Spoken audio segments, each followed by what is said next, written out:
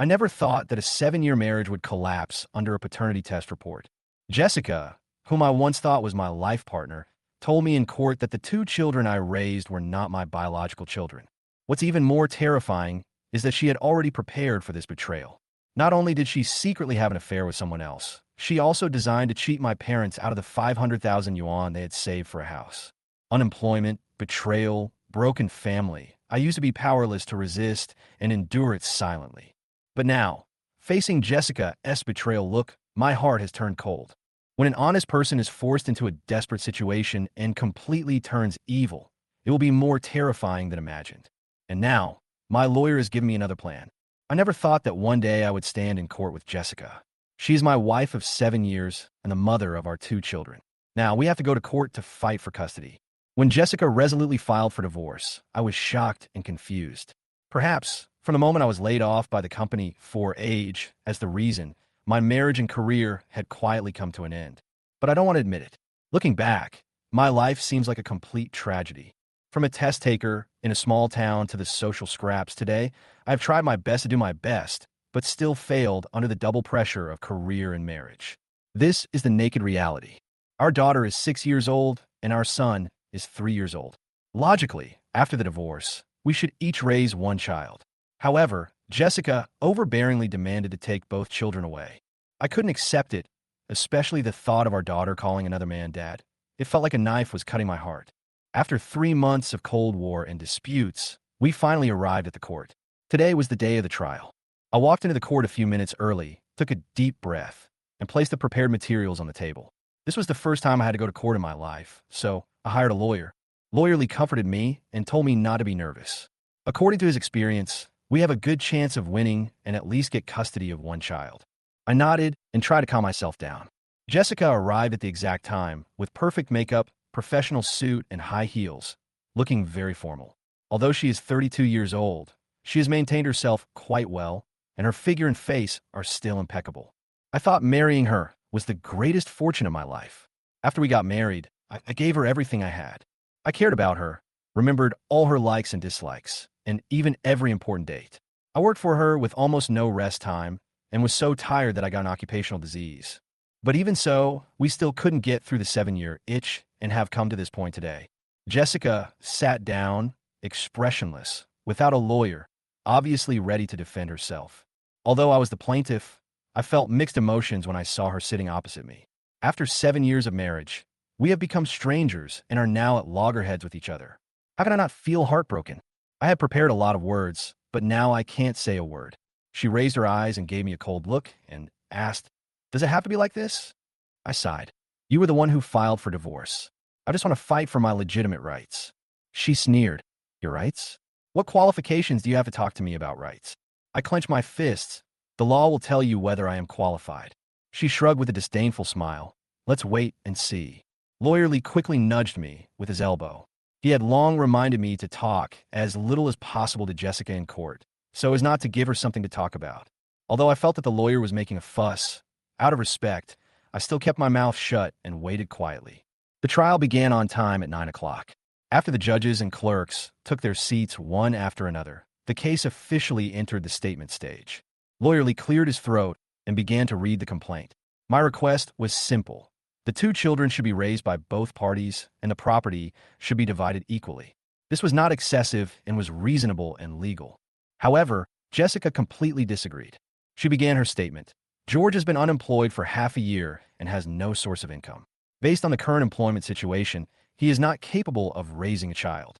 She took out her bank statement from her bag and said, "This is my personal bank statement record for the past 3 years. My monthly income is stable at over 40,000, which is more than enough for me to raise 2 children at the same time." Lawyerly and I were stunned. Jessica has not worked since she got married, so how could she have a stable monthly income of 40,000? We thought this was her weakness, but she fought back in one go. Lawyerly immediately adjusted her strategy. "George has strong professional skills. Although he has no job, his monthly salary is over 10,000 yuan. The divorce dispute has affected his work." I also asked her, "Then how do you have such a high income?" Jessica sneered, as if she had expected it. "Do you think I rely on you for support? What a joke. I am an independent director of Janya Group. In addition to the annual consulting fee of 500,000, There are also year-end dividends. I could hardly believe this. Independent director of Janya Group? She has been married for 7 years, and she has never revealed this? I had always been very open with Jessica, but I never expected that she would hide so much. At that moment, I suddenly had a bad feeling, and my heart went cold. Lawyer Lee was speechless after hearing her words. I did not tell him this information in advance, so he was unprepared. Jessica obviously didn't intend to give us a chance to breathe. She said lightly, "Since the 2 children belong to me, we can't wander the streets, so the house should of course go with the children. The plaintiff should have no objection to this, right?" I had no intention of competing with her for the property, so I said, "The house can be yours, but you must compensate me for half of the 500,000 yuan I paid when I bought the house, according to the current market valuation. That 500,000 yuan is the hard-earned money my parents have worked hard for their entire lives, and I can't let it go to waste." As soon as I finished speaking, Lawyer Lee kicked me under the table. Only then did I realize that I'd been led into a trap set by Jessica. She cleverly said the premise of, "Since the 2 children belong to me," lightly, and directly led to the issue of property distribution. I actually followed her lead in discussing the house, which was equivalent to acquiescing in the custody issue. From the time I met her till now, I've always thought that Jessica is a simple and straightforward person. In addition, I was upset at the time, so I didn't realize that there was something fishy in her words. Jessica's lips curled up with a hint of sneer. "It seems that the plaintiff and I have reached a consensus on the custody of the child. It's just a pity that I have never seen the 500,000 yuan house purchase money mentioned by the plaintiff, and, of course, it is impossible to compensate it." I almost jumped up. "Jessica, stop lying. When we bought the house, you clearly said that we each contributed 500,000 yuan. That was what my parents saved up with great effort. You actually deny it." Lawyer Lee rubbed his eyebrows, obviously not wanting to say anything more. Only then did I realize that I had fallen into her trap in my excitement and ignored her words, "Reach a consensus on custody rights." I was about to refute, but she spoke first. "Where's the evidence? Since you said the house price was 500,000, you must have relevant supporting materials, right?" Evidence.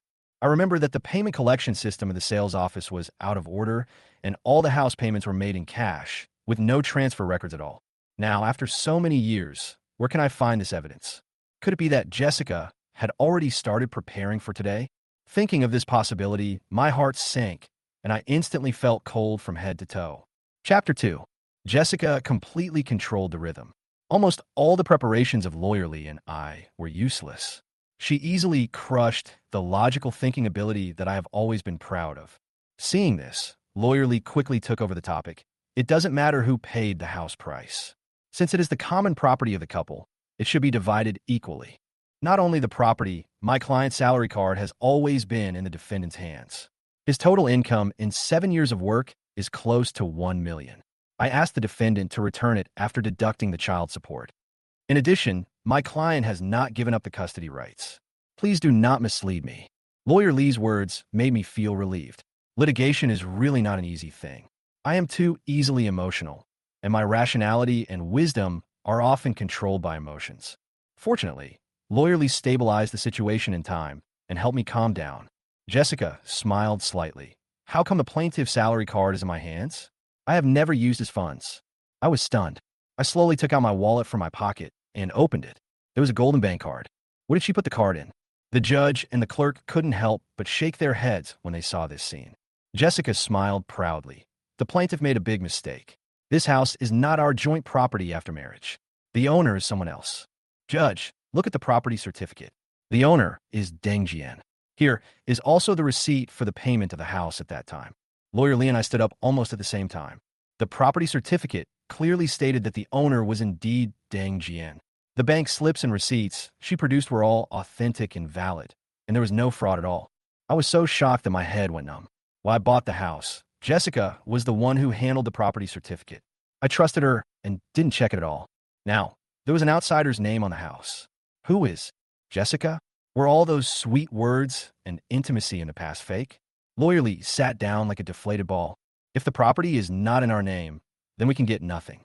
I can't blame Lawyer Lee for this, because he also heard from me that the house was purchased jointly. I shook my head, feeling a chill in my heart. If the person I trusted the most had already carefully calculated against me, who could be my opponent? I would admit defeat for the property, but I would never give up the custody easily. So I pulled myself together and whispered something to Lawyerly. Lawyerly nodded, cheered up again, and vowed to help me get back the custody of the child. Jessica continued, "My son is only 3 years old and needs his mother's company, and my financial situation is much better than the plaintiff's. My daughter is 6 years old. As she gets older, it will be inconvenient for her to follow her father. Therefore, it is not reasonable for my daughter to be raised by the plaintiff." Lawyerly immediately retorted, "Boys need their fathers as role models when they grow up. If there are only women in the family, it is not conducive to the cultivation of masculinity. As for the daughter, although it is inconvenient to take care of her occasionally, her grandmother is still young and healthy and can fully assume the role of mother." The judge nodded in approval, because the Dragon Kingdom has a tradition of 3 generations living together and raising children across generations. Jessica was obviously a little anxious, rubbing her fingers and speeding up her movements. She suddenly asked, "Didn't the plaintiff just agree that the 2 children belong to me? Why are you going back on your word now?" Lawyerly responded calmly, "Ms. Xia, you are joking. My client loves his children dearly. So how could he agree to this? I would like to ask the defendant if he really cares about these 2 children." "Of course," Jessica responded immediately. "They're my own flesh and blood." Lawyerly raised his lips and asked, "Do you know which child has a special day today?" Jessica suddenly looked flustered and obviously began to get nervous. She hurriedly explained, "Don't lie. Today is not a special day for the child." I smiled. "Today is the anniversary of my daughter's conception and my son's lunar birthday." "What?" She opened her mouth wide. "What's the conception anniversary? How can you remember these weird dates?" I said coldly. "Of course you don't believe it, because you never care about these things. But today is also your sister Maria's graduation ceremony." Jessica's mouth moved, and this time she was completely speechless. Lawyerly seized the opportunity and said, "The defendant's financial situation is indeed good, but what the child needs most is companionship and care. Our client obviously did better in this regard. How can a mother who doesn't even know her child's birthday be an excellent mother? We have reason to suspect that the defendant's fight for custody is not out of love for the child." The judge was obviously thinking about it, and the clerk also wrote it down. Jessica was no longer as calm as before and immediately asked for mediation. I thought for a moment and said, "Then let's talk about it again." After entering the mediation room, Jessica took a deep breath and said, "I can give you property compensation, 500,000 or even 1 million, but don't fight for the custody of the child anymore, okay?" I shook my head. "Children are not bargaining chips. I will never compromise on this aspect." She suddenly raised her voice and yelled, "Are you sick? You can't even support yourself, and you insist on competing with me for the children." "I did not compromise. They're my flesh and blood, and that's why I insist." She stomped her feet in annoyance. "Are you trying to force me to death? For the last time, can you give me the custody of both children?" "Impossible." I refused decisively. She narrowed her eyes. A hint of ruthlessness flashed in her eyes. "Okay, then don't blame me for not giving you the last face." After that, she walked out of the mediation room without looking back. Lawyerly smiled and said, "See, she has no more tricks." I said custody is not a problem, but I don't think it's that simple. Jessica's words just now seemed to have some hidden cards. We returned to the courtroom and the trial continued. The judge asked both parties if they had anything to add. Lawyerly confidently said that there was no case for the time being and that he believed the court would make a fair judgment. However, Jessica took out 2 documents from her bag and handed them to the judge without saying anything. The judge looked at them with wide eyes and took a deep breath. "This is the most complicated divorce case I have ever seen." Lawyerly and I looked at each other and knew that this was by no means simple evidence. The judge sighed and said, "You can see for yourself." I walked forward and saw the words "paternity test report" on the cover. My mind went blank. Lawyerly took the report and looked at it. His hand was shaking with anger. The report clearly stated that the biological father of both children was Deng Jian. I had been fighting for custody of someone else's child.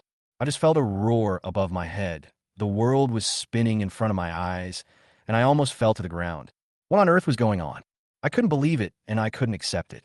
This shouldn't be happening to me. My parents called me a few days ago and said they missed me and asked me to bring the kids back to see them. If they knew the truth, how big a blow would it be? I dare not think about it. 7 years. For 7 whole years, she lied to me for 7 years. I couldn't help but wonder how cruel and vicious such a beautiful woman could be. Lawyer Lee had completely disregarded the order of the court, pointing at Jessica and calling her unscrupulous and inhuman. Aren't you afraid of retribution for doing this? Jessica looked calm and responded calmly. I can compensate the plaintiff for mental damages up to 50,000 yuan, and I will transfer it to you immediately. Lawyer Lee's face turned red with anger. You let your husband wear such a big green hat, and mental damages can make up for everything. She smiled and said contemptuously, 500,000? I gave you the best 7 years of your life, and I haven't asked you for compensation for the loss of your youth yet. Lawyer Lee was almost going crazy. Too shameless. Shameless. Then, he angrily threw the paternity test report on her desk. Remind the plaintiff to stay calm in court. The judge knocked the gavel. Lawyer Lee rubbed his temples, stood up, and walked out of the courtroom. I'm going to go out for some fresh air. At this moment, I sat quietly, without anger or sadness. Only deep confusion remained. It turns out that when the pain reaches its extreme, even the emotions will disappear. It seems that I am no longer a party involved, but just a bystander, watching everything happen before my eyes.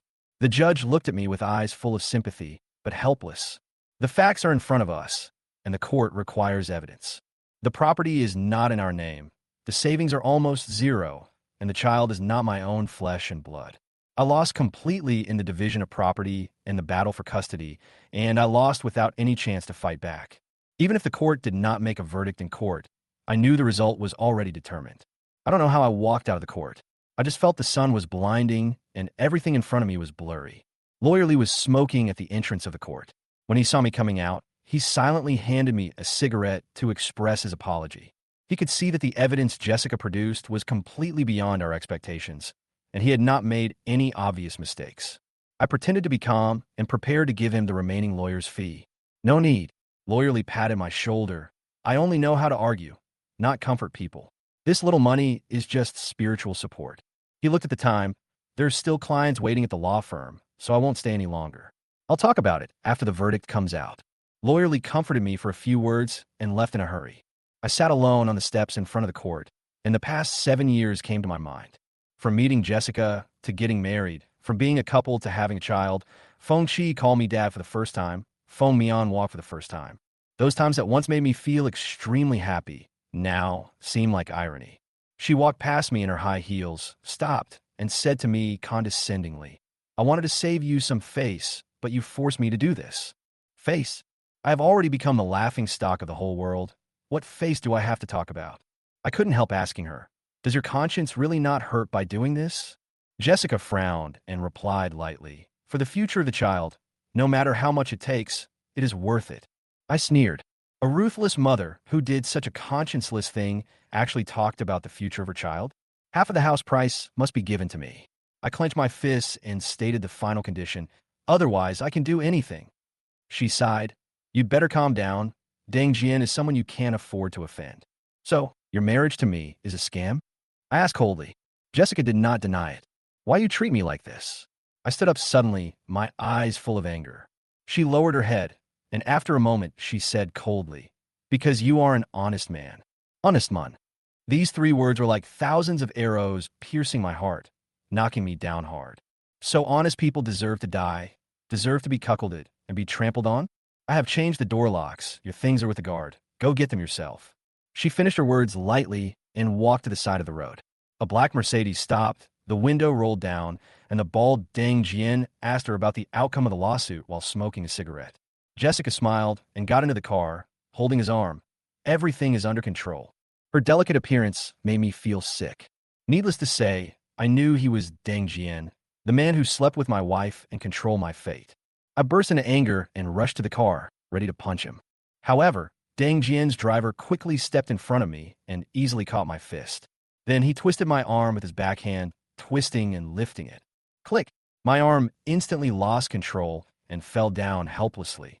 The driver wanted to continue hitting my other arm, but Jessica quickly said, forget it. This is the entrance of the court. Don't cause trouble. Deng Jian glanced at me from inside the car and waved his hand to signal the driver to let me go. Don't try to get yourself killed. The driver patted my face and drove away. Watching them disappear at the intersection, I was shaking all over and couldn't breathe. I was like a bullied dog, facing the hatred of having my wife taken away, and felt deeply ashamed.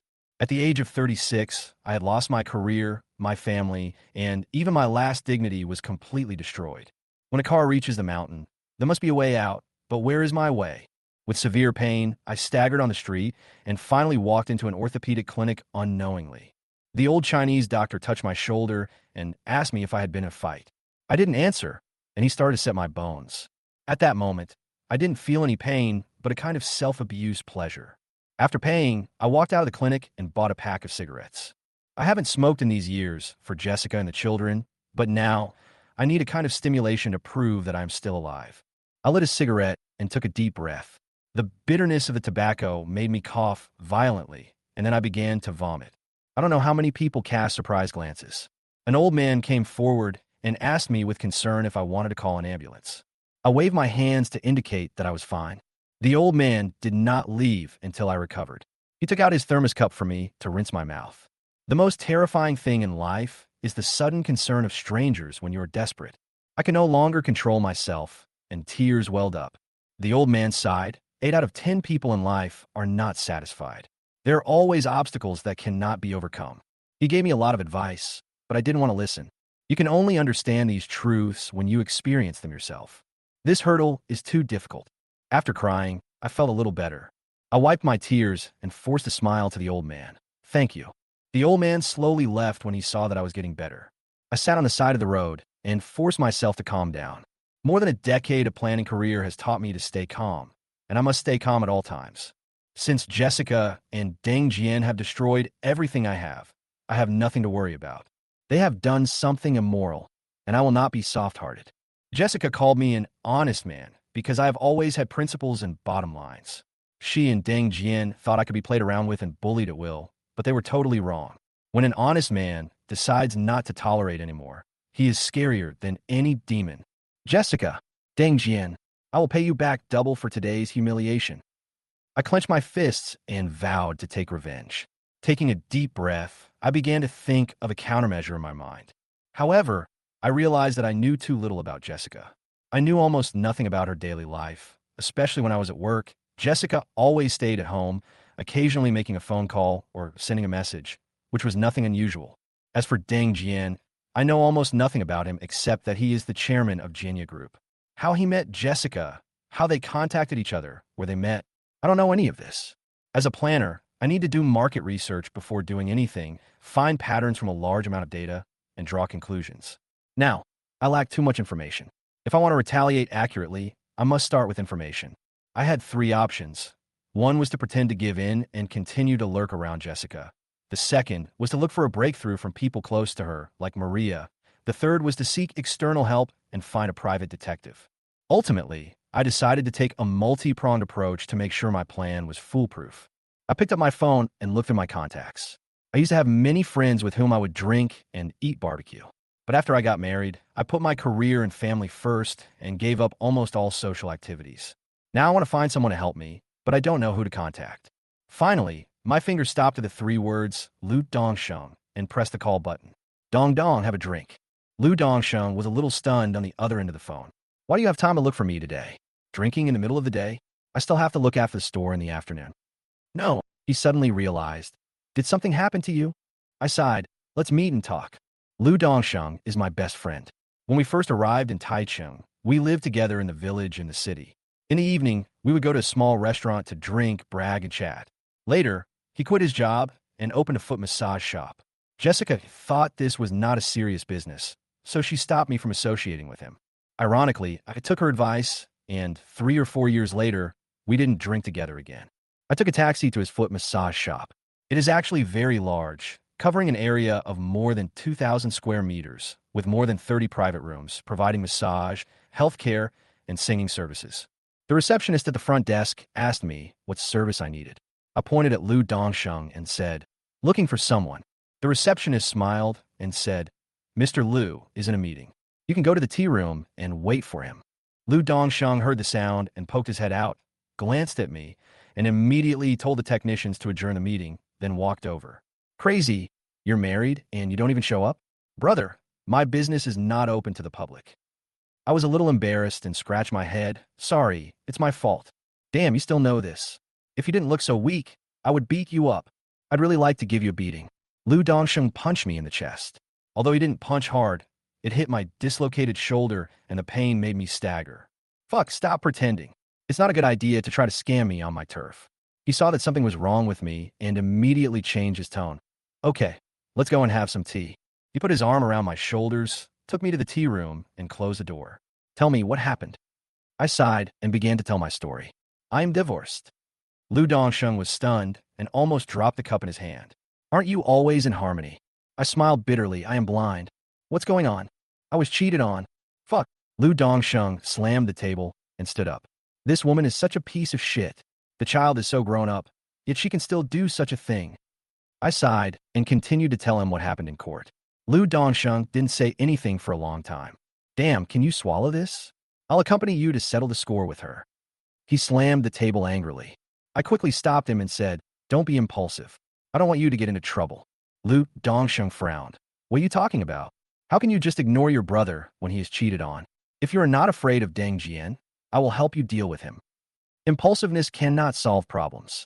We are now in a society ruled by law, and that kind of thing is no longer acceptable. Whatever society they are in, it's not okay to bully my brother. I felt even more guilty. This is a true good brother. Even though we haven't seen each other much in the past few years, he is still willing to stick up for me at the critical moment. I told him to calm down and listen to my plan. Lu Dongsheng frowned and finally sat down again. I handed him a cigarette and sorted out my thoughts. Although the divorce lawsuit has been completed, the verdict has not yet come out. Jessica and I are still husband and wife. Even if the verdict comes down, it's only the first instance. I can appeal and delay it for at least 3 or 4 months. During this period, if she and Deng Jian live as husband and wife, it will be bigamy. According to Manhwa law, the maximum sentence is 2 years. Lu Dongsheng patted his thigh and said, yes, we need to put that couple in jail. It's so infuriating. So I need evidence. Do you know any private investigators? Yes, no problem. My brother-in-law knows someone who does this business. He'll get you in touch right away. Lu Dongsheng immediately made a phone call and quickly got the detective contact information. I dialed the number and briefly explained the situation. Detective Wang agreed and told me that I needed to pay a deposit of 5,000 yuan in advance and then pay 15,000 yuan after the deal was done. 20,000. I gritted my teeth and said, okay. After being unemployed for half a year, my financial situation has actually been very tight, and I'm relying entirely on the compensation I received when I was laid off to survive. I have less than 70,000 yuan on me now. But for the sake of my revenge, I am willing to spend any amount of money. I added the other party's WeChat and transferred the money. Detective Wang received the message and replied, wait for my news. The time is uncertain. I replied with an okay emoji. After taking the first step, he felt much better and picked up the cup to take a sip of tea. Lu Dongsheng patted his shoulder and said, let's go and have a drink. I asked him if he didn't have to watch the store in the afternoon. Lu Dongsheng waved his hands nonchalantly. Why are you still watching the game? Making money is not as important as brothers. Lu Dongsheng and I found a mutton rib restaurant and sat down. Lu Dongsheng asked the boss to bring 2 bottles of white wine, and I only ordered 1 bottle, thinking that I had other things to deal with. The mutton ribs were served quickly. Although I didn't have much appetite, I knew that I couldn't collapse, otherwise everything would be meaningless. I drank 1 glass of wine after another, and slowly I got a little tipsy. Wine is indeed a good thing for people who are frustrated. After we clinked glasses again, Lu Dongsheng looked at me and said with a smile, crazy, I always thought you were talented, but too conventional. Do something else. You can make money quickly and have women. I shrugged and replied, I don't understand your business, and my personality is not suitable for it. He smiled. Why don't you just learn it? With your brain, you'll understand it in a month at most. I shook my head. This job is too bleak. I don't have the guts. He said, I won't let you worry about relationships. You just need to manage the finances. Although the business is booming, the net profit is small. I suspect someone has done something fishy. I frowned, thought for a moment, and said, that's easy. I just stare at the computer and do the accounting all day long. He slapped the table and said, that's settled. Go to the store to arrange it later. 2 girls just came from the south. Let's try it. I felt uneasy. Just when I was about to say that Jessica wouldn't let me, a smile appeared on the corner of my mouth. I cursed myself in my heart. What a cheap bastard. So I raised my glass and drank the wine. Okay, I have followed the rules all my life, and I will change my way of life from now on. Lu Dongsheng laughed. That's right. Enjoy life to the fullest. Every day is a happy day. They finished the mutton ribs and the wine quickly, and the two returned to the foot massage shop shoulder to shoulder. Lu Dongsheng said to the front desk receptionist, arrange a health care for my brother, number 88, and put on my account. The girl at the front desk smiled and came forward to take my arm. Let's go, brother. I was a little nervous. After all, this was the first time I was so close to another woman. My heartbeat quickened, but I didn't want her to see that I was unfamiliar with the place, so I pretended to hold her waist in a sophisticated manner. The girl didn't mind at all and smiled with a relaxed look on her face, leading me to the innermost private room. She smiled and said, wait a moment, brother. The technician will be here soon. I'll prepare tea and a fruit plate for you first. After that, she politely withdrew. I took off my clothes and took a hot shower, trying to wash away the fatigue and irritability of the day. After changing into the clothes I bought at the store, I found a fruit plate and tea by the bed. The technician knocked on the door and walked in. She was a petite girl wearing a black silk skirt and glasses without lenses. Her slightly baby-fat appearance gave me an illusion for a moment. She looked at me and smiled. Brother, are you done with your shower? I smiled awkwardly. She went on to say, brother, this is your first time here. We have a shower service. I quickly waved my hand. I'm used to washing by myself. She didn't force me, locked the door, and picked up a piece of clothing to cover the glass. Brother, change into non-woven shorts to facilitate service. I was a little overwhelmed, looking at the thin shorts. Do I have to change in front of me? The girl seemed to sense my uneasiness and said softly, let me help you change. I nodded, feeling a little nervous. Her hands were warm and delicate, and she touched me carelessly while helping me take off my clothes. The alcohol had almost completely dissipated at this moment, and I began to sober up. She was very professional and gentle, and I didn't feel any discomfort. After changing, I lay on the bed, feeling nervous and expectant. I have to say that this kind of treatment is something I have never experienced before. It is simply a heavenly enjoyment. The whole process was so smooth that I completely forgot about time and enjoyed a long-lost relaxation. After the completion, the girl simply tidied up the private room and took away all sensitive items, leaving nothing behind. After she left, I lay on the bed alone, completely relaxed, and took a nap. It was already afternoon. When I woke up, Lu Dongsheng was arguing with his subordinates on the intercom. These bastards, if you don't keep an eye on them, something bad will happen.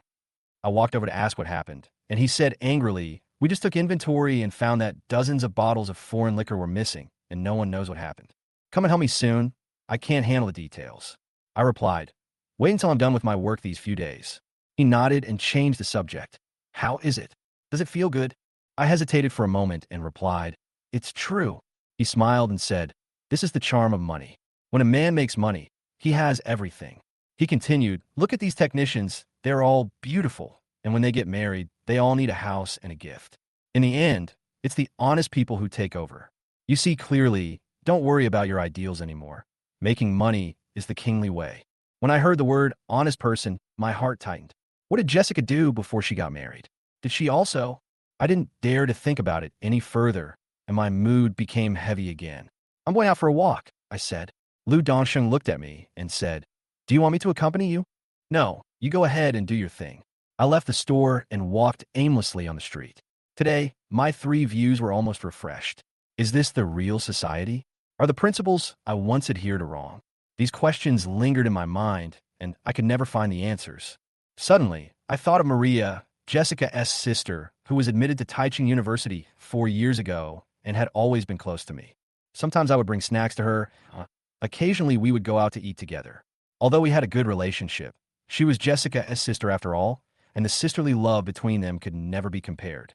So I called her. After the call was connected, Maria said happily, brother-in-law, I have good news. I was hired by Jianya Group with a monthly salary of 6,000. I was shocked. Jianya Group. Her tone was very happy, and she obviously didn't know about this job. Jessica obviously didn't tell her about this. I breathed a sigh of relief. Great. How about your brother-in-law invite you to celebrate in the evening? Okay. She agreed. You can ask my sister to join us. I said casually, she has something to do, so it's just the 2 of us. Maria complained a little. She didn't even remember my graduation ceremony. I really don't know what she was busy with. I smiled and replied, That doesn't matter.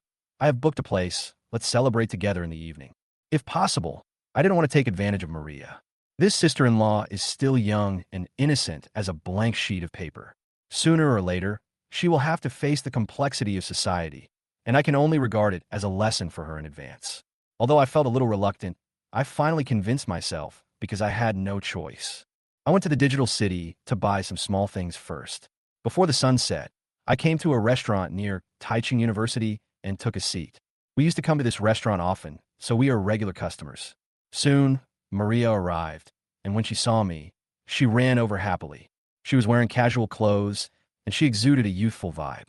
Like Jessica, she was naturally beautiful, and she attracted a lot of attention when she walked into the restaurant. Brother-in-law, Maria smiled brightly. I'm so happy today. I smiled and handed her the menu. Order whatever you want today. She licked her lips. Really? I nodded, and Maria pointed to a few dishes casually. I want this, this, and this. I called the waiter and ordered according to her order. Thank you, brother-in-law. She smiled mischievously. By the way, tell me about the workplace. I have no experience, and I'm afraid I'll be fired if I don't perform well after I get to the company. I smiled bitterly in my heart. Jessica is the independent director of Janya Group, so it's impossible to fire her. Besides, I was also fired. If I have experience, I do have some experience of failure. However, I did not say these, but started to talk about some workplace rules. Some places are quite complicated. For example, in our company, everyone is scheming against each other and guarding against each other. There is no mood to work at all. Maria was stunned and couldn't help but take out a small notebook to write it down. That may not be the case. The atmosphere of each company is different. Maybe Janya Group doesn't have so many problems. She curled her lips and said, after listening to what you said, I don't dare to go to the company anymore. As we were chatting, several old colleagues came over and immediately started to ridicule me when they saw me. Little sister, you finally asked the right person.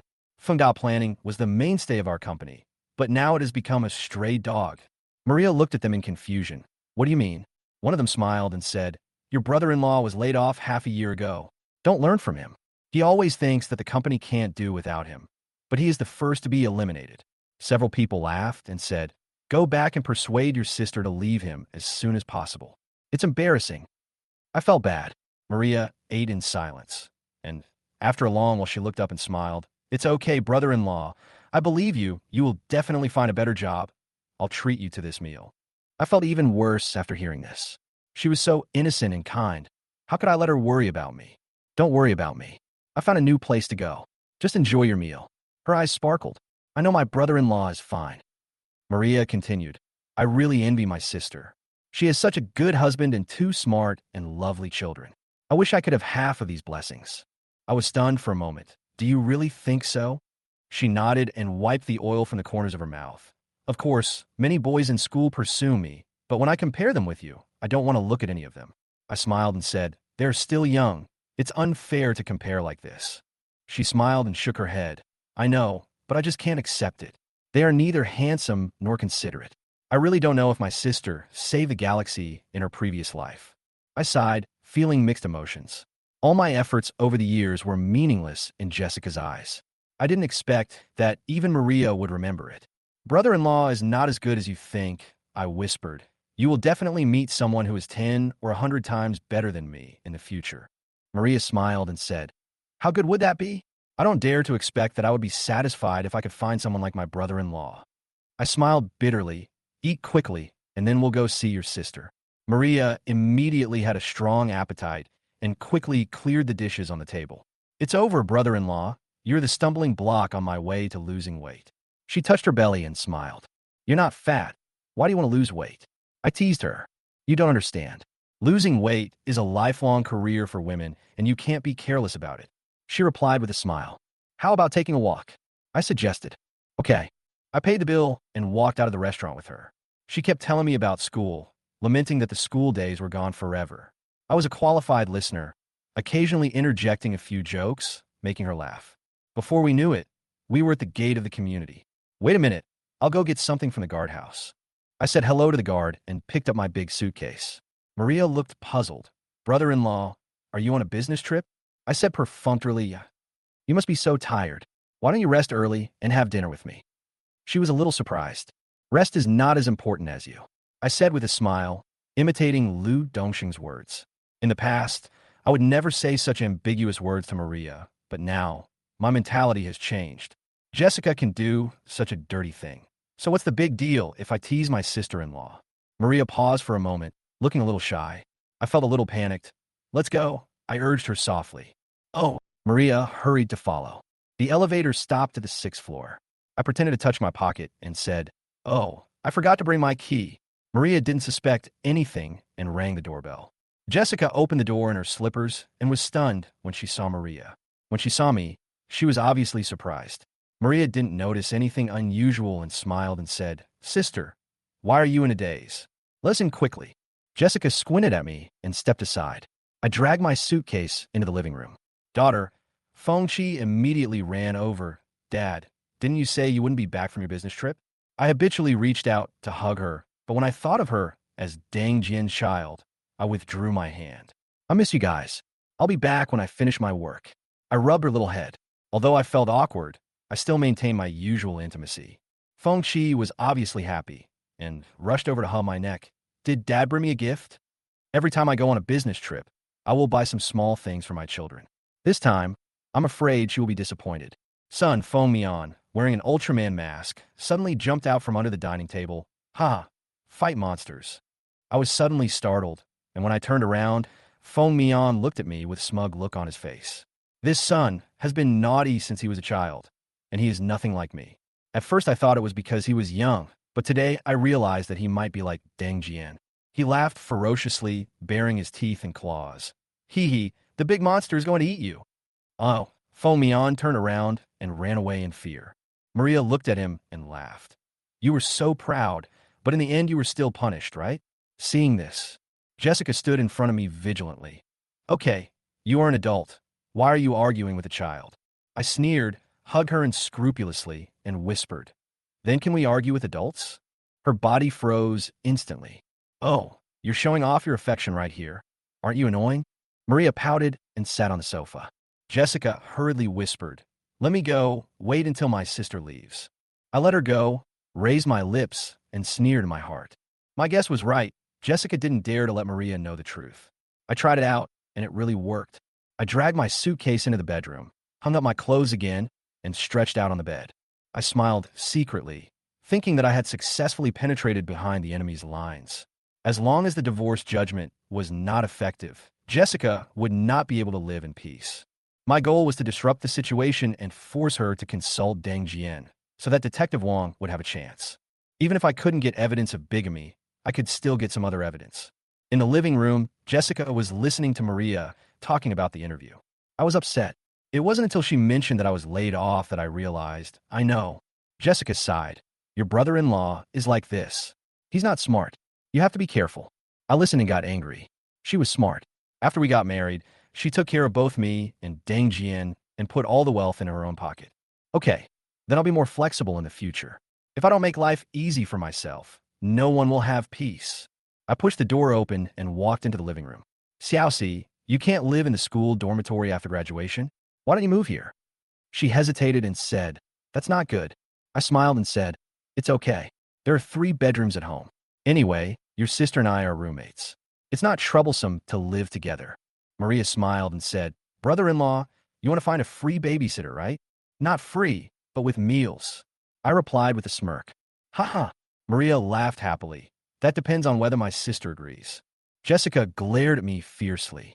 I sat next to her with a smirk and gently held her hand. What's wrong, wife? Are you not welcome?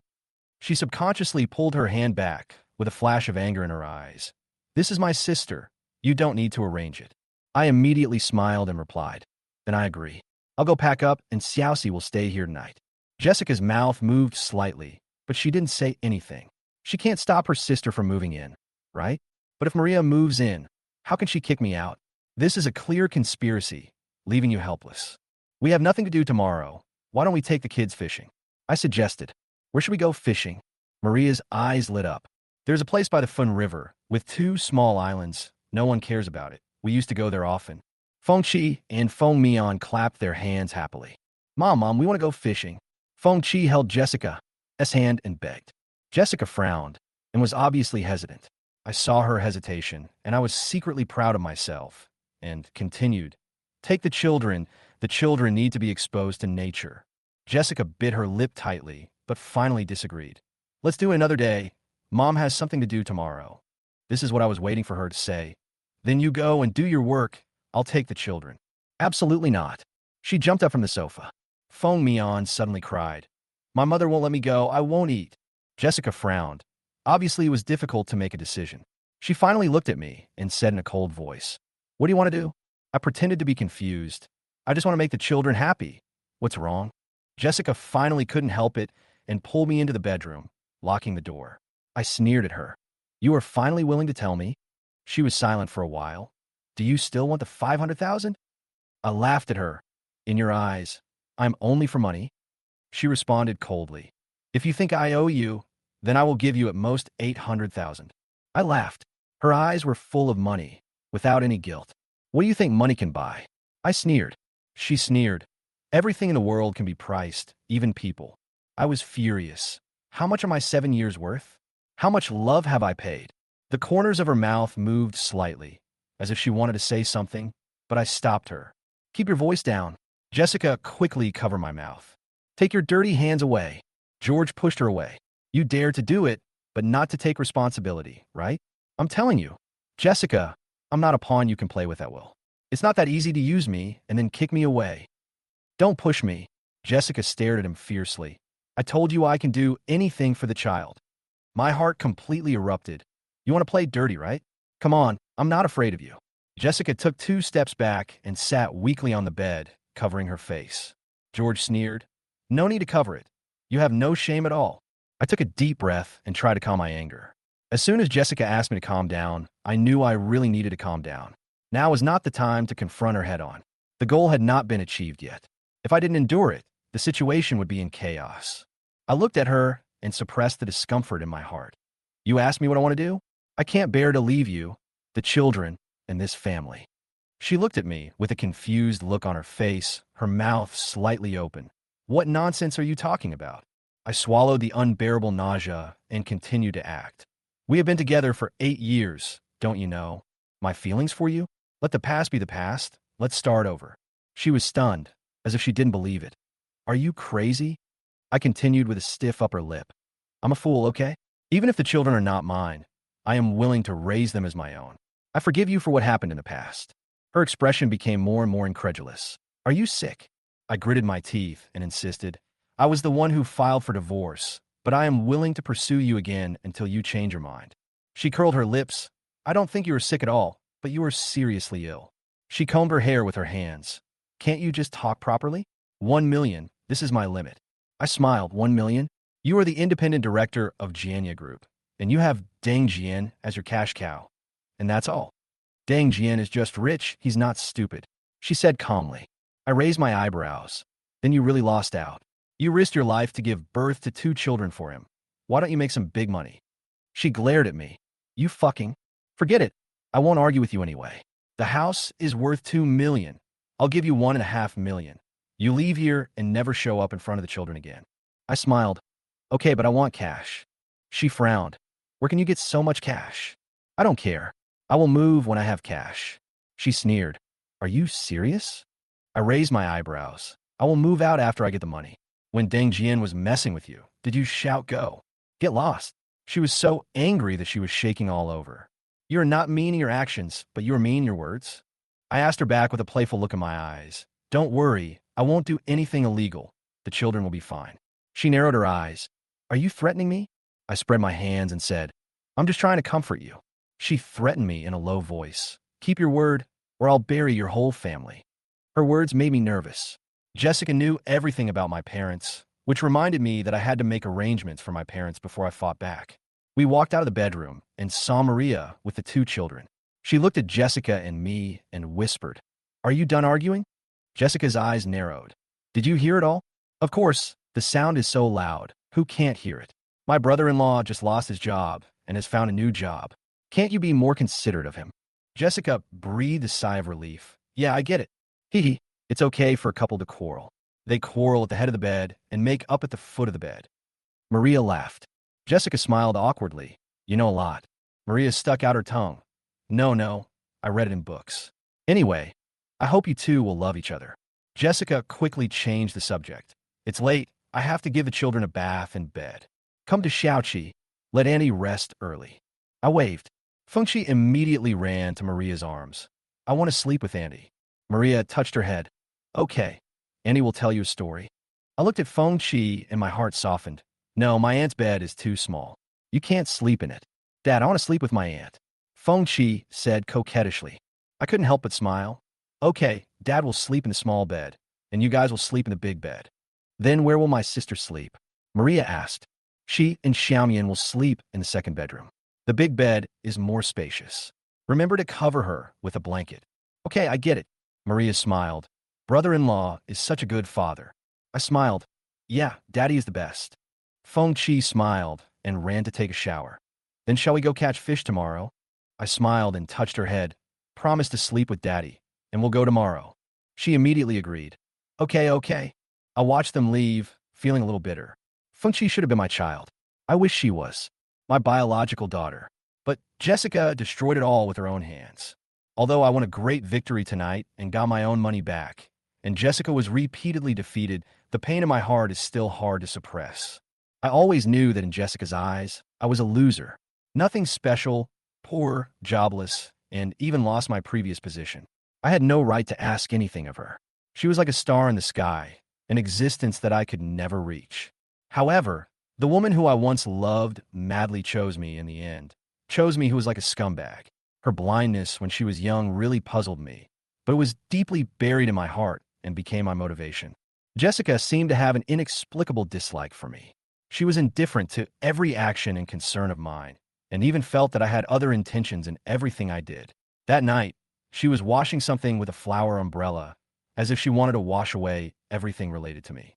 I had no choice but to patiently put down what I was doing and quietly started my plan. I didn't tell her that my purpose was not simple. The cameras I bought were important bargaining chips for my return. I wanted to monitor her every move. This was not only for myself, but also for my chance of revenge. I don't know much about circuits, so installing the cameras was very difficult. I had to be very careful with every step, fearing that I might accidentally trigger a circuit malfunction. But no matter what, time is my most precious resource, and I have to finish it before she notices. Gradually, I found that she was always uneasy, and the more I thought about it, the more something was wrong. She must have noticed something. She began to doubt my purpose, and even decided to contact Deng Jian and prepare a large sum of money, 1.5 million. Her eager expression made me a little stunned. She even began to suspect that I was doing something bad to the child, but I knew that everything was just beginning tonight. I walked out of the room carefully, wanting to make sure Jessica was asleep. Her bedroom door was closed. I gently pushed it open, and after making sure she and the children were sleeping soundly, I quietly started my task. In the kitchen, I buried my head in processing coriander, pretending to care about her. She stared at me, with doubt and distrust intertwined in her eyes. I could only smile bitterly and explain that I was making breakfast for her and the children. I knew that this was all a show, but it made me a little confused. Her indifference made me wonder if it was worth it to continue. When she finally walked into the kitchen, I had already prepared everything. Her reaction was as cold as I expected, but there was a hint of complexity in her eyes. She instructed me to do this and that, but she still did not forget to be wary of my every step. I didn't care about it and just did what she asked me to do. Finally, Jessica let the children start to eat breakfast. I secretly breathed a sigh of relief. Although my plan was not completely successful, everything was moving in the direction I wanted. The two children couldn't wait to sit down, their eyes shining with anticipation of catching the fish. Jessica said calmly, "Dad works the hardest in cooking. Let him eat first." I knew she was worried about me, so I took off my apron and ate all the food until she felt comfortable letting the children eat. I smiled and said, "You guys are full. Let's go fishing later."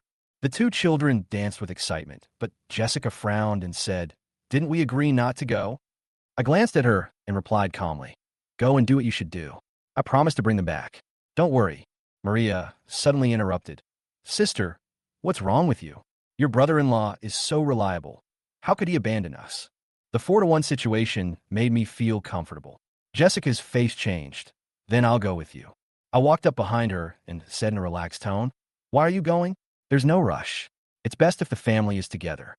Her momentum seemed to collapse a little, and she clenched her fists. I just want to spend more time with the children. What's wrong? I smiled, with the corners of my mouth raised. Okay, by the way, spend more time with my husband.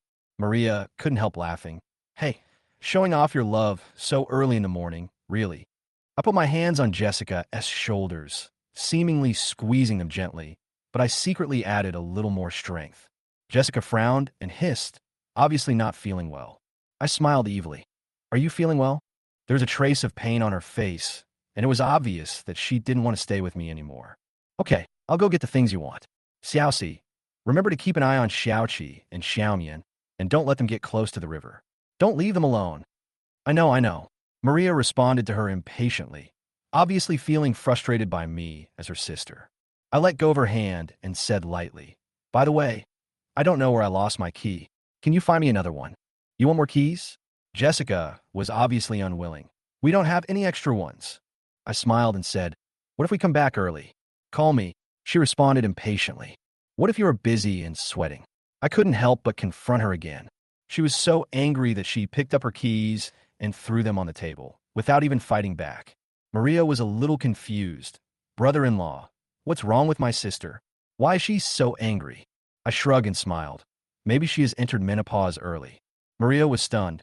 No way, that's too early. I laughed and said, who knows? No one is urging her to update. Why should she be in such a hurry? My family only has one small car, which is usually used by Jessica, so I can only take a taxi. It is the beginning of summer, and the Fun River is green, which is a good time for sightseeing. I am in a good mood because I just forced Jessica to find Deng Jian, and I just hope that Detective Yuan can take some useful photos. I held up the small fishing net, threw in a sausage as bait, and slowly sank it into the water. Maria and the two children watched expectantly. Brother-in-law, can you really catch fish this way? Maria asked. I smiled and said, fish are not smart. Once they see food, they will be fooled no matter how many times you try. That's really stupid. She muttered. Indeed, you can't learn from them. You have to learn from your mistakes. I replied, I'm not stupid. Some things can only be eaten alive. Maria pouted. While we were busy, Jessica had already driven to find Deng Jian. This club is hidden in a small community, and few people know about it. Deng Jian only comes here to receive special people. Jessica went straight to the point. Give me 1.5 million in cash, the sooner the better. Deng Jian took a sip of tea slowly. What do you need so much cash for? Jessica took a deep breath. George came back last night. I have to send him away. Deng Jian frowned. He doesn't deserve it. You don't need this little money. I'm afraid he will harm Xiao Mian. Jessica explained. Deng Jian sneered. He is looking for death. Don't worry about it. Wait until the divorce judgment comes out. I will make him spit out double. Then, he called the finance department to send the 1.5 million. Jessica felt much more relaxed. Thank you, Godfather. She was still laughing. Why are you dressed so casually today? Jessica immediately lifted her trouser legs to reveal the black stockings inside. Who said that? There are stockings in my pants. She knew it well, and the interaction with Deng Jian was obviously not simple. Fortunately, I didn't see at the moment, otherwise I would definitely take out a knife and fight them. At this time, I was catching fish and was very happy. The two children around me were also catching fish happily. After a while, Jessica and the kids sent me WeChat messages asking me to take photos on time, so I recorded these happy moments. Before I knew it, the whole morning had passed, and everyone was hungry. I took them out for a quick meal, not because I was stingy, but because we were in a hurry. When I got home, Jessica didn't come back. The children poured the fish they caught into a small basin and were very happy. I yawned and said, I need to take a nap. You guys can play with Annie. I didn't sleep all night last night, so I need to rest. Then, I took the opportunity to enter the master bedroom and started to install the camera. Fortunately, I had experience twice, so it only took me more than 10 minutes to complete it this time. Just as I sat down to rest, my cell phone rang. It was Jessica asking me to go downstairs. When we got to the underground garage, she handed me a package and said, take the money and leave quickly. I weighed it, and it was about 30 or 40 kilograms. I smiled and said, that won't do. Jessica was immediately furious. What do you mean? You don't count your own words. I took a puff of cigarette and sneered. How do you know if it's true or not? Jessica laughed angrily. Do you have to lie to me? I replied calmly. You've been lying to me all along. You've already lost your credibility with me. I put the package back into the trunk and said, give me a day and I'll figure out what to do. Then I turned and left, leaving her alone in the car, shaking with anger. Back in the car, she opened the makeup mirror and was stunned. The strawberry on her neck had disappeared. I looked at her reaction and chuckled. Why don't you think of a solution quickly? George, Jessica yelled angrily and cried while holding the steering wheel. I have a lot of grievances, but nowhere to vent them. I didn't go home. After the elevator went down to the first floor, I walked to the bench in the community and lit a cigarette, trying to calm down. Jessica, but her painful look always makes me feel a little bit sorry for her. After all, I am not a completely heartless person, but my softness has been worn away by life. I picked up my phone and called my mother. Mom, send me the card number. What do you want to do? Mom is not short of money. There was doubt in the mother's voice. Take a picture and send it to me. It's urgent. I answered casually. Okay, wait a minute. The mother didn't seem to think much about it and continued to ask, when will you be back? Let's talk after I'm done with this. I responded casually and hung up the phone.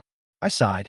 I knew I could keep it a secret for as long as I could, but it would still be a suspense. Then I called Lu Dongsheng. Dong, how is the cash flow? I need to settle an account. Okay, how much? He agreed immediately. 10,000 and 500,000. I said the number through gritted teeth. How much? Lu Dongsheng was stunned. Are you crazy? Are you planning to rob a bank? I smiled helplessly. Can you tell me a number first? No problem. I'll transfer it to you slowly. He agreed readily. After hanging up the phone, I took my last puff of cigarette. Looking at the place where I have lived for nearly 3 years, I felt mixed emotions. When I first moved here, I had countless expectations, but now I am about to leave. I bought some cooked food and wine, and I also bought toys for the 2 children. There must be some sense of ritual when parting, even if it is insignificant. When I got home, Jessica had already entered the room. Brother-in-law, can I get the toy? Maria ran over, her eyes full of anticipation. I pulled out a bracelet from my pocket and said, I found it on the street. It just happened to be something you liked. Maria looked at me in surprise and played with the bracelet again and again. How could this be found? It looks like new. It must be very expensive, right? Thank you, Xiaoxi. I responded with a smile. Thank me for what? She was a little confused. Thank you for not thinking that I'm a bully and for speaking well of me. I said softly. Her eyes flashed, and she asked in a low voice, Brother-in-law, what happened to you? My sister didn't tell me. I found a new job, but I have to go out of town and may not be back for a long time. I made up an excuse. Oh, she suddenly realized. No wonder my sister is so angry. She must be reluctant to let you go. For the sake of living. I smiled bitterly. I'll leave tomorrow and have a reunion dinner tonight. It's not like I'm not coming back. Why do you say it so sadly? She joked. The meal was ready soon.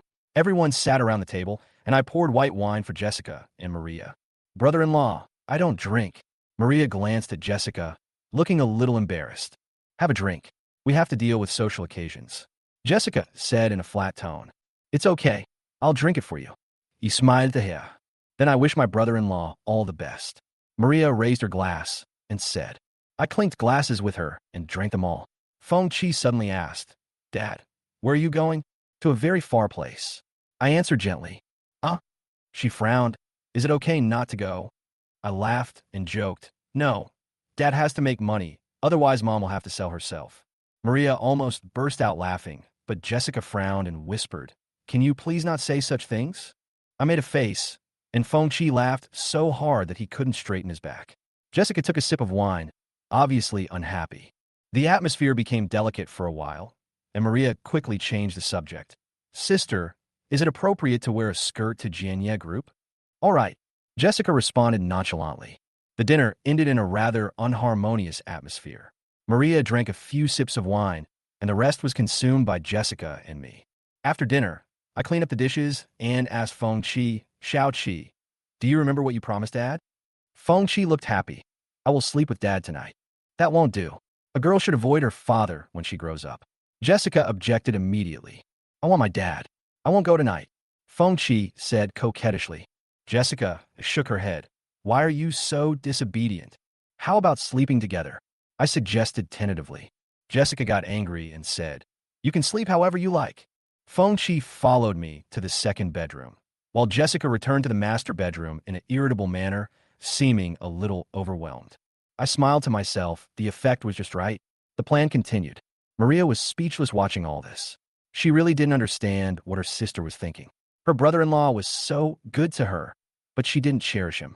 Wasn't she afraid that other women would take advantage of her. She felt a little unhappy, but decided to give her sister a good education after her brother-in-law left. George was very happy, as this was exactly what he wanted. Come on, Xiaoqi, let's go to the second bedroom. I took Feng Qi's hand. Okay.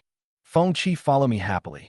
Jessica was a little confused and pulled Feng Mian back to the master bedroom. She didn't care whether to take a shower or not. She just went into the room and fell asleep. Maria, who was ignored, sat in the living room, feeling awkward.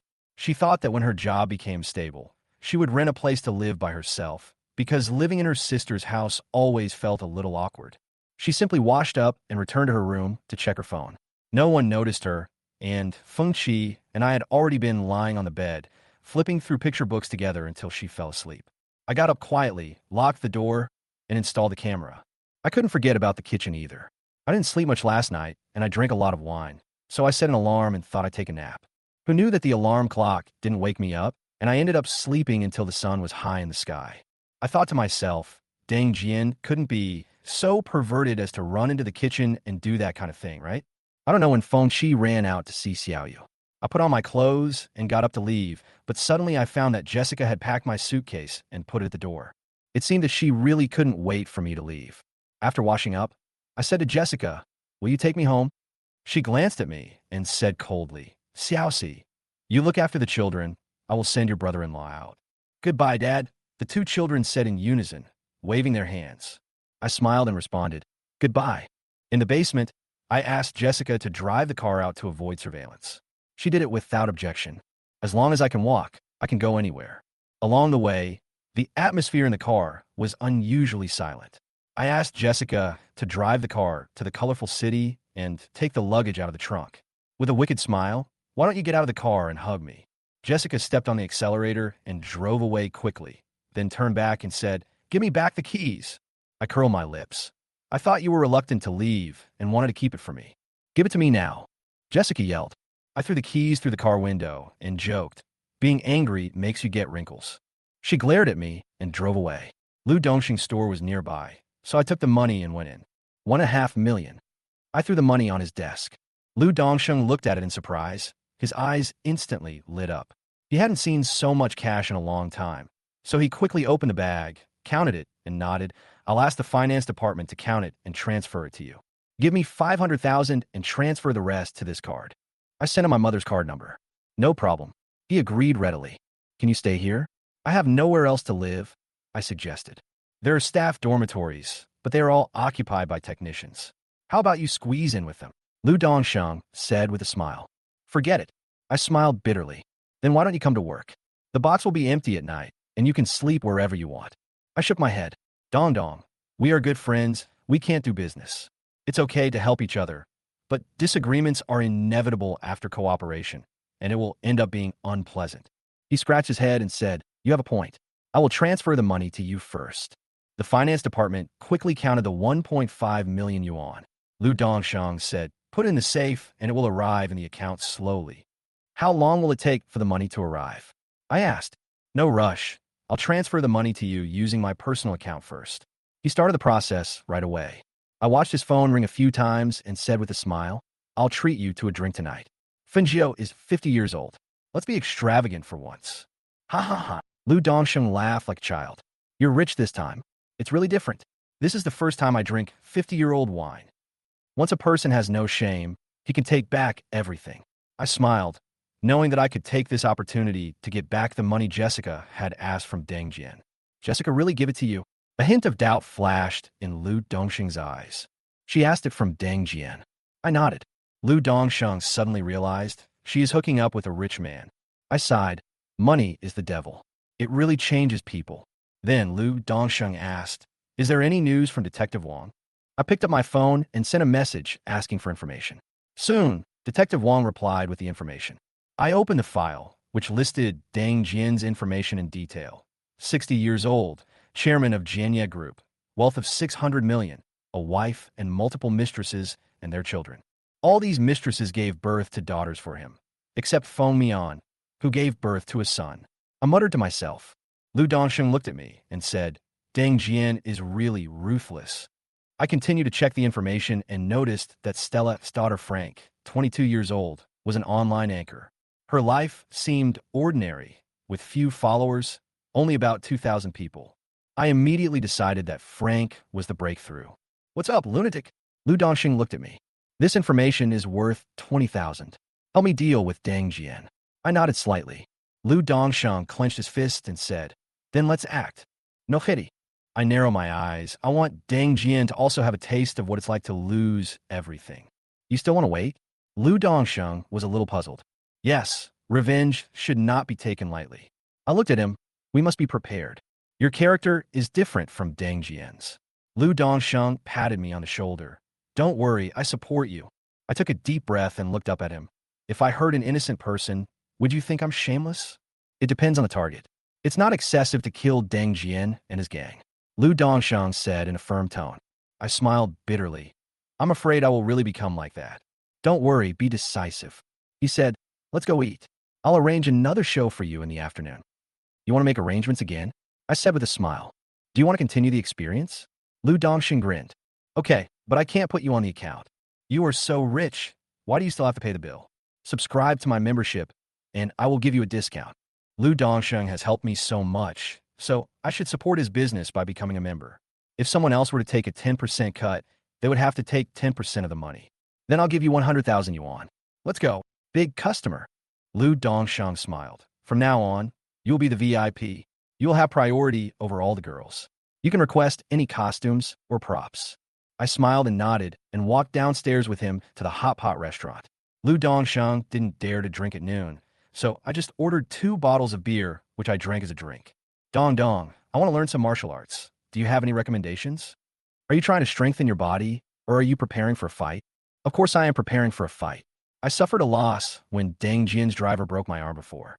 Lu Dongxing thought for a moment and said, "Wrestling, boxing, and sauna are all fine, but you have no basics, so wrestling is the most suitable and it's easy to get started." "Then do you know a wrestling coach?" "I don't know much. I just know there's a Songbei wrestling club in the stadium, and the founder is a national champion." "Then go there to learn." I gritted my teeth and secretly vowed to remove the driver's arm. Domineering. Lu Dongsheng raised his teacup and clinked it with mine. Back at the foot massage shop, I had applied for a membership of 100,000 yuan. The receptionist saw that it was her first time to apply for such a large membership, and her eyes lit up. "Brother, add me on WeChat. My name is Wang Wei. I will pick you up when you come." I scanned her WeChat and asked casually, "Are you just a receptionist?" She blinked and smiled interestingly. "It depends on what I need. Anyway, I have nothing to do at night." I was stunned for a moment, feeling a little emotional. Girls nowadays are so direct. "Brother, do you want to keep fit?" she asked with a smile. "Just a foot massage will do." "Okay, I'll arrange it." She arranged for the technicians, and I lay down and started watching the wrestling video. I was so absorbed in watching it when my mother called me. "George, how come there's suddenly an extra million in Cali?" "I made some money from the project, and I saved it for your parents to spend." I didn't dare to tell her the truth. "Huh? You don't have to give it to us. Your father and I are doing well. Get to Long Lawn. She has worked hard to take care of the children." When I heard this, my nose was sore and I held back my tears. My parents have worked hard for me for so many years, but I have not been able to repay them. "Mom, I will make more money and help you build a big villa." "That's good." Mother sighed. "Mom, you and Dad must take care of your health." I hung up the phone, feeling heavy-hearted, tears streaming down my face. I gathered my emotions, and when the technician came in, I wiped away my tears and said with a smile, "Come on." It was just a normal foot massage. I didn't want to torture my body anymore. I watched wrestling videos while getting the foot massage, thinking about how to make myself stronger. Every move of a wrestling master made me feel happy, as if I was knocking down Dang Jian's driver. An hour later, I returned to the tea house and Lu Dongsheng was still dozing on the chair. "Your shop is really hard." "Of course, I stay up until midnight every day and always be on guard against plainclothes police. We don't do big jobs here. What are you afraid of?" "You don't understand. Everything has to be taken care of, and when plainclothes police come, we should avoid trouble as much as possible. It's hard work to make money." I sighed. Lu Dongsheng smiled. "But the healthcare here is more comfortable than the big job. I'm going to go out for a walk. Leave the suitcase here first. Remember to drink in the evening." "Don't worry, 50 years is enough." We said goodbye with a smile, and I took a taxi to Shangyun Bridge. I found an apartment complex called Future City and decided to rent one. After looking at the house, I was satisfied. The rent was not expensive, more than 2,000 yuan per month, which was completely affordable. Come over tomorrow to sign the contract, I said to the property manager and walked out of the complex. I strolled along Shangyun Bridge and found that Frank was nowhere to be seen. The sun was setting, and the anchors were taking places to shoot. The girls were dressed beautifully and put on makeup. I looked at the time and decided to go back. Passing by the Finjo store, I bought 2 bottles of 50 years, ready to have another drink with Lu Dongsheng. We met at a hot pot restaurant. After 2 bottles of wine, Lu Dongsheng was so drunk that he couldn't speak clearly and insisted on singing. But once we entered the private room, we laid down and fell asleep. Even the plainclothes police didn't notice it. Fortunately, the store manager was smart and gave him a red envelope before sending him away for inspection. When he woke up the next day, Lu Dongsheng said with lingering fear, "I will never dare to drink like this again." I slept all night, but I still couldn't recover. Rubbing my temples, I called the property manager of Future City and learned that the landlord had been waiting for a long time. I forced myself to take a taxi with my suitcase and signed the rental contract. After putting down the suitcase, I went to buy sheets and quilts, and it took me a whole day to pack them up. Although my stomach was not feeling well, I still drank a bowl of porridge and felt a little better. Drinking too much alcohol can really mess things up. I secretly decided that I would never drink alcohol again unless it was necessary. I turned on my phone and checked the surveillance records. Maria was there yesterday. Nothing special happened. Occasionally, I heard her scolding Jessica, asking her to stop giving me the cold shoulder. Jessica was a little annoyed and responded with a few words. The 2 sisters started arguing. At night, Maria did not stay and left angrily, saying that she had things to pack in the dormitory. Jessica did not try to keep her, but instead took her anger out on Feng Qi, saying that she was immature for snatching toys from Feng Mian. Feng Qi was a little afraid of her, so he obediently returned to his room and did not dare to come out again. Seeing this, I couldn't help but frown. Jessica has always favored Feng Mian, but I didn't expect her to favor him to this extent. But this has nothing to do with me anymore. After watching the surveillance video, it was already dark. The live broadcast software prompted that the live broadcast of Everyday Thinking of You that I followed had started. Frank in the camera was still dressed simply, with the beauty filter turned down, and he hardly spoke, which was completely different from other anchors. There were only a few people in the live broadcast room, and no one was interacting, not even sending gifts. I recharged 10,000 yuan into my account and sent her a rocket, becoming the #1 brother on the list. Frank was stunned. Obviously, it was the first time he received a rocket. "Thank you. Thank you for the gift from Crazy Brother." She made a heart gesture and said in a low voice. Swish. Another rocket. It was still me. This. Frank was a little confused. "Brother, do we know each other?" Swish. 3 rockets in a row. Huh. She was stunned. "Brother Crazy, why did you give me so many gifts?" I type on my phone like? What do you like? Do you like giving gifts or liking people? Frank was a little confused. "Brother, I'm just broadcasting casually because I'm bored. I'm not the kind of anchor you can meet in person." I continued typing. "It depends on fate." Frank was stunned for a moment. "Brother, don't joke. I'm a little scared." I replied, "What am I afraid of? I'm not really crazy. I just like quiet girls like you." "Is that so?" Frank said timidly. "Thank you for your love, brother." As 3 rockets were displayed, more than a dozen people came into the live broadcast room. Some people started to make a fuss, saying that I was blind. Such an ugly anchor also displayed rockets. Maybe he had some special hobby. Frank pursed his lips and his expression darkened. I retorted, "You know nothing. Natural girls are the most beautiful." After that, I sent 2 more rockets. The live broadcast room exploded instantly. "This guy's definitely sick. His taste is so damn strong. I was tricked into coming here. This girl is nothing to look at. Let's go. Brother #1, can you come to my live broadcast room? I can fly." Frank stared blankly at the phone screen, not knowing what to say. I sneered and continued typing. "If you don't want to read, don't click in. Why is your mouth so foul? I just like her, so what?" Swish, swish, swish. 3 more rockets. The live broadcast room was getting more and more lively. It was a large-scale mockery scene. I sent a message. "Shut up. I will protect this child from now on." Frank's body trembled slightly, and tears welled up in his eyes. Who is he? Why is he protecting me? She is obviously a child that no one loves. I was silent for a while, but finally she clicked on my profile picture and sent me a private message. "Thank you. Brother, I don't deserve this." The corners of my mouth curled up slightly, and I replied, Are you in a bad mood? She replied, a little bit. I said, let me tell you a story. There was a boy. I slightly adapted my personal experience and sent it to her.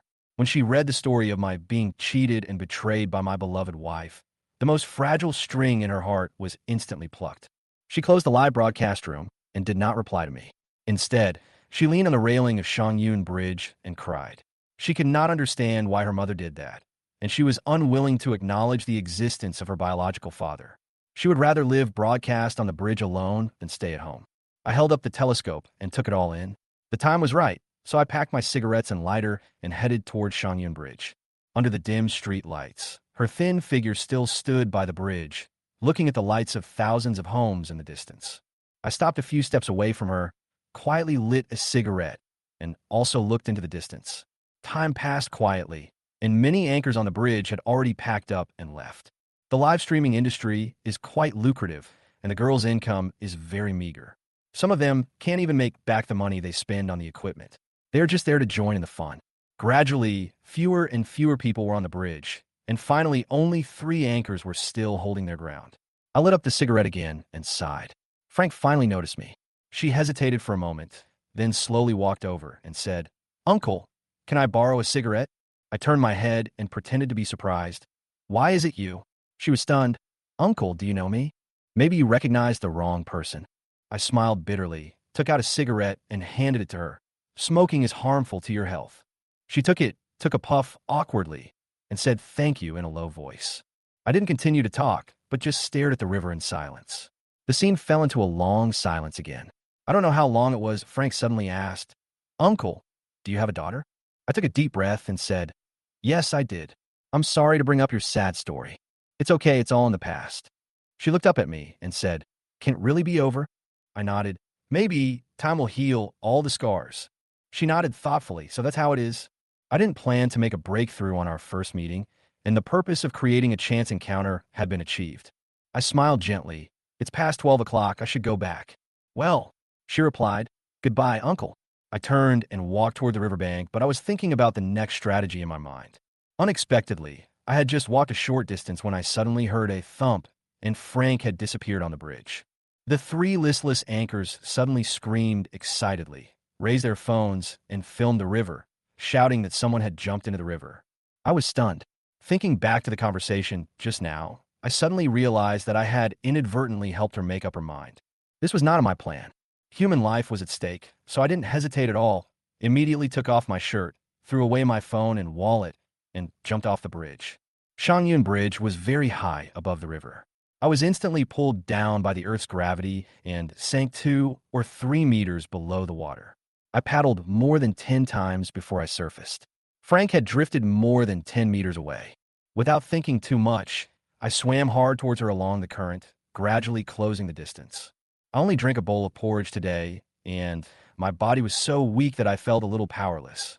But Frank's struggles became weaker and weaker, and she was about to be buried at the bottom of the river. I could only grit my teeth, breathe hard, and stare at her thin figure in the night.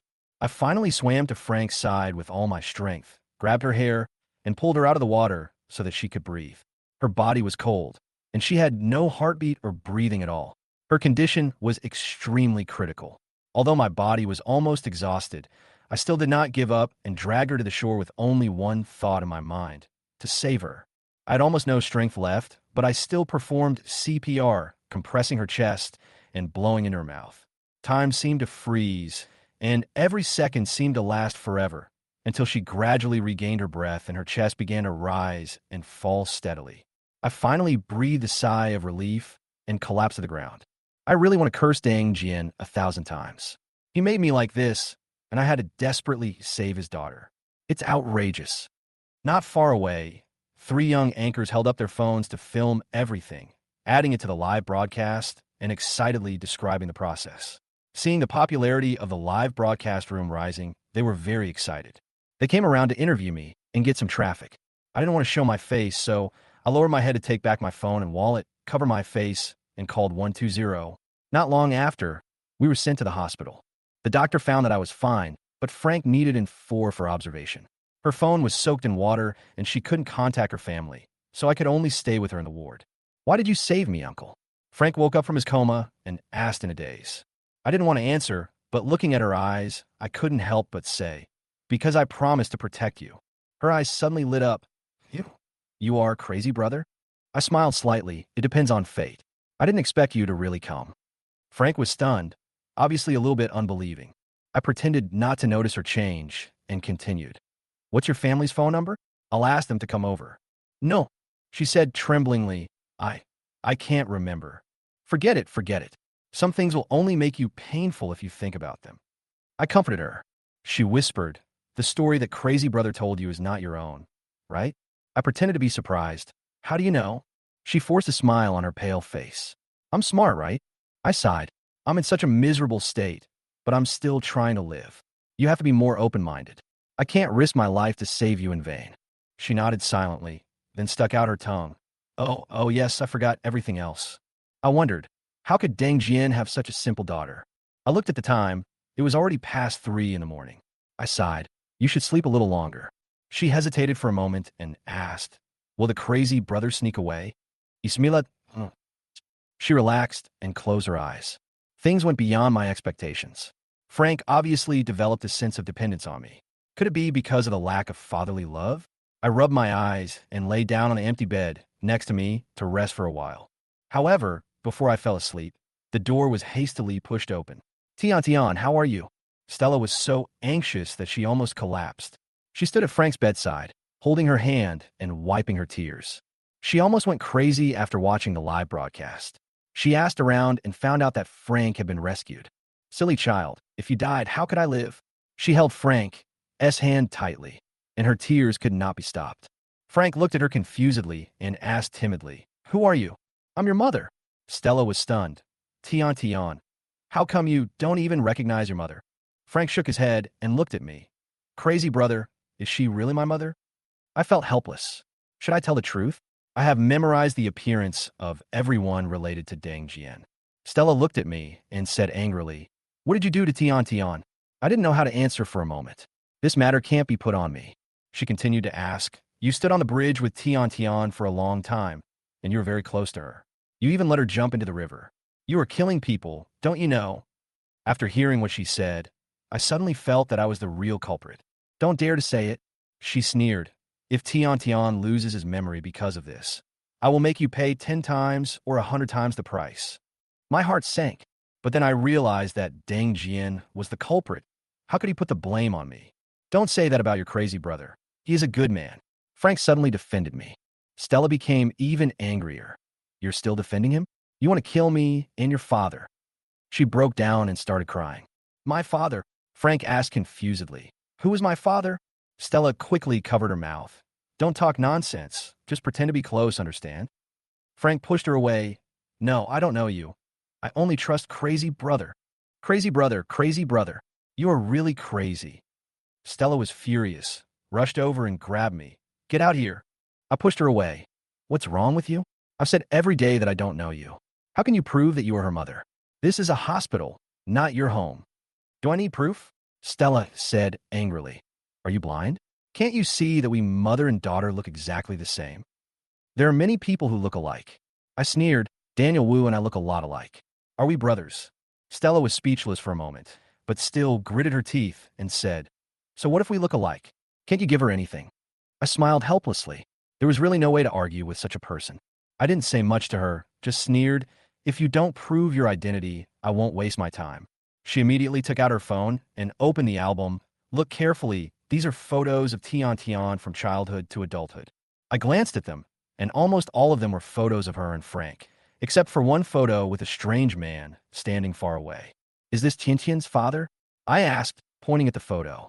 Stella quickly put away her phone and turned her eyes to Frank subconsciously. As expected, Frank's brows were furrowed and his eyes were a little sad, but he still pretended not to care. What's your business? Stella glared at me. Do you believe it? Come with me. I stepped out of the ward and heard her say, crazy brother, don't go. Frank bit his lip with a hint of pleading in his voice. I comforted her. Don't worry, I'll be back soon. When I walked out of the ward, Stella was already standing at the end of the corridor with her back to me, and the light from the window shone on her body. Tell me, when did it happen? I only briefly described how I saved Frank last night. She turned around, her face full of anger. Do you think I believe it? I really don't know, Tiantan. I remained calm. Stella took out her phone and searched for something. You can see for yourself. The video on the phone was blurry, but the background sound was loud, obviously shot by the three anchors. This man has a wife, but he's secretly hooked up with this innocent girl. The comments under the video were overwhelming. Someone recognized Frank and said she was the one who misses you every day. I almost went crazy watching the video. Crazy brother? You have no shame. Stella glared at me angrily. Cyberbullying is so terrible that I simply stopped explaining and said, okay, it's all my fault. She suddenly tried to attack me, so I grabbed her arm and threatened her. Tian has lost her memory. She only recognizes me. She gritted her teeth coldly. Do you know who you're talking to? I can crush you to death with just one finger. I asked back, if I die, will Tian be able to get well? Her eyes were full of anger, but she didn't attack. We have the same goal, to help Tian recover his memory. I added, those claims on the internet are completely untrue. How dare you criticize me, someone who has an extramarital affair? She raised her hand again to hit me. I'm scolding those who cheated on me. What does it have to do with you? I responded coldly. Her movements suddenly stopped. Her eyes were complicated. I was secretly happy. We are a cooperative relationship. If you don't want to have trouble every day, just cooperate well. She was so angry that she could hardly speak. You, watch your words. I snorted. Her chest rose and fell violently, and she could hardly breathe. Okay, I won't take your offense. I turned and walked back to the ward. She is emotionally unstable. I have to take care of her. Stella gritted her teeth and finally followed me. After entering the ward, Frank asked nervously, Crazy brother, is that woman mean to you again? She is really your mother. I said with a smile. You will go home with her after the infusion, understand? Frank suddenly got nervous and reacted. I won't. Stella was so angry that she jumped up and down. He's already married. Do you know that? What does it mean that you have an unclear relationship with him? Frank was so scared that he curled up on the bed, his face pale. I sighed. Keep your voice down. What she needs now is comfort, not accusation. Who do you think you are? Stella shouted angrily. I finally understand. You did it on purpose. You can slowly recover your memory if you go home every day. I whispered, what I care most about now is her recovery. Other things don't matter. Stella's eyes suddenly became complicated. You don't want her to recover her memory? I didn't respond to her, but turned and walked towards the bed. Tian, are you sure you want to come with me? I asked her. Her eyes flickered and she replied, yes. She didn't really like me, but she would rather go with me than go home. Her rejection of her mother made her determined not to return to that home. I sighed in my heart, wondering if Feng Qi would be as miserable as Frank if he knew the truth. Stella was furious. You are such an incompetent mother. I sneered. Looking at Frank as a stubborn heart, I knew this struggle would not end easily. Chapter 17, Behind Enemy Lines. Stella tried her best to remain calm. She knew that if she continued to argue with George, Frank would only drift further away from her. So, she has to endure it. Wait until Frank regains his memory and gets married successfully. Although Thomas hadn't said it, she was sure he had plans for Frank's marriage in mind. Even if they're not as good as Su Yu, they must be from a top wealthy family. At that time, she, as a mother, will be able to hold her head high and turn her life around. After some mental adjustment, Stella finally calmed down, but she must not let Thomas know about this. Tian, Mom doesn't object to you having your own social life, but you have to know the limit, understand? This crazy brother is married after all, and it's not appropriate for you to go with him. You're just infatuated for a moment. Mom knows a lot of young and handsome guys. Who is better than him? Be good and come home with me first. I don't know you, go away. Frank pushed Stella away with great resistance. Stella had no choice but to look at George. Say something. Do you really dare to take her home? I don't have the final say. George shrugged. You've seen her condition. She doesn't remember anything about the past. State your conditions. You just want money. Name an amount. Stella said with some pain. If she hadn't had to, she would never take this step, because what Thomas gave her was getting less and less, and she didn't have enough to spend. George couldn't help but laugh.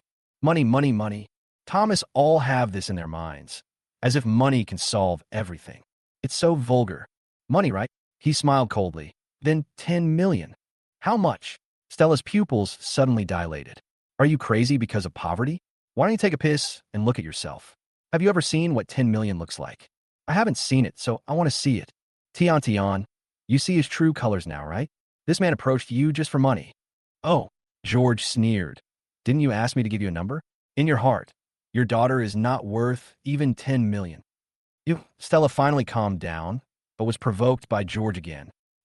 My head is buzzing. What the hell do you want? I didn't mean anything, George said innocently.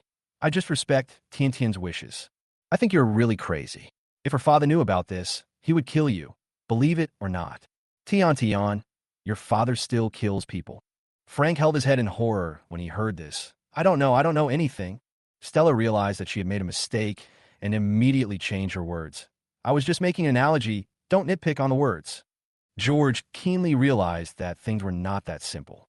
According to the information, Stella's ex-husband died in a car accident. The car was driven by a clone license plate, and the perpetrator has not been found yet. How is it possible to escape in a city where there are surveillance cameras everywhere? Unless it is carefully planned in advance. Thinking of this, George's originally hesitant attitude immediately changed. Frank and his daughter are definitely the key to bringing down Thomas.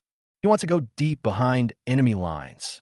So he said to Stella, "No, I will go home with Frank first and leave when she is better." What nonsense are you talking about? Stella glared. Why should I let you into my house? Do you have a better idea? George asked. Stella thought about it, and it seemed possible. Thomas would never come on his own initiative unless she called and invited him repeatedly. At the very least, it's better than Frank following him. Trick her back home first. Okay. Stella finally relented. I won't go. Frank shook his head vigorously. Brother crazy, didn't you say you would protect me? Why are you doing this to me? Have you forgotten my story? George smiled. Actually, I'm also homeless. I can't take you to a hotel, can I? Frank was speechless. If George really wanted to take her to a hotel, she would rather die than agree. She would never mess around like her mother did, even though George was divorced. This is the bottom line of being a human being. She now had no reason not to go home. It was already dawn. Stella completed the discharge procedures and drove Frank and George back to Xianga No. 1. This is one of the most high-end communities in Taichung. It's just across the road from the future city community where George lives. No wonder Frank was broadcasting live from Shangyun Bridge. Stella opened the door and found that the interior was decorated extremely luxuriously, with furniture and appliances from all major brands and high-end series. She took out 2 pairs of women's slippers and a pair of disposable hotel slippers and threw them to George. George was happy with that. He didn't want to wear Thomas's slippers. After he put on his shoes and sat on the sofa, Frank immediately ran over and sat next to him, as if he was afraid that he would run away. Stella walked over angrily, pushed them apart, and sat in the middle. You can stay for a few days. You can use the guest room at the door, but you are not allowed to touch other things. She wanted to set 3 rules and strictly control George's behavior to avoid letting a wolf into the house. George smiled and said, I'm hungry. I'm talking to you about something serious. Don't interrupt. Frank immediately chimed in that she was hungry too. Stella gritted her teeth in anger. Eat. All you know is eating. Things haven't been explained yet. Eat your ass. George shrugged nonchalantly. I'm not in the mood to talk when I'm hungry. Stella stood up and said, I warn you not to push your luck. Letting you live here is already my biggest concession. If you want to eat, cook it yourself. George crossed his legs. I won't. You fucking bastard. Stella cursed out loud and wanted to slap him. You're a loser, and you want my mother to cook for you. Do you deserve it? Frank was suddenly terrified and grabbed George's clothes. Her mother might get mad again. George patted the back of her hand and said, Don't be afraid. She has a sharp tongue, but a soft heart. She is actually very nice to you. Take your dirty hands away. Stella gritted her teeth, but the volume had dropped several decibels. Okay, I'll go cook for you, wait. She went to the kitchen in her slippers. George felt better than ever. Order Thomas around was so happy. Frank took the opportunity to move closer to him and asked in a low voice, Crazy brother, is she really my mother? George secretly laughed at her for asking even though she knew the answer. It should be possible. After all, both of you have a last name Chio. I don't want a last name Chio. Frank's original surname was Chi, and her father, Chi and Jia, hoped that she could be as powerful as the Monkey King. It's a pity that I completely let him down and even changed my last name. George felt a little bitter. Feng Chi and Feng Mian will probably change their surname to Xia in the future. The dirty deeds between adults end up paying the price for innocent children. Is your cell phone completely broken? George asked. Yeah, Frank replied. It won't turn on at all. I'm going to have to buy a new one. Let me try to fix it for you. Crazy brother can also repair mobile phones? No, but I can learn it now. George took Frank's phone, looked at the model number, and found a disassembly video on the internet. He asked Frank to find similar tools, and just as he was about to start, Stella came out with the food. What are you going to do? She asked warily. Crazy brother, please help me fix my phone. Frank said. Stella snatched it away and said, if it's broken, just buy a new one. Why fix it? Frank frowned, but there are a lot of important documents in it. Stella said angrily. Then we can't let outsiders see it. George took a tissue to wipe his hands and felt more and more that Frank's phone contained what he wanted. Unfortunately, Stella is too cautious, so she can only think of another way. Chapter 18, 3 Days. George put the screwdriver in the corner as if nothing had happened. The leftover pinhole camera came in handy here with Stella. Stella Cooks is definitely worthy of the title of dark cuisine. After only a few bites, he felt a strong sense of fullness. No, to be more precise, a full stomach. Frank seemed accustomed to it and ate in silence. Stella herself didn't move her chopsticks. Seeing that George had stopped eating, she wanted to have a deeper talk with him. Let's talk then. George wiped his mouth. Come with me to the guest bedroom. Stella glanced at Frank. Some things were better kept secret from her. Frank pretended not to hear the conversation between the two, but his ears were already perked up. Stella closed the door and said, keep it simple. I'll give you 3 days. Whether or not you can restore Frank's memory, you must stabilize him. After that, you're not allowed to have any contact with her again. What? George curled his lips. I don't think I have the obligation to do so. 200,000. Stella sneered disdainfully. For a low-level person like you, I'm afraid you can't earn that much in 2 years. George shook his head. Don't be too greedy. If you hadn't saved Frank's life, I wouldn't even give you this much, and I have ways to deal with you. This is not about money. George sighed helplessly. 3 days is fine, but I have to arrange everything for Frank during these 3 days, including going out. What do you want to do? Stella was alert again. Of course I'll help her vent her emotions. Can I just stay at home and restore her memory and cure her depression? No, I have to keep an eye on you. What if you have any bad intentions? Oh, George interrupted her. In your eyes, are we poor people so unbearable? If so, I can leave now, and you can handle it yourself and go every day. Wait, Stella stopped him. I really don't trust you unless you can give me enough reasons to reassure me. George took out his wallet and slapped his ID card in front of her. Is it okay to leave it here? Stella picked it up and looked at it. George, you can't get a hotel room without an ID card. Besides, my home address is on it. With your means, it won't be difficult to find my family. Stella thought for a moment. Okay, just 3 days. Then you leave Frank forever, and I'll give you 200,000. It's a pleasure working with you. George put his wallet back into his pocket. When the two men walked out, Frank was still sitting at the dining table. In fact, she had already crouched at the door and heard the entire conversation clearly. Tian, I'll take you to buy a cell phone after dinner, said George. Oh, Frank was a little depressed. The crazy brother sold her for money after all. Men are really all bad. Stella didn't stop this time. She may not believe George, but she absolutely believes in the temptation of the 200,000. Because she could tell George's financial strength at a glance from his cheap clothes and mobile phone. A loser for sure. What do poor people like most? Of course it's money. Frank finished eating quickly and said, let's go. Although she hated George in her heart, she didn't want to stay at home and face Stella. Choose the lesser of two evils. George put on his shoes and led Frank outside. The weather was already a bit hot at this time, and the sun was releasing its energy scorchingly. Okay, you don't have to pretend now. George smiled faintly. I know you don't have amnesia at all. Frank was stunned for a moment. You have been acting with me? Yes. Otherwise, why would I agree to let your mother leave in 3 days? I see. I want to use these 3 days to help you solve your problems. If you want to live independently, you must first be able to make money. Relying on live streaming will definitely not work, so you have to find another way. What method? Frank's eyes rarely lit up. Of course it's to make quick money. How about we work together? I don't understand, but you have resources. Resources? Frank was puzzled. With a family background like yours, it's impossible that your father doesn't have resources, right? George coaxed. Frank was a little embarrassed.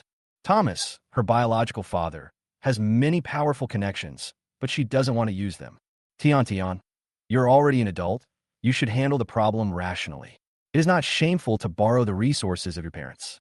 For those of us who don't have any background, we can't use them even if we want to. George didn't want to reveal his true intentions by saying too much, so he continued to guide her thinking. Frank's mind is a little confused. She must have hated Thomas, hated him for destroying her originally happy life, hated him for giving birth to her, but not being able to give her a complete family. In that case, what's wrong with doing something under his name? When you have grown strong enough, just kick him away. After changing his mindset, Frank felt much better. What do you want to do? You have to ask me that. How can I know your family situation? For example, do you have any capable uncles or uncles? George naturally had his own purpose for saying this. According to the information, Stella's work relationship has always been with the Urban Investment Group, which means that Deng Kong knows the identities of her and her son. Uncle. Sure enough, Frank immediately thought of Deng Kong. Although she had no feelings for her biological uncle, he was quite nice to her because of their blood relationship. She hesitated for a moment. Does the Urban Investment Group have any chance to make money? Municipal investment? George said in fake surprise. There are too many. You can get rich by taking on any project. But I don't understand. That's why we have to cooperate. I need money just like you. How about we set up a company together and split the profits 50-50? Company. This was something Frank had never thought about. Yes, only with a company can you legally and reasonably earn money for yourself. I'll do the specific work, and you just need to take back the business. Doesn't it take a lot of money to start a business? My mother is very strict with me and rarely gives me pocket money. Companies come in all sizes, so why don't we start with a small company? Is this the reason you approach me? Frank asked, looking up. George lit a cigarette and took a deep breath. Then you are wrongly accusing me. How would I know your family situation? I saw the depression deep in your heart through the camera, and I happen to empathize with you. My story is all true. Saudi. Frank lowered his head. George said was indeed correct. Who can judge a person's family background by watching a live broadcast? Besides, compared with other anchors, her clothes were a little shabby, and she didn't look like a child from a wealthy family at all. Let's go. Buy a cell phone first, and then relax. George knew that things should not be rushed and should be done step by step. They just met last night. It's impossible for them to become close overnight. Okay. Frank breathed a sigh of relief. She was a little nervous because of George's words just now, and she was indeed a little rebellious. The two took a taxi to the store and picked out the latest model of top-of-the-line mobile phone. Frank thought it was a bit expensive because she didn't have much pocket money and would have nothing left after buying the phone. I'll take it to you. George swiped the card without hesitation. Frank looked at George's old cell phone, which was worn out beyond recognition, and said nothing. Crazy brother was still very nice to her. Therefore, when she makes money, she will give him one as a gift. She took the initiative to add George's phone number in WeChat, and then the two of them officially got to know each other. It's getting late. Let's go eat something first, and then go to the amusement park to play for the afternoon when it cools down. George suggested. Okay. Frank smiled. She couldn't remember the last time she went to an amusement park. Perhaps since the day her father died unexpectedly. All happiness has nothing to do with her. Chapter 19 Urban Investment Group. Frank didn't trust George very much. She just had no better choice. George took him to have lunch, and after a short rest, they came to the Oriental Mythology Park at the northernmost end of Taichung. Roller coaster, pendulum, bungee jumping. The two of them like to ride whatever is exciting. For some reason, George kept thinking of Jessica and the two children. While others were playing together as couples or families, he was hanging out with a strange girl he had never met before. So it's hard to fully commit to it. Frank didn't care about that. She just wanted to stimulate her numb nerves and didn't care who it was with. They played for the whole afternoon before leaving. Stella has called several times to urge George to do this, fearing that George might abduct Frank away. She didn't feel relieved until they returned home. Frank was in a good mood, and his attitude towards Stella had obviously softened. This was naturally George's instruction. She told Frank that if he wanted the plan to go smoothly, he had to let his mother relax her vigilance. Frank didn't get much rest last night, so he went to bed tired after dinner. Stella was quite satisfied with George's performance today and asked him to keep it up tomorrow. I take her out to eat and have fun. Shouldn't you give me some advance payment? George asked while drinking tea. Of course, I would not refuse Thomas money. Sure. Stella was quite happy. I can give you $50,000 as your first day's reward. George took the money and went back to the guest bedroom to check the surveillance. He wondered if Thomas had come to see Jessica after Maria left. Unfortunately, After Jessica sent Fengqi to kindergarten, she stayed at home with Feng Yin and did not go out. And there was no new information sent by Detective Wang. It was already midnight by the time I finished watching the surveillance records. George sneaked out and heard that Stella and her daughter were asleep. Then he picked up a screwdriver and installed the remaining pinhole camera on the power supply, facing the sofa. He knew it was illegal, but as long as he could kill Thomas, he didn't mind dying. George himself was also very tired. After installing the installation and testing it, he went back to the house and fell asleep. When they woke up the next day, Stella and her daughter were still sleeping in. He had no choice but to go to the kitchen and make breakfast himself. Frank rubbed his sleepy eyes and woke up immediately when he smelled the fragrance. Crazy brother, did you do this? I can't help it. What Stella made is really unpalatable. George smiled slightly. Would you like to try it? Yes, yes, yes. Frank had also been suffering from his mother's hunger for food for a long time. Stella heard the noise and walked out of the room, then asked unhappily, "Who told you to use the kitchen?" George was too lazy to pay attention to her. Tian, let's go out and play after dinner. Okay. Frank nodded. This was what they had discussed yesterday, and today they would go to the Urban Investment Group to find Deng Kong. This cheap uncle is usually in the company in the morning. Going out again? Stella frowned. Didn't you play all day yesterday? Yesterday was yesterday, and today is today, George replied. Don't you think it would be good for Frank to get out and about? Seeing the light in Frank's eyes, Stella didn't say anything more and just told them to go home early. 9 o'clock in the morning. George and Frank went out on time and went straight to the Urban Investment Group. The security guard at the door stopped them and asked who they were looking for. Uncle Deng Kong. Frank replied. Mr. Deng. The security guard looked the two of them up and down. Do you have an appointment? Do I need to make an appointment to see my uncle? Frank pouted and took out his phone to make a call. The security guard suddenly became nervous. No, just go in. Which floor is my uncle's office on? You do not know? Yeah, it's my first time here. Upon hearing this, the security guard stopped him again and said, Why don't you make a phone call? Frank had no choice but to call Deng Kong. Tian. Deng Kong seemed very surprised after picking up the phone. This niece had never contacted him on her own initiative before. Well, Uncle, which floor are you on? I have something to talk to you about. The innermost office on the 16th floor. Okay. Frank hung up immediately. If it wasn't for the desire to get rid of Stella and Thomas as soon as possible, she wouldn't even want to say these two sentences. The two took the elevator to the 16th floor, and the door of Deng Kang's office was open. He was reading a document and stopped his work immediately when he saw Frank. Tian, who is this? He looked at George and asked. George immediately stepped forward and shook hands with him. Hello, Uncle. I'm Tian's boyfriend. Deng Kong was confused by the word second uncle. Boyfriend? He stared at George. Although he was a little older, he did look good. Frank nodded with some hesitation, yes. Although the words were discussed in advance, it was still difficult to get her to admit it in person. Then sit down. Although Deng Kong was a little confused, he didn't want to ask too much about young people's affairs. He poured tea for both of them and asked Frank what brought him here so early in the morning. Frank looked at George. George scratched his head. It's embarrassing to say this. Uncle Thomas knew about my relationship with Tian, and he thought I was incompetent and didn't agree. But Tian and I are in love and have deep feelings for each other. So Uncle Thomas gave me a test. As long as I make 10 million in half a year, he will not stop me. We thought about it, but couldn't find any good projects, so we had to ask my second uncle for help.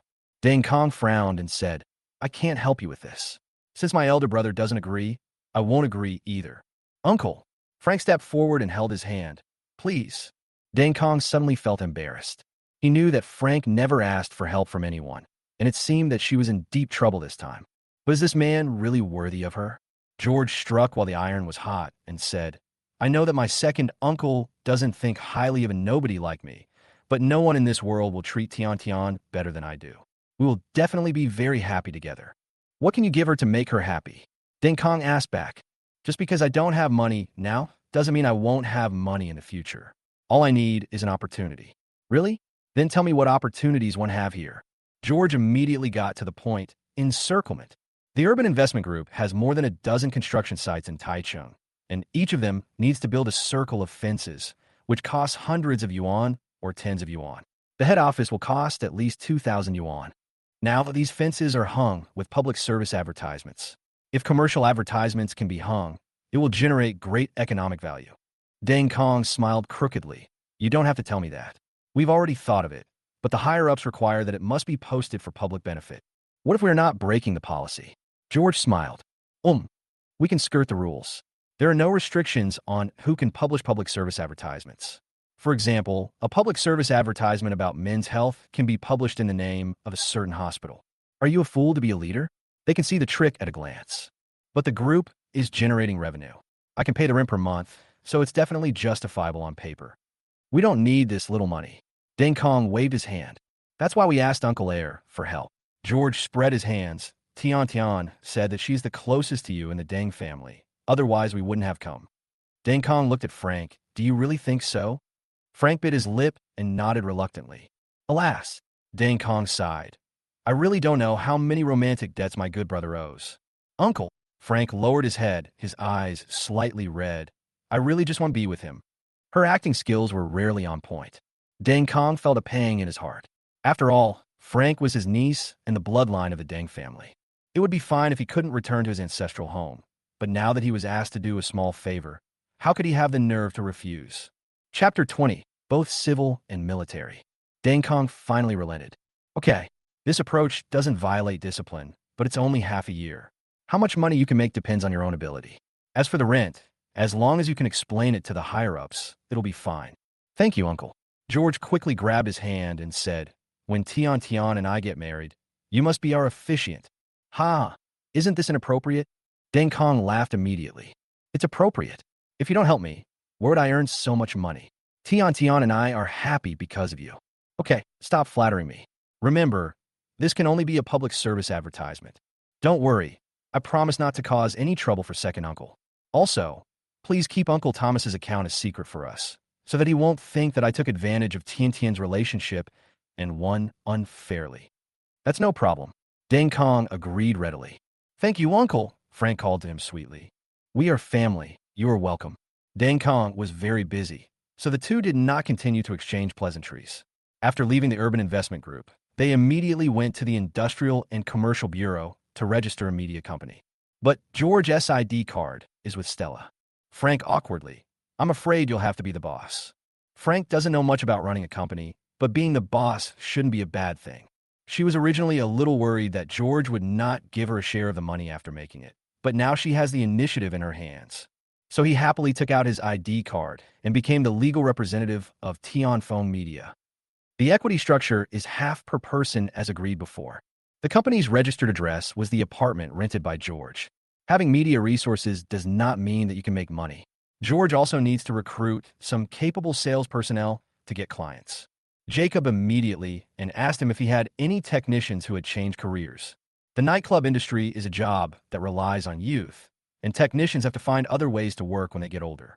Li Dongsheng has been doing this for so many years, so naturally he knows a lot of people. George asked him to recommend a few eloquent people to help with the business. He talked to them one by one and invited 6 of them to come for an interview. Frank followed him to the future city, and she finally understood why George appeared on the Shangyun Bridge. It turned out to be the same as her, just closer. These technicians are actually only in their 30s, but they have a lot of experience in dealing with men, and they all look good. So George kept them all. In addition to a basic salary of 3,000 yuan, there is also a commission of 2,000 yuan for each brand sold, which is not a small amount of money. All they had to do was bring the clients to Jacob's Foot Massage Parlor, and he would take care of the rest. George had calculated it. Nowadays, outdoor billboards in Taichung, even those in remote locations, cost 50,000 to 60,000 yuan a month. And he only sold it for 15,000. After deducting the business commission and the rent paid to the Urban Investment Group, I can still make 10,000 yuan per piece. If you can sell a billboard worth $1,000, you can earn $10 million a month, which is a huge profit. As a planner, he naturally knew that the first pot of gold would not come cleanly. This is also the reason why he wants to drag Deng Kong and Frank into the water. Because if something goes wrong, Thomas will take the blame for him. George found it exciting just thinking about using the enemy's resources to benefit himself. In the following time, he did not go out for a stroll, but made an electronic album with Frank to introduce the fences of the Urban Investment Group. Through comparative analysis with other outdoor media, the main focus is on cost effectiveness. The most popular things in Taichung now are real estate and private hospitals. He reserves the ones with good locations for real estate companies and the ones with poor locations are offered on a buy 5 get 1 free deal exclusively to private hospitals. Frank was full of curiosity about these things and learned with great interest. When the 3-day appointment ended, the preparations were complete. Frank became full of fighting spirit and smiled at Stella for the first time. Stella paid the remaining $150,000 with satisfaction. George took back his ID card and left the mother and daughter's home. He went to the industrial and commercial department to retrieve his business license and immediately went to find Deng Kong to sign the contract. When Deng Kong saw that the legal representative was Frank, he signed with satisfaction and encouraged him to do a good job. George held a company launch meeting in the Future City apartment. Encouraged by him, the 6 salesmen were full of confidence and immediately went to various companies for public relations. That evening, I made an appointment with the marketing director of a real estate company. George booked a karaoke room at Jacob's place in advance and was waiting for the marketing director, surnamed Pan, to show up. Crazy, you are courting disaster, Jacob Liu said with some concern. George smiled and said, you keep calling me crazy, don't you? I'll go crazy for once. Okay, as a brother, I fully support you. Jacob picked up the intercom and asked the manager to keep the 2 hostesses who could drink well. Around 9 o'clock, Mr. Pan came to the store wearing a hat and a mask. The technician who was on business had worked here before and took him directly to the karaoke room through the back door. George shook his hand and exchanged a few words, and the drinks and girls came in immediately. Mr. Pan immediately smiled and hugged people left and right. George is actually not very good at building relationships, but he can't resist the girls' words, which make him keep his mouth shut. After drinking a few bottles of wine, the 2 girls took the initiative to take him to do some health care. Mr. Pan pretended to decline, but then went there happily. When he returned to the karaoke room with a rosy face, he had already become friends with George and spent 20 yuan at once. For a real estate project with advertising expenses of tens of millions a year, this small amount of money is just a matter of words for him. All things are difficult at the beginning. With this 1.8 million contract, other business personnel were immediately excited. George followed suit, spending every night with clients, sometimes playing 2 or 3 games a night. Almost all of them are marketing directors of real estate companies. Most of those private hospitals are directly managed by their bosses, so as long as the price is right, they can sign the contract without much public relations. In just 1 week, he signed more than 300 pieces of advertising boards, and the advertising images were released one after another. After the company got on track, George used his daytime to go to the Songbei Wrestling Club. He wants to walk on 2 legs and master both civil and military skills. After explaining his purpose, the front desk asked him if he had any favorite coach. Is Songbei okay? George asked. The front desk clerk smiled and said, our head coach only teaches the advanced class. You have to start with the beginner class. Which coach is better in the beginner class? All good. That's fine, George said. I'll talk about it after I upgrade to the advanced version. The receptionist wanted to laugh in her heart. At this age, he still wants to go to the advanced class. I'm afraid he will give up after a few classes in the elementary class because of the difficulty. Any martial arts exercise requires physical training first. It's okay for children, but few adults can stick to it. Sure enough, after the first class, George felt like his bones were almost falling apart. Wrestling mainly relies on the core strength of the waist and abdomen. He has been writing plans all year round, and his lumbar muscles have been severely strained, so he can't bend down at all. Fortunately, the coach did not force him and let him take it step by step. George was with clients in the evening. His legs were spinning as he sat there, and after drinking a few glasses of wine, he was so sleepy that he couldn't even open his eyes. In a daze, he saw Jessica and Thomas being affectionate with each other, and suddenly woke up. Damn! He bit his tongue in annoyance to make himself stand up straight. His great revenge has not yet been taken, so he will persist, and persist again. Chapter 21 Boss Hu Jian. Today I have an appointment to meet with a boss named Hu Jian, who owns 6 private specialized hospitals. He came to Taichung alone back then, and started his business with the 5 million yuan funded by his fellow villagers. Now he is worth billions. When he got excited after drinking, Mr. Lin began to talk about his difficult entrepreneurial journey. George really didn't know what his so-called hardships were. They had huge amounts of money at the beginning, which was more than many ordinary people could earn in their entire lives. But since he was a big customer, he could only smile along and give him a few compliments against his will. Boss Lin immediately acted as if he had met George too late and asked him how many cards were left, and he would take them all. George said vaguely, There's still a few $100s. Boss Lin waved his hand and said, I want them all. George was stunned. Can you use so much? Then don't worry about it. But we still need to discuss the price. It's already very low, and you get 1 month free if you use 5 months. You can't find this price anywhere else in Taichung. Well, you give me $5,000 apiece, and I won't be picky about the seats. I'll fill them all for you. George shook his head. No way. It cost me more than $5,000 to get the sign. Boss Lin smiled and said, Brother, take a long-term view. Small profits, but quick turnover. We will be friends in the future. I will also give you the cost price when you come to my hospital for treatment. George's mouth twitched. Boss Lin is joking. The hospitals he visited were either men's or gynecological departments, and he would rather not go there in his lifetime. Boss Lin was slightly displeased. Boss Feng is a bit mean. George sighed, 10,000 and 5 for 1. That makes $1 only a little over 8,000. It's not a big deal between friends to give it as a gift, so let's just give it 6,000 yuan. 7,005, this is my bottom line. Boss Lin rolled his eyes, picked up his glass, and said, Okay, I'll treat it as making friends with Boss Feng. George clinked glasses with him. Are you sure you want as much as you want? Of course, I never joke when talking about business. Boss Lin said, I'm the president of Hujian Chamber of Commerce, and we have a lot of bosses who need billboards. Only in the name of a public service announcement, George stressed.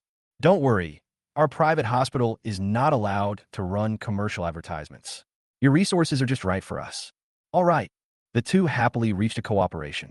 George calculated that the profit at this price was still considerable. After all, the quantity was large. The next day, he went to see Boss Lin in person with the resources and the contract. Boss Lin took a casual look and said, Boss Feng is a bit dishonest. There's clearly more than 1,000 yuan left. I don't really trust you. George was speechless. If he was right, this guy still wanted to lower the price. Fortunately, he left some space. Friendship price, 7,000. Boss Lin nodded with satisfaction. Boss Feng is very generous. I like making friends with people like you. George smiled. No wonder Hu Jianren is so good at making money. He uses price-cutting tactics one after another. The two signed a contract happily. The technician in charge of Boss Lin's business was so excited that her hands were shaking. Her commission for this order was more than 2 million. A wave of financial freedom. George would naturally not go back on his word, but according to the previous agreement, he would have to wait until the payment was received before sending it out. After selling all the brands in one go, George suddenly felt relieved. He called a meeting and told the 6 technicians that they no longer had to go to work and could just go to the clients to collect payments on a monthly basis. We will give them a sum of money for every sum they receive back.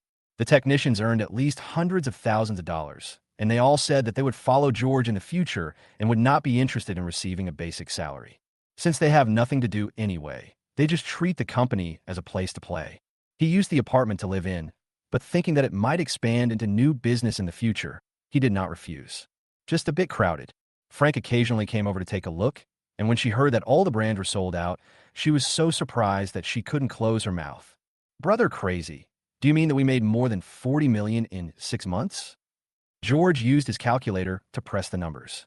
It should be about the same after paying taxes. It turns out that making money is so easy. Frank smiled bitterly. If I had known, I wouldn't have done any live streaming. It's so easy because of our cooperation. If it weren't for Deng Kang's relationship, even 400,000 would be difficult to get. George didn't think this was his ability. This is a money-making business, and it would be the same for anyone. Then think about it quickly. What other businesses of the Urban Investment Group can make money? Frank's eyes lit up. As long as she had enough money, she could go wherever she wanted and do whatever she wanted without having to try to please Thomas against her will. We'll take it step by step and wait until the funds are recovered. George didn't expect that once this girl got the hang of it, she would be even greedier than himself. Okay. Frank agreed readily, but he was already thinking about what other connections Thomas had that could be used. There was nothing going on at the company, and there was no new progress on Detective Wong's side, so he spent all his time in the wrestling gym. After a week of devilish physical training, the coach began to teach him basic steps and wrestling moves. George's favorite moves were shoulder throws and hoe throws. As long as he caught his opponent, he could make him lose his fighting ability with just one move. You can't shoot too much. He decided to practice these 2 wrestling techniques to perfection first. George first practiced with a dummy for a week before sparring with the real students. He signed up for the adult class, which had 7 people in total. Most other people do it for the purpose of exercising, so they just stop at the limit. Only George was serious, throwing them to the mat again and again. Gradually, his classmates were unwilling to practice with him. The coach had no choice but to serve as his sparring partner himself. After the class, George was so exhausted from the fall that he saw stars and felt pain all over his internal organs. But he enjoyed it. Only by competing with masters can one develop real skills, and he is eagerly waiting for this. The coach was somewhat surprised at the performance of George, an older student. During the break, he asked George why he looked like he had a grudge against someone. There are indeed sworn enemies. George smiled. You can't be too aggressive when learning wrestling. You still have to do it for the purpose of self-protection. You can easily cause a disaster if you do that. The coach advised. Well, I try to control myself. George didn't want to explain too much. After a month of hard study, George's wrestling skills improved slightly, and no one in his class could match him. George treated his coach to a meal, and the coach said he could move up to the intermediate class. The coach of the intermediate class is Tsang Ling, the head coach's daughter. She is extremely strict with the students. You're going to suffer. That would be best. George had seen her several times at the club. Although she is a woman, her strong muscles make men feel ashamed when they see her. But she has a baby face, which makes her look a bit like a Barbie doll. Maybe it's because her aura is too strong that she still doesn't have a boyfriend, even though she is nearly 30 years old.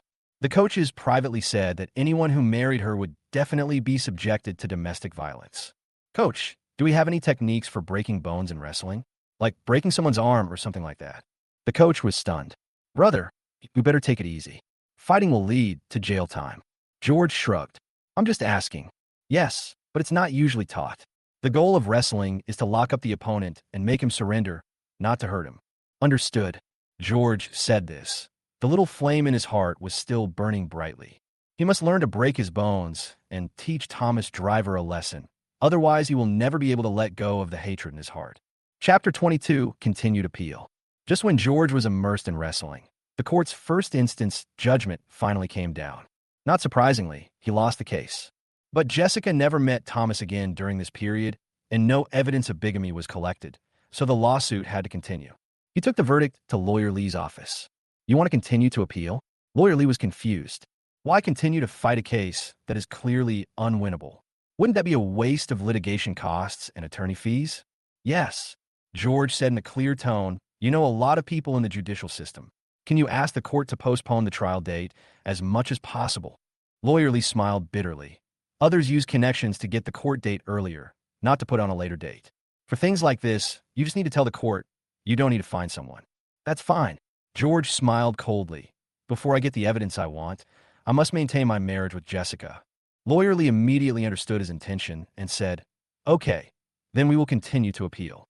Jessica, who thought everything was settled, could no longer sit still after learning that George would continue to appeal. It was the first time she called in over a month. George, are you done yet? I've given you the money. Why are you still pestering me? George was worried that she had a recording of the call, so he avoided talking about the money. This is a right granted to me by national law. Of course I can appeal. Boring. Jessica scolded. Where are you? We need to talk. No need. George hung up the phone without hesitation. He had nothing to say to Jessica. But why does my heart still ache when I hear her voice? George lit a cigarette to calm himself. He once had deep feelings for his daughter, but in return he received only betrayal and pain. From now on, he will no longer be truly sincere to any woman and only wants to be a heartless man. Play among the flowers without getting a single leaf on you. He just wanted to force Jessica to go find Thomas. Only in this way would the fox reveal its tail. Jessica heard George hang up. She was so angry that she almost threw her phone. She had a feeling that George must have his own agenda, so it would be best to discuss countermeasures with Thomas. Jessica immediately sent Thomas a message. We need to meet. After a moment, Thomas came back, bring Xiaomian. Jessica thought about it. It's not appropriate now. Thomas replied. There is nothing inappropriate about it. He can't cause any trouble. Jessica continued. He needs time to accept it. Thomas thought for a while. Then I'll go over. Jessica took a deep breath. Wait a minute. Xiaoqi is about to start school. Xiaoqi is already 6 years old and understands everything, so it's better not to let her know about this. Ever since George left, Xiaoqi has been talking about missing his father all day long. Jessica tried her best to persuade him, but it didn't work. If this continues, she doesn't know what excuse to make. She just hoped that the divorce judgment would take effect as soon as possible so that she could legitimately tell him that she was not George's daughter. When the three of them move into a big house, she will probably give up the idea slowly over time. Of course, Xiaoqi might blame her or even hate her, but Jessica didn't care. She believed that one day she would understand her good intentions and realize that having a rich father was more important than so-called family affection. Maria joined Jianya Group. She found that the work was going exceptionally smoothly. Her supervisor was incredibly nice to her. It's just that he would ask her indirectly about her relationship with the chairman from time to time. Maria was puzzled. She didn't even know the chairman, so naturally there was no relationship between them. But he seemed to be determined and asked her to say good things about him in front of the chairman. This made Maria very distressed. She wanted to talk to Jessica, but her sister had never worked before and had no idea what was going on in the workplace. So, when she couldn't sleep at night, she called George. George, who was watching the surveillance video, quickly answered, "What's wrong, Maria?" "Brother-in-law, are you busy? I have something to tell you." "What's wrong?" George asked immediately. He thought Maria had discovered something about Jessica, but he didn't expect it was about work. Listening to Maria's words, George scratched his head and said, "I can't guess that. I'm not familiar with Jianya Group." "Alas," Maria sighed. "Brother-in-law, when will you return to Taichung? Your niece misses you so much." George smiled bitterly. He had always been in Taichung. He watched the surveillance video every day, so he naturally knew that Feng Qi was yelling for him all day long. To be honest, he missed Xiaoqi too. Even though she is not his biological daughter, this feeling is still inseparable. But in what capacity should he meet her? Soon, George could only perfunctorily say, "Keep an eye on your sister while I'm away." Maria had a question mark on her face. "What happened to my sister?" "Nothing. I'm just worried that she'll be too bored alone." "Hee hee, brother-in-law. Are you afraid that she will cheat on you?" "Don't worry. Although my sister has a bad temper, she is still devoted to you. But you, brother-in-law, have to resist the temptation." George didn't know whether to laugh or cry. Are they real sisters? But it's normal. Before this, he also thought that Jessica was just a person with a sharp tongue but a soft heart, so he was caught off guard. All I can say is that Jessica's disguise skills were so superb that she fooled everyone around her. After hanging up the phone, George went to take a shower. Maria was actually afraid that he would be tempted. You know, he has 6 beautiful technicians here, and they tease him all the time. If he didn't have some self-control, he would have become one with them long ago. As a man, George naturally has needs. But he had no interest in women who looked like worldly women. A sexual relationship without any emotional basis is no different from exchanging one's left hand for another's right hand. Besides, he is tossed around by Tsang Ling every day, so he doesn't have the extra energy to think about these things. Speaking of Tsang Ling, he is almost traumatized. That woman is so cruel. On the first day he entered the intermediate class, she forced him to do 200 bridges forward and backward swings, and he felt like his waist was almost broken. That was not all. She asked George to do 200 overhead flips and head runs. His neck still hurts now, and this is actually the daily warm-up project for the intermediate class, not to mention the intensity of the actual combat training. His legs are now covered with bruises, all from Tsang Ling's kicks. The nickname She-Devil is not for nothing. No wonder there are only 3 brothers in the intermediate class. Normal people can't stand her torture. If he hadn't been holding a grudge in his heart, he would probably have voluntarily been demoted back to the beginner class like everyone else. With fewer students, the income is naturally less. But Tsang Ling still insisted on his own teaching style and never let anyone off. If Tsang Bei hadn't frequently gone out to compete and earn bonuses, this club would have probably gone bankrupt long ago. George fell asleep immediately after taking a shower. He was really tired. 2 weeks later, all primary and secondary schools started to open. Jessica sent Feng Qi, who was carrying a small school bag, into the school gate. Feng Qi looked back every few steps. She wished she could see her father's familiar figure. Unfortunately, only Jessica was waving at her while holding her brother. Jessica returned home. There was a knock on the door. Thomas arrived as promised. He was holding Feng Mion's favorite Ultraman doll in his hand, and his face was full of wrinkles as he smiled. This was the son he had always dreamed of, and he was delighted to see him from the bottom of his heart. Feng Mion was a little reserved when he saw him for the first time, and only happily took it after getting Jessica's permission. "Thank you, Grandpa." "Grandfather?" Thomas's Adam's apple moved. "Call me Daddy." Jessica was a little nervous for a moment. She didn't expect Feng Mion to be the kind of person who would always be loyal to whoever gave her milk. She giggled and called out Dad. This made Thomas very happy. He hugged the baby and kissed him. In the end, the father and son recognized each other. Chapter 23, Falsification of Report. Thomas was in a good mood. He played with Feng Mian for a while before sitting down to talk business with Jessica. I've already informed the intermediate court and asked them to arrange a trial as soon as possible and uphold the original verdict. That's good, Jessica said with relief. Why should you worry about such a small matter? Thomas said disapprovingly. When the final judgment is made, we will settle accounts with him. Forget it. I just hope I don't have to have any intersection with him again in the future. Now, 1.5 million is a small number, but it depends on where it is used. This kind of person doesn't deserve it. Jessica sighed. He is Xiaoqi's father after all. Thomas sneered. Do you still have feelings for him? How is that possible? Jessica quickly denied. I'm just afraid that Xiaoqi will resent me when she grows up. How would she know if you don't tell her?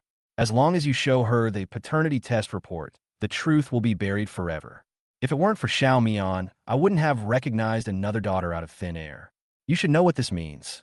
Jessica bit her lip and nodded. Of course, she knew that with one more person, she would get an extra share of the property.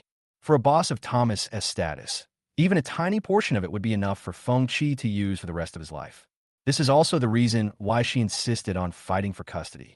She and George come from lower-income families, and there's a high probability that their children will also come from the lower class in the future.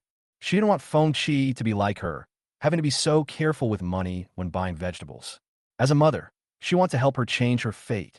So, taking advantage of the divorce proceedings, he asked Thomas to help make a fake paternity test report to make Feng Qi his child as well.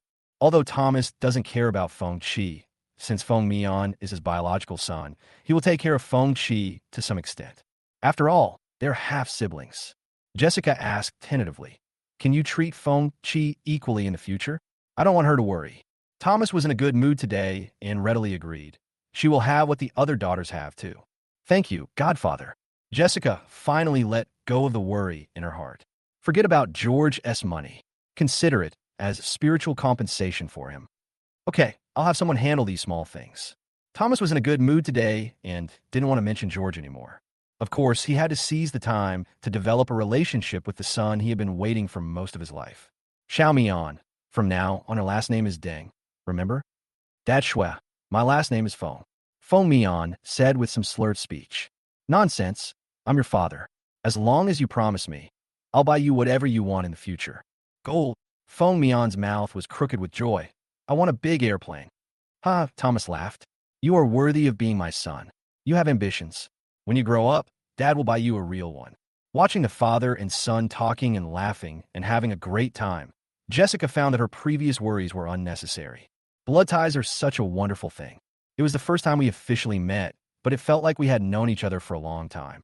Why don't you just stop waiting for the verdict and move directly to Jinmao Mansion, which is close to the company? I want to see my baby son every day. Thomas suggested. You've been waiting for more than 3 years, and these few days are enough? It's different. I didn't know Xiao Mian before, so I didn't have a personal experience. But when I saw him today, my heart was won over by him. Don't call me Godfather in the future. It's not good for Xiao Mian to hear it. What's that called? What do you think you should call your man? Thomas asked back. Husband. Jessica found it difficult to speak. She had no feelings for Thomas, and she believed that Thomas was the same. They were just getting what they wanted. So she felt uncomfortable with this title. She had had 2 boyfriends before George, and she never called him that. In her heart, the word husband belongs exclusively to George. But the only husband she recognized gave her no hope at all. Her 2 best friends in the same dormitory both married better-off men than her, with luxury houses, luxury cars, and brand-name bags. What about her? I can't even afford a decent piece of jewelry. In terms of appearance, she is the tallest among the 3, but she ends up doing the worst. This was totally unacceptable to her. So, through the introduction of her best friend, she met Thomas, and they soon had a relationship. Since becoming Thomas's lover, her quality of life has indeed improved a lot, but that's all. Thomas was very smart and gave her very little money. He was only willing to let her live in the house under his name temporarily. If you want to gain status, you must give him a son. In order to maintain her outward appearance, she lied to George that the house was bought and asked his parents for $500,000. Jessica became pregnant after dating Thomas for a few months, but she wasn't sure whose child it was. After Feng Yan was born, she immediately did a paternity test and sent the results to Thomas. Thomas was overjoyed and gave her the position of independent director without saying a word, asking her to divorce George as soon as possible. But Jessica delayed it for 3 years, saying the child was too young and needed care. Thomas was tired of being dragged on and bought her a $6 million mansion in Jinmao Mansion. But Jessica asked for another paternity test report so that he could recognize Feng Qi as his daughter as well. First, he was reluctant to give her to George, and second, he hoped to find her a better life. In the future, you don't have to be like her and commit yourself to an old man you don't love. Thomas agreed. He already has many daughters, so one more won't make a difference. Jessica achieved her goal, so she took the opportunity of George's unemployment to file for divorce. What she didn't know was that their entire conversation was recorded by the hidden camera in the living room. George was now lying on the wrestling mat, questioning his life. He didn't understand why. After practicing for so long, he was still knocked down as soon as he touched Song Ling, without even a chance to fight back 2 moves. This is outrageous. Come again. He endured the pain and got up. Song Ling expressionlessly took a stance and threw him to the mat again with a bang. Are you convinced? I don't accept. George stood up staggeringly. Song Ling rarely showed a smile. Although you are the weakest, you have the toughest mouth. George took a breath and said, I will beat you sooner or later. Then what are you waiting for? Come on. Song Ling said sarcastically. George was stimulated by her and immediately pounced on her as if he was injected with chicken blood. The result was no surprise. Song Ling threw him several meters away with a chest throw, and his eyes were full of stars. I really don't believe it. He continued to practice with Song Ling regardless of anything, and would get up no matter how many times he was thrown down. The other 2 brothers couldn't bear to watch it anymore. Junior brother Feng, calm down. If you fall again, you'll get a concussion. It's still unclear who will shock whom. George ignored them and kept looking for opportunities to defeat Song Ling in actual combat. He firmly believed that as long as he could defeat Song Ling, he would be able to easily defeat Thomas, the driver. At this moment, Song Ling has become his imaginary enemy and the target he must defeat. The confrontation between the master and the apprentice soon attracted other coaches and students in the club. They had never seen anyone as desperate as George. That's Song Ling, the provincial wrestling champion, who has been in the top 3 in the country. George, a 35-year-old wrestling novice, asking for trouble? Hatred has clouded his mind. The beginner coach who taught him shook his head. But it has given him endless motivation. Maybe he can create a miracle. As soon as he finished speaking, George was controlled by Song Ling with a naked choke. Nothing to say now. George was completely locked up and couldn't break free no matter how hard he tried. He could only pat Song Ling's arm and said, Good man, let's stop fighting. Chapter 24, A Hair. Hero? Song Ling was so angry when he heard that. When locking George just now, but who knew that this guy would tease her like this? She exerted force with her arms, and George suddenly had difficulty breathing and almost rolled his eyes. Master, I was wrong. What's wrong? Song Ling asked. Master is not a man. She is a cute and adorable girl. George complimented. That's better. Song Ling then let go of his hand. Unexpectedly, George lay limply on top of her, too tired to get up. Hey, stop playing dead. Master's body is soft. George's posture was just right, resting his head between the 2 hills of Song Ling's chest. Get lost. Song Ling pushed him away. You idiot, practice 200 more head flips. Everyone couldn't help but stick out their tongues when they heard this. This is a training method that will kill people. Unexpectedly, George sneered. Ha, if you have the guts, let me practice 500 more. There are so many problems. Then let's say 500. Song Ling rolled his eyes at him, but was very happy in his heart. After so many years, she finally met a student who caught her eye. When she was learning wrestling from her father, she suffered much more than this and fainted countless times from falling. If you want to become a wrestling master, age and lack of foundation are not important. The most important thing is to be ruthless and have the spirit of not giving up until you defeat your opponent. George was very much her cup of tea in that respect. Head coach Song Bei watched this scene from the window, and the corner of his mouth curled up slightly, as if he was thinking about something. After training, George dragged his exhausted body back to the apartment. Yeah, the boss is back. Well, I seem particularly weak today. I was just saying, you guys don't even know how to give the boss some supplements. You should make up for it. As long as the boss is willing, I will make up for him tonight. Today, the 6 technicians who helped him with his business all came and started teasing George as soon as they saw him. He waved his hands weakly. I am indeed tired. I will rest for a while. By the way, why are you all here? Boss, have you forgotten that today is payday? George slapped his forehead and said, Oh, I really forgot. Has the client paid the first month's advertising fee? They all said they paid it, and you didn't check the bill? George rubbed his face and said, I didn't have time to check my phone. He took out his cell phone and found the company's bank account from among the countless unread text messages. He opened it and found that none of the banks had defaulted on the first month's fees. I'll give you both the base salary and the commission, but please continue to help me when I need to collect the payment later. After saying that, he turned on his computer and started transferring money. In addition to the rent for the 6 technicians, there is also the rent for the urban investment group. After all payments were made, there was less than $5 million left. However, there will be no need to pay commissions for the next 5 months, and we can make an additional $4 million in profits every month. The technicians were very happy to get the money, especially Xiaoyan, who signed with Boss Lin. She's going to treat everyone to a big dinner. George sent Frank a message with just a question mark. Frank immediately responded with an exclamation mark. This is the code between the two of them, indicating that it is not convenient to contact each other now. George had no choice but to go to dinner with the 6 women alone. They all love spicy food, so George tasted just enough. Master Ling had told him to eat less oily and spicy food, and he had always been an obedient student. By the way, can he call her Teacher Tsang?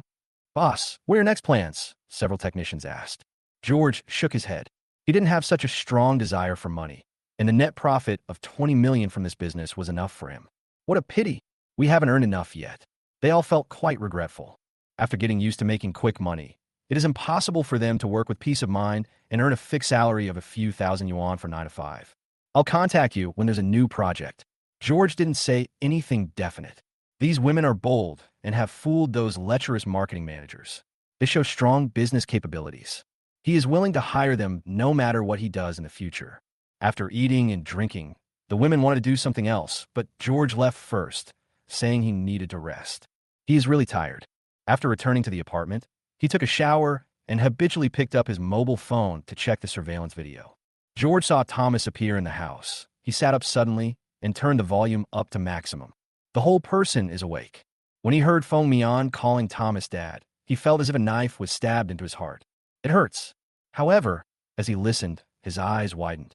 If it weren't for Xiao Mian, I wouldn't have adopted another daughter out of thin air. He dragged the progress bar and listened to Thomas's words repeatedly to make sure he had not heard it wrong. George clenched his fists tightly, and his body felt a little weightless. So Feng Qi is his daughter? Jessica actually made her own flesh and blood recognize the thief as her father. How vicious is her heart? He was trembling all over and wished he could rush over and snatch Xiaoqi back. But on second thought, I still think it is safer to get an appraisal. So he immediately contacted Maria and asked her to do him a favor and secretly pull out a strand of Feng Qi's hair tomorrow. Maria was confused. Brother-in-law, why did you ask me to pull Xiaoqi's hair for no reason? You'll know later. Just think of it as your brother-in-law begging you. George's mind was a little confused, and he was too lazy to make up an excuse. Oh, although Maria was confused, she thought that it was the first time her brother-in-law asked her for help, so it was difficult to refuse. Maria, this is very important. Don't tell your sister. No, what's going on with you two? You're acting weird. George sighed. When you get the hair, I'll tell you everything. All right. Maria was so curious that she ran to Jessica as soon as she got off work the next day. Sister, why are you packing? Are you moving? She was even more confused when she saw the several packed boxes. Nothing, just some things that you don't use often. Jessica said perfunctorily, Why did you come here suddenly? Let me see my niece. Maria rolled her eyes. Xiaoqi, my aunt, is here. Feng Qi, who was doing his homework on a small stool, was obviously in a bad mood. Aunt, does Daddy not want us anymore? How is that possible? Your father loves you the most. Maria touched her head, but her heart skipped a beat. Both my sister and brother-in-law's behavior is so abnormal. Then why doesn't he come back to see me? Feng Qi pouted and asked aggrievedly. He went out of town. Maybe he was too busy with work. He used to video chat with me no matter how busy he was. He just doesn't want us anymore. Don't talk nonsense. Maria comforted. Come, Annie will help you braid your hair again. She picked up the comb, and while combing Feng Qi's hair, She pretended to accidentally pull out a hair. It hurts. Feng Qi grinned. Oh, sorry. Please comb your hair slowly. Maria calmly put the hair away and helped Feng Qi tie it into two ponytails. At this time, Feng Mian ran and holding a half-meter-tall Ultraman. Haha, fight monsters. You little rascal. Maria smiled. Hey, who bought you such a big Ultraman? Grandpa, Dad. Feng Mian laughed. Dad? Didn't my brother-in-law never come back? Maria looked at Feng Mian and then at Feng Qi. Could it be that her brother-in-law came back secretly and only saw Feng Mian? That's impossible. My brother-in-law is not of this character. Jessica nervously pulled Feng Mian over and said, Don't disturb your sister from doing her homework. Go play by yourself. Maria stared at Jessica and asked, Sister, am I your biological sister? Of course, Jessica replied. Then can you tell me the truth? What happened between you and your brother-in-law? Maria asked seriously. Chapter 25, Maria's Dilemma. Jessica knew that the truth would come out sooner or later and Maria would find out. But she didn't want to say it in front of Feng Qi. You'll know later. Why do you say that? Maria blurted out. Jessica was stunned and asked vigilantly. Have you contacted your brother-in-law? No. Maria knew she had said something wrong and quickly denied it. Jessica looked at Maria seriously. Maria, do you know that you never lie? We are sisters. If he said anything to you, you must tell me, okay? Really? Maria stood up in a panic. It's getting late. I'll go home first. Wait. Jessica stopped her. There's indeed a problem between your brother-in-law and me, but you can't turn your elbow outward. I know. Maria almost couldn't help but say something about the hair, but she held back. It's strange that between her sister and brother-in-law, she is more willing to trust her brother-in-law. My brother-in-law said he was worried that you would be bored alone, so he asked me to take some time off from my busy schedule to come and see you. That's it. Jessica didn't believe it. Yeah. Maria lowered her head slightly. Maria, do you know how you get a job? Jessica coaxed her little by little. Do you really think it's so easy to get into Jinya Group? I helped you smooth things over behind the scenes. Would your brother-in-law do such a thing? You have to remember that when it comes to the key moments, we sisters are still the closest. Maria was stunned. No wonder she asked me to submit my resume. No wonder the interview went so smoothly. No wonder the supervisor was so nice to her. Maria suddenly understood everything. It turned out that her sister had helped her. She did so much for me behind my back, but I knew nothing about it. But my brother-in-law is really nice. Maria was suddenly in a dilemma and didn't know what to do. Sister, brother-in-law. She hesitated to speak. What happened to him? Tell me. Jessica stepped forward and grabbed her shoulders and asked. Maria was startled by the harsh tone. What's wrong with Dad? Feng Qi listened for a while and couldn't help but interrupt. Feng Qi would become inexplicably nervous whenever the topic of George came up. No, nothing. Maria swallowed the words on her lips. My brother-in-law said he'll be back tomorrow. Really? Feng Qi jumped up happily. Aunt, did Dad really say that? Maria didn't lie. George did say that. And they made an appointment to meet tomorrow. That's great. Feng Qi clapped her hands. I'm going to ask my dad to pick me up from school tomorrow. Jessica carefully observed Maria's expression and felt that she did not seem to be lying. Come back if you want. She breathed a sigh of relief. So what if he comes back? She will ask the moving company to come tomorrow and move to Jinmao Mansion immediately so that he won't be able to find him. Maria fled from her sister's house. She just felt her heart pounding and her palms were full of sweat. She didn't know whether it was right or wrong for her to help her brother-in-law. So tomorrow she would find out the truth before giving Feng Qi's hair to him. The two met at a restaurant near Janya Group for lunch. George booked a private room and wore a hat and sunglasses to avoid being recognized. Maria came to the appointment with trepidation. Brother-in-law, I got Xiaoqi's hair, but you have to tell me the reason first. George was prepared for all this. He handed the verdict directly to Maria and said, read it for yourself. Maria took it and her scalp went numb and her brain felt dizzy. So, my sister is the mistress of the chairman of Jinya Group and gave birth to 2 children for him? My sister, how could you do such a thing? George lit a cigarette and said, I didn't believe it at first, but the facts are right in front of me. Maria looked at George with red eyes, but she didn't know how to comfort him. Brother-in-law, I'm Fina. George smiled bitterly. I'm sorry to involve you in this. I know you're in a difficult situation. You're a good girl. It's okay if you don't want to help me. Then what do you want to do with Xiaoqi's hair? Maria asked in confusion. I suspect that there is something wrong with the paternity test report. Xiaoqi is my biological daughter. Ah, Maria was a little confused. You want to do another paternity test? Yes. I can never let Xiaoqi become Thomas' daughter. I support you, brother-in-law. When faced with major issues, the inexperienced Maria can still hold her bottom line. My brother-in-law has lost everything. How can he live in the future if he can't even protect his own daughter? Thank you, Maria. But you better keep this a secret from Jessica forever. After all, you are sisters. It's already this time, and you're still thinking about me. Maria felt sad. Her brother-in-law was really a very nice person. I really can't understand Jessica's behavior, and I feel so sorry for George. She handed Fengqi's hair to George and said, "Be sure to tell me the result." Well, George took it as if it were a treasure. "What do you want to eat? Brother-in-law will treat you." But Maria had no appetite now. "I have to eat something. I have to go to work in the afternoon." Maria smiled helplessly. "Brother-in-law, I want to quit. This kind of work is boring." "Don't be impulsive," George advised. "It's not easy to find a good job. I would rather work harder with a lower salary than work for that kind of man." Maria stroked her hair. "I want to make money through my own efforts. Alas, all crows are black, and other bosses may not be much better. That's different. At least I don't feel uncomfortable. Brother-in-law, you don't need to persuade me. I have made up my mind." "Okay." George smiled. "If you can't find a suitable one, tell me. I have registered my own company and need someone to do the accounting." "You started a business?" Maria asked in surprise. "Why didn't you tell me? It's just a small company, nothing much to say. That's also being your own boss. Is my brother-in-law going to bounce back like the male protagonist in those novels? Or will he turn bad times around?" "I'm trying." George smiled. "Okay, let's eat something first." He ordered a few dishes and thanked Maria for her help. Maria, the little foodie, was full after eating just a little this time. "Maria, don't be in a hurry to resign. Wait until the appraisal results come out. Besides, you need a good reason to convince your sister." "Okay." Maria smiled. "I understand what my brother-in-law means." After the two separated, George immediately took a taxi to the designated hospital for judicial paternity testing and handed in his hair and Fengqi's hair. Results will be available within 10 working days. These 10 days were extremely torturous for George. Every day, he would sneak to the elementary school, where Fengqi studied to watch his daughter go to and from school. The more I look at it, the more I feel it resembles me. Why did he believe Jessica's lies in the first place and almost gave up?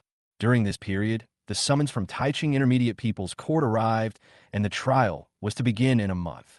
Normally, it would take at least 3 months to wait, and he asked Lawyer Lee to postpone the court date. George guessed that it was Thomas's credit.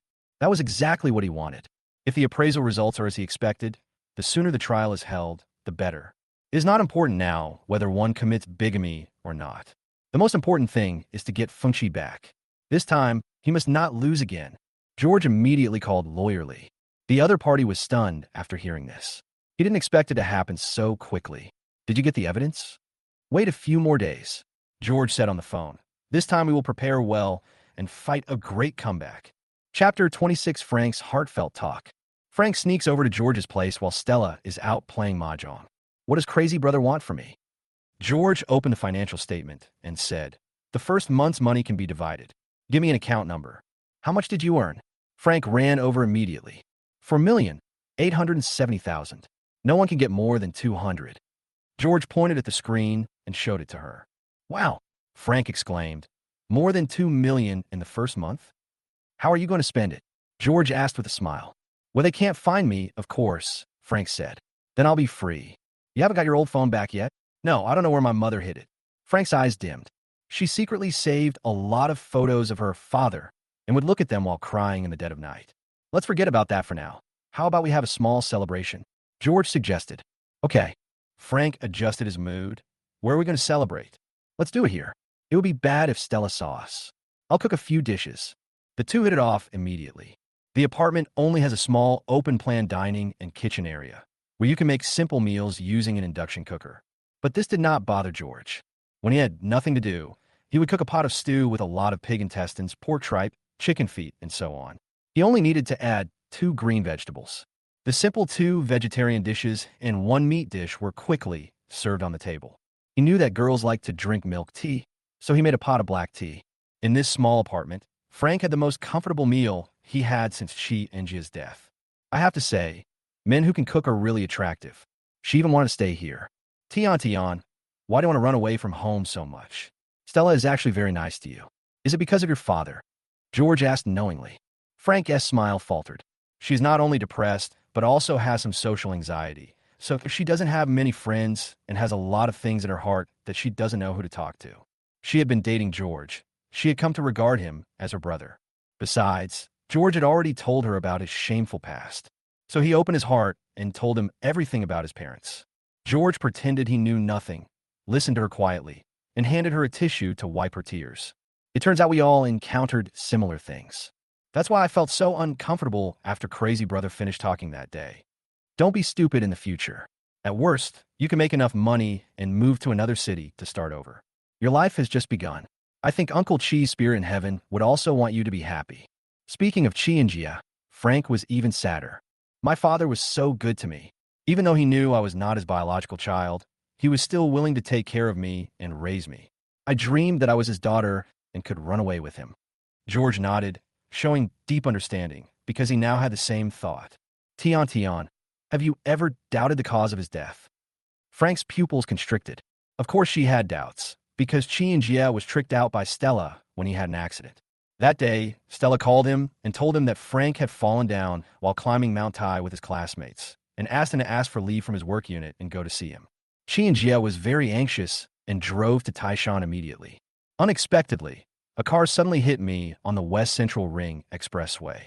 He was driving very fast and lost control after he suddenly turned the steering wheel. The car rolled several times and fell directly off the bridge, destroying the car and killing him instantly. Frank learned this from his department manager at Chi and Jia's funeral. But that day, she didn't even go to climb Mount Tai. But she didn't dare say these words, and she didn't know who to tell, or she didn't dare to continue speculating. She really didn't want to believe that her mother would do such a thing. But today, she was possessed by some strange force and told George everything without reservation. George couldn't help but shook his head. Human hearts are really terrible. Just because Chi and Jia refused to divorce, Stella and Thomas killed him. That's a life. In this way, Jessica was still kind to him, but it was hard to say how Thomas would treat him in the future. George believes that Thomas is waiting for the verdict by sitting back and waiting for the verdict. He will definitely take action on himself. Therefore, he must strike first. It is not difficult to analyze from the information that the biggest protector behind Thomas is Director Wang, who is also his relative. Collusion between officials and businessmen has existed since ancient times and is still common in today's society. So to bring down Thomas, we have to bring down Director Wang. A common person like me has no chance to come into contact with a big shot like Wang Weiman. The breakthrough can only be his son, Thomas' son-in-law Wang Sibo. He has a reputation as a playboy in Taichung and relies on his father's reputation to help others win projects and earn kickbacks. Rumor has it that he is very lustful and sleeps with a different woman almost every night. George needs to plan carefully. Tian, if Chi and Jia was really killed by Thomas, would you have a hard time making a decision? Frank shook his head. I have no feelings for my biological father at all. All I have is resentment. Then do you want to avenge Chi and Jia? George asked. Frank was silent now, because this involves not only Thomas, but also Stella. No matter what, she is his biological mother. It is not easy to sacrifice one's own relatives for the sake of justice. Her silence spoke volumes. George knew it would be better not to let her get involved in what happened next. Let's not talk about these unhappy things. He refilled Frank's milk tea. I wish us a happy cooperation. Yeah. The two clinked their glasses with milk tea instead of wine. I will transfer the remaining money to your account every month. If it's inconvenient, you don't have to come here. Crazy Brother doesn't welcome me? Of course not. George smiled. You're so cute. I wish you'd come here every day. I'm just afraid that if you come too much, Stella will find you. Me cute. Frank has never been very confident about his appearance. Don't you know how beautiful you are? George grinned. You just don't like to dress up. If you put on some light makeup and wear beautiful clothes, you will definitely be a little beauty. That's so hypocritical. Hey, aren't all those anchors on the internet like this? They just put on makeup and beautify the screen. Do you really think there are so many beauties in the world? That's true. Frank pouted. I don't want to be like them. So you can't be an internet celebrity. It doesn't matter if I'm not famous. I'm already rich, and I'll just hang out with Crazy Brother from now on. No. I'm just following you. George quickly corrected. You are the boss of the company. Haha. Frank finally became happy. As a boss, I don't do anything. I just distribute the money. Aren't you afraid that I'll give you less money? Don't worry. You've already given me a lot. I'm not greedy. I just want enough for me to buy a house and open a small shop. That's definitely enough. George smiled. To be precise, it's enough to open a big store. No, I just want to open a small pet shop and be with cats and dogs. I have liked animals since I was a child, but my mother didn't let me keep one because they smelled smelly. My father had no choice but to take me to the pet market whenever he was free to look at other people's. Memories of the past came back to Frank's mind. Chi-Inja's kind face gradually became clear. But she didn't even have the courage to clear his name, so she really didn't deserve his favor. Chapter 27 Daughter. Frank mustered up the courage to ask, Brother Crazy, if my dad was really killed by these two, what would the sentence be? You will definitely go to jail. As for how many years, you need to consult a professional legal person. George is actually very conflicted. He wanted Frank to find out the truth and send Thomas and Stella to jail, but he also felt that doing so was immoral and would bring her endless pain. This poor girl has been through so much. Frank took a deep breath and fell silent. Over the years, she has been suffering in her heart all the time. That's why she changed from a sunny and happy girl to the depressed and unhappy girl she is now. Frank really didn't understand what sins he had done in his previous life to have such a rough fate. Met George. Every day of her life was like torture. Could it be that the crazy brother was sent by God to save him? Definitely. Only he understands my mood, and only he can make me happy. Thinking of this, she looked at George twice more. What a gentle and handsome uncle, and the food he cooks is so delicious. If I really follow him, I should be very happy. George had no idea what was going on in her mind. Even if he knew, he wouldn't accept it. Thomas' blood flows in her body. He sat down at the computer and transferred the money from the public account to Frank. Okay, you can go and spend as much as you want. Crazy brother, you have divorced your wife, right? Frank asked suddenly. Soon, George said perfunctorily. He didn't want Frank to know too much about himself. You must always be on guard against others. However, Frank was thinking, when his crazy brother gets divorced, he will no longer be a married man. Will he be able to date him legally? He just doesn't know if he will like him. George just said she was cute and pretty. She still had little confidence. George had to go to the wrestling club in the afternoon, so Frank had to leave first. There are many people in this place who know her, and the two of them cannot be together. This sneaky feeling is a bit like meeting a lover in private. Frank did not go home, but went to the mall alone. She wanted to buy some beautiful clothes to make herself beautiful. George was concentrating on practicing with Song Ling in the wrestling ring. He can now take a few moves from her, but he is still a long way from being a complete master. But when he checked the surveillance video at night, he found that the house was empty. George actually knew it when she was packing her things 2 days ago. Jessica's new address to him. This house is now listed for sale online. He hesitated whether to buy it. Because the most dangerous place is the safest place, Jessica and Thomas would never have thought that he would live back. But he couldn't use his own name or his parents'. Jacob could certainly be trusted, but he didn't want him to be too involved. This matter can only be left aside for the time being. It's a pity that those cameras may be of no use in the future. Thomas never goes to Stella's place and feels like he has been completely banished to the cold palace. George can only put his hope on Detective Wong. 2 days later, the house was bought by a beautiful young girl. Seeing that the house was well decorated, she tidied it up briefly and moved in. George had no habit of prying into other people's privacy, so he stopped checking the surveillance video. He wanted to find an opportunity to remove those pinhole cameras to avoid unnecessary trouble. What he didn't expect was that this girl would become the key to overthrow Thomas. Of course, this is a later story. What George is most worried about now is the paternity test of He Fengqi. So when he received the call from the hospital, he ran over so impatiently that he even forgot to change his shoes. He felt like his heart was about to jump out, and his hand was shaking as he found the result. Fengqi is undoubtedly his biological daughter. George instantly shed 2 lines of tears. This feeling of happiness of regaining what was lost is incomparable. He wished he could fly to Fengqi immediately and hold her in his arms. But the time has not come yet. He must suppress his longing for his daughter and wait until the court opens to launch a fatal attack by surprise. George walked slowly on the street in his slippers, digesting the joy in his heart. Fate loves to play tricks on mortals.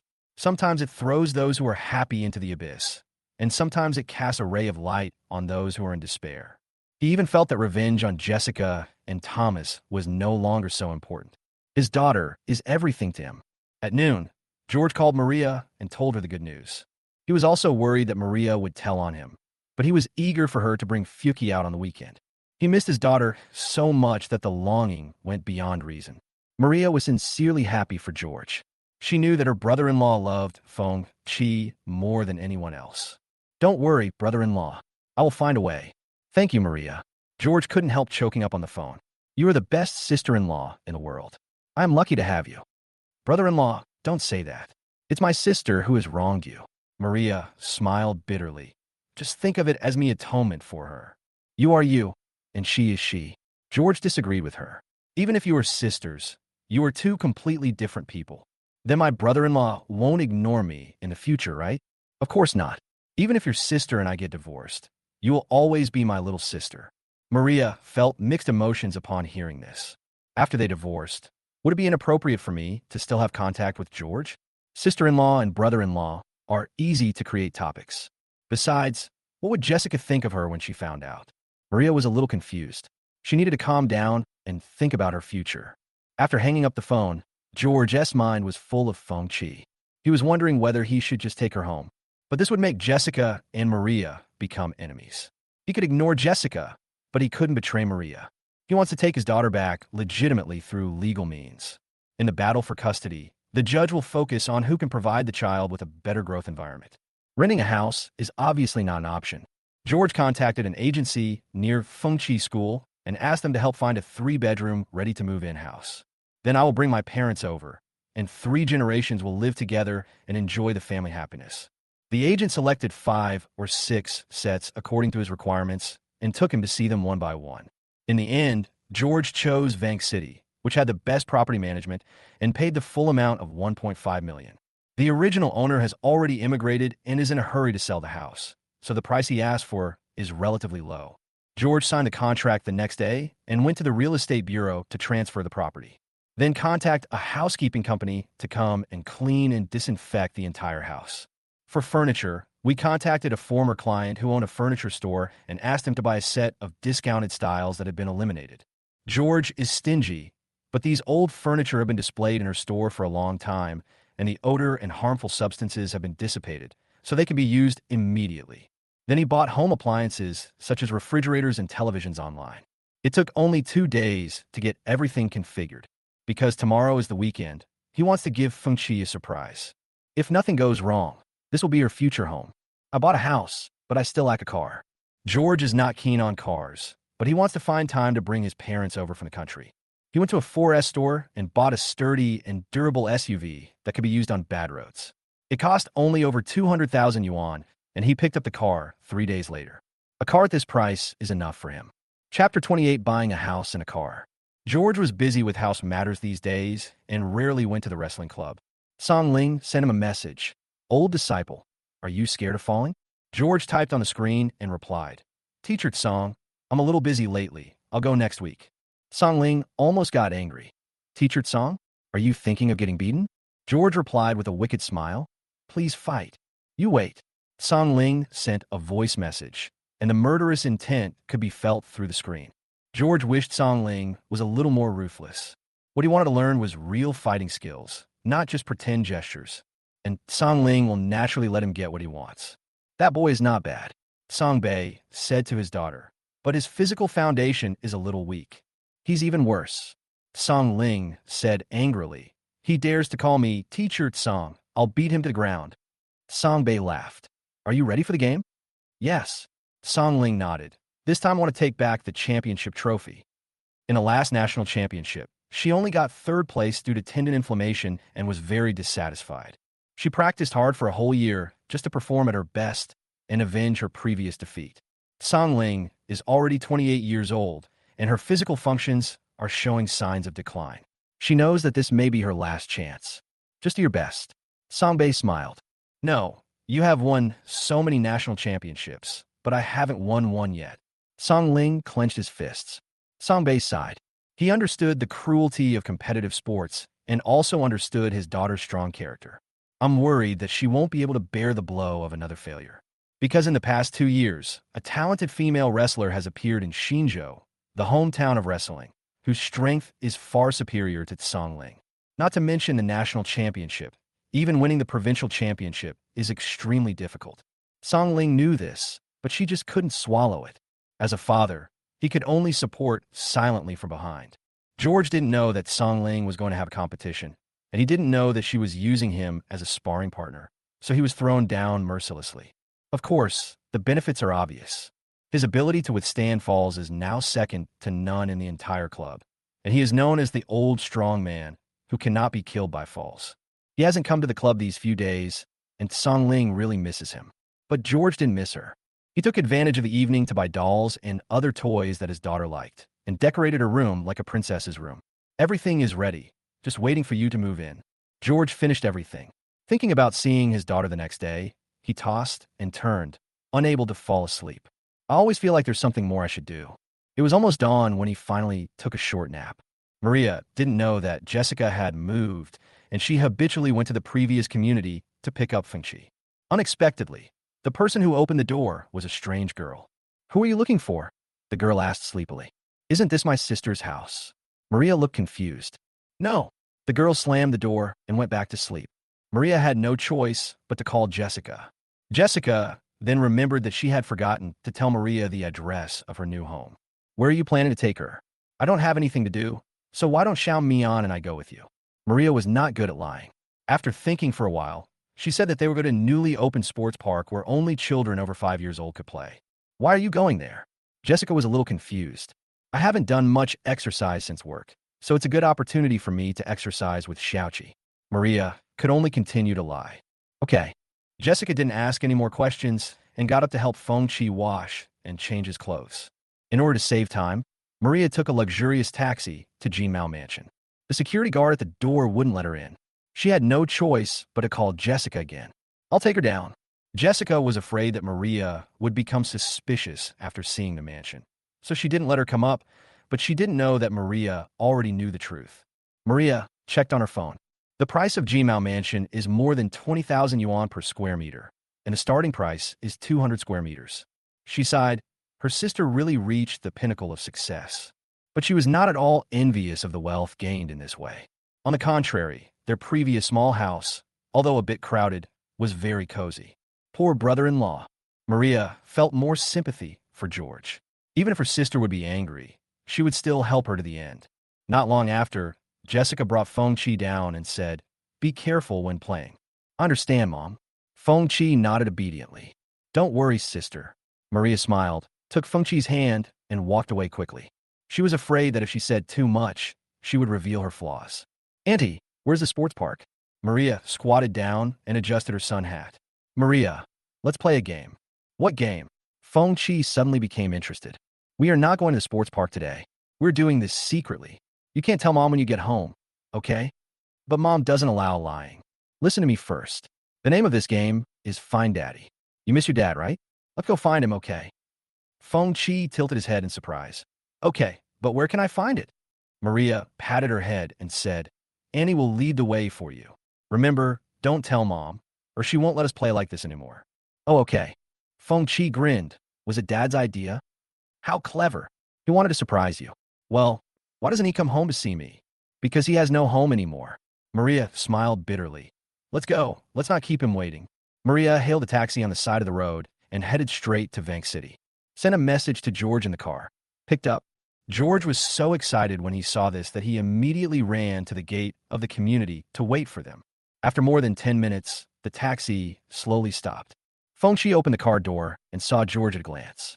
"Dad." She ran over happily and jumped into George's arms. George picked her up, greedily smelled the familiar scent on her body, and kissed her hard several times. "My sweetheart, Daddy misses you so much." "Then why don't you come back?" Fengqi pouted unhappily. "Because Dad wants to prepare a new home for you." "You have a new home, too?" "Yes, Dad is working hard to make money so that my baby can be happy and worry-free." "Mom has a new home, and Dad has a new home, too. Are you going to separate?" Fengqi is already 6 years old and understands a lot of things. "Let's go home and talk about it." Maria had already paid the fare and walked over, and George led the way with his daughter in his arms. The moment the door was opened, Maria and Fengqi both exclaimed, "Wow." Although it is much smaller than Jinmao Mansion, Every place has been carefully decorated by George.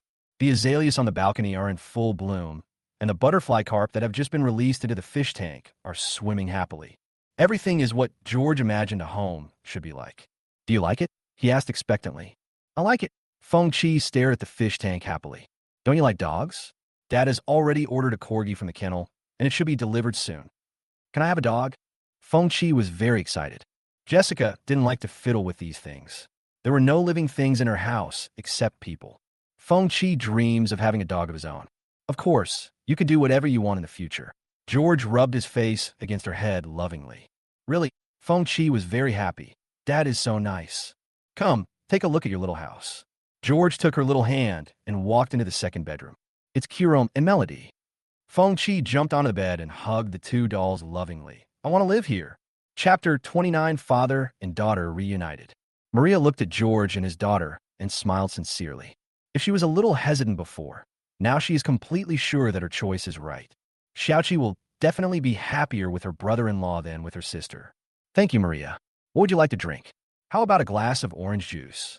George was grateful for what Maria had done and naturally did not forget to entertain guests. Okay, her favorite drink was orange juice, and she didn't expect that her brother-in-law had carefully memorized it. What about Xiaoqi? Daddy will make apple juice for you, okay? Apple is Feng Chi's favorite fruit, no doubt about it. George got ready early in the morning and waited for them to arrive. He happily went to the kitchen and started working, even happier than during the Chinese New Year. Maria with Melody in his arms. Aunt, are my parents divorced? Maria was stunned. Do you know what divorce is? Feng Chi said seriously, of course, I'm already a first-grade elementary school student, not a silly baby in kindergarten. Maria was speechless for a moment. Children nowadays are really precocious. If mom and dad get divorced, who would you be with? She asked tentatively. Feng Chi blinked. Can I have both? I don't want to be separated from either of them. Maria shook her head. I'm afraid not. You can only choose one. Feng Chi lowered his head with some sadness. Why do they want to get divorced when they already have a child? Aren't they afraid that my brother and I will be sad? Brother-in-law, there's nothing I can do. So it's mom's fault? I knew it. She's always mean to dad. What else do you know? Feng Chi pouted. My younger brother said that when I was in school, an old man often came to visit me. He bought him a lot of toys and even asked him to call him dad. Maria sighed. She just thought Feng Chi was a child, but it turned out that she knew more than she thought. So you'll choose dad, right? Feng Chi nodded. But then I won't have a mother. Can it be my mother? Maria's brain suddenly shut down. She really didn't expect Feng Chi to say such a thing. No, no, no. I'm your aunt. How can I be your mother? Feng Chi looked at her pitifully.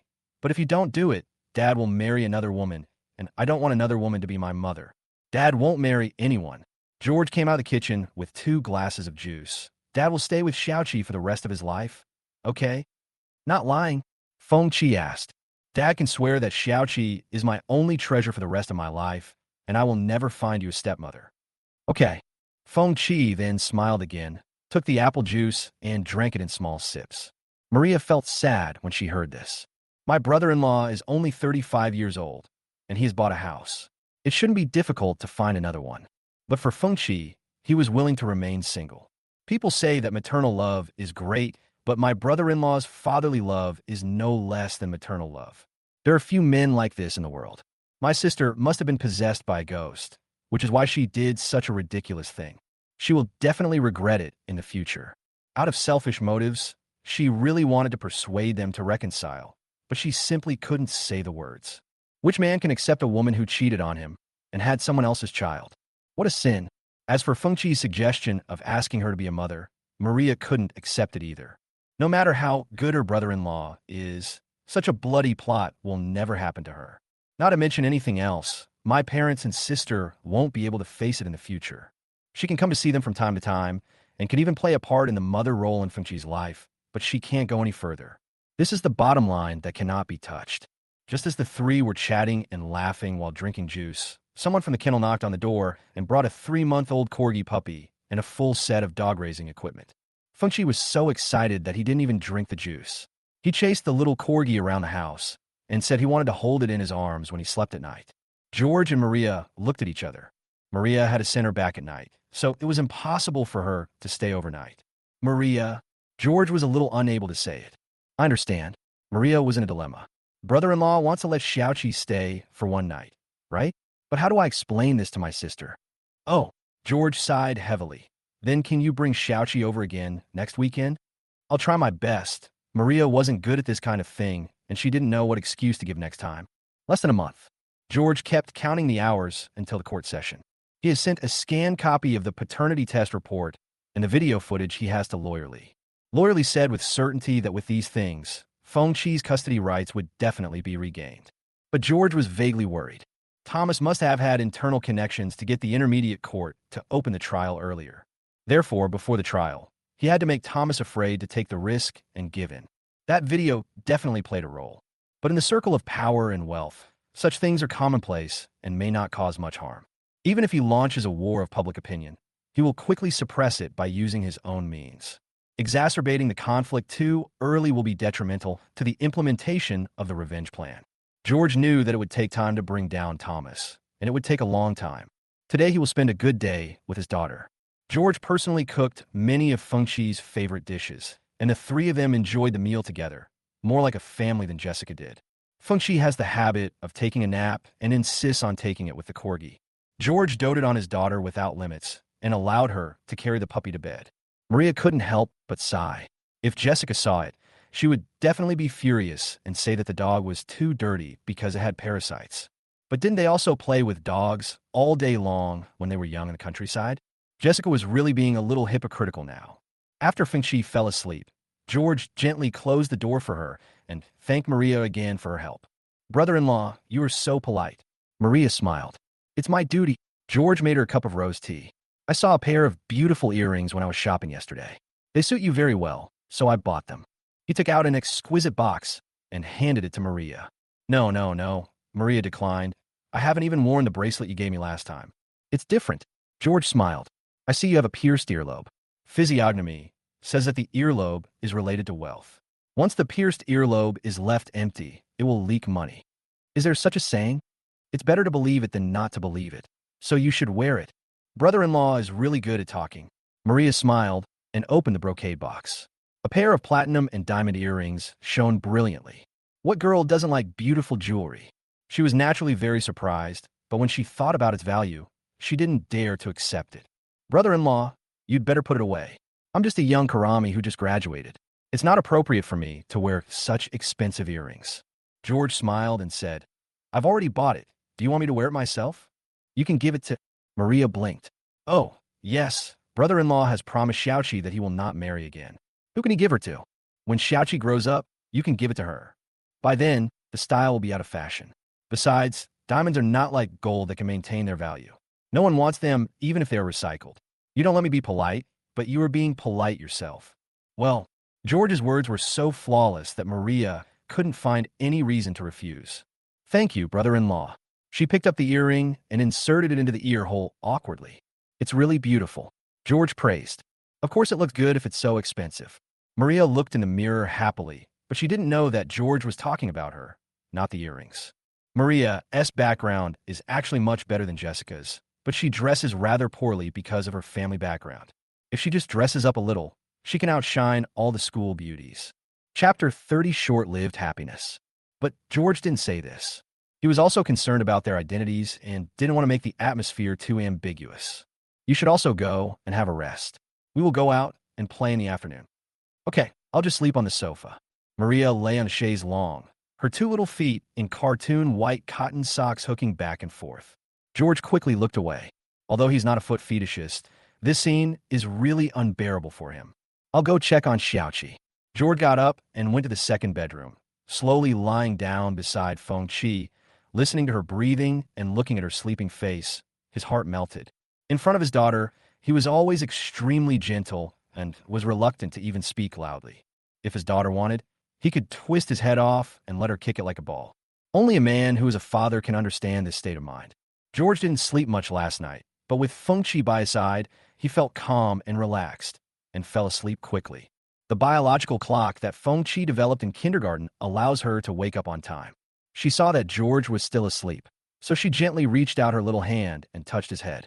This is her father, the person who loves her most in the world and the person she loves the most. The little corgi woke up when he heard the noise and stared at his new owner curiously. Shoo! Feng Chi put his finger to his mouth to stop it from making any sound. Unexpectedly, the little corgi thought she was playing with him and barked woof woof woof a few times. Oh, you woke up Daddy. Feng Chi pouted angrily and slapped its soft butt. George rubbed his eyes and looked at his daughter's face full of relief. It's okay, Xiaoqi, Daddy has woken up. Can we go out and play in the afternoon? Unexpectedly, Feng Chi, who always loved to play, shook his head. I want to be home with my dad. Okay, when my relationship with Mom comes to an end, can we be together every day? Yeah. Feng Chi lay on top of George and put his arms around his neck. Dad, I missed you so much. George's nose was sore and he hugged his daughter tightly. Dad misses you too. If anyone dares to separate them, he will really kill them. The father and daughter hugged each other for a long time before letting go. Dad, what about my brother? Feng Chi asked. Does this mean I will be separated from him in the future? Probably. George sighed. He did not tell Feng Chi that he was not Feng Mian's biological father. Her young mind may not be able to bear so much. Ever since I had a younger brother, my mother no longer loves me. I know it all. Actually, Mom loves you too. George didn't want to slander Jessica in front of the children, even though what Feng Chi said was true. No. Feng Chi curled her lips. Every time my brother grabs my toys, Mom asks me to give them to him. Mom buys him whatever he wants. When it comes to what I want, she says I'm a big kid now and should be sensible. She is just partial. I hate that my brother has taken away my mother's love for me. There is such a thing. George was stunned. He spent less time at home before and didn't know about this. Yeah. Feng Chi nodded vigorously. Fortunately, I have a father. Yes, we won't bother with my brother. Dad will buy you whatever you want in the future. No, Dad works hard to make money. I just want him to come home early. George hugged his daughter again and said, Okay, Daddy won't work overtime anymore and will spend more time with my baby. How could he not feel sorry for such a well-behaved and sensible daughter? The two of them stayed together for a long time before getting up.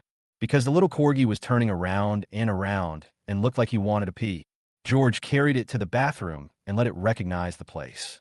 The little corgi sniffed around, then raised his legs and urinated in the corner. Feng Chi rushed to use the shower to rinse it clean. She would take care of this puppy in the future, so she wanted to learn everything about it. Maria woke up when she heard the noise and put on her slippers to watch the fun.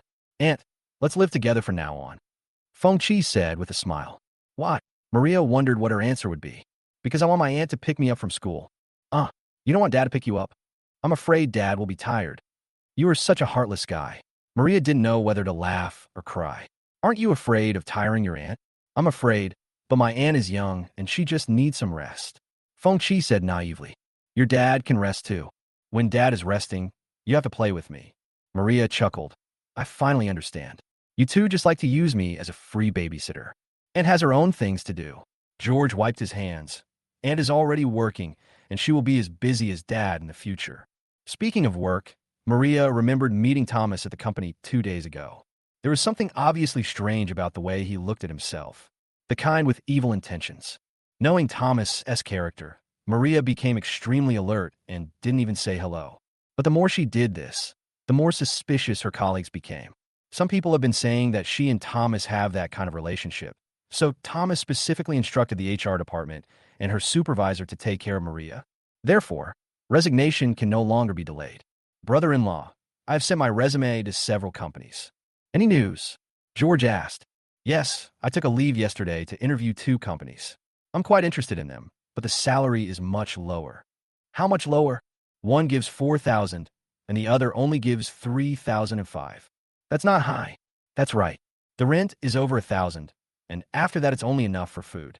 If you need money, tell me and your brother-in-law can lend it to you. How can that be possible? I have to support myself. You have great ambition. George praised. When my brother-in-law first started working, his monthly salary was only 2,000 yuan.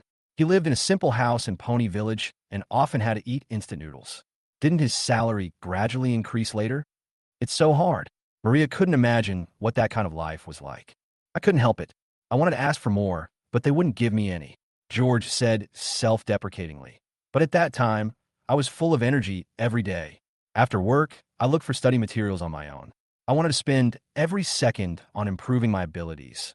Although I was laid off in the end, I grew up very quickly during that period, and I also met your sister by chance. George didn't continue. It is undeniable that the time he spent in love with Jessica has been engraved in his soul, and is still sweet when he thinks about it. At that time, Jessica was radiant, and he couldn't bear to look away. Perhaps it is because the past was so beautiful that he finds it so difficult to let go.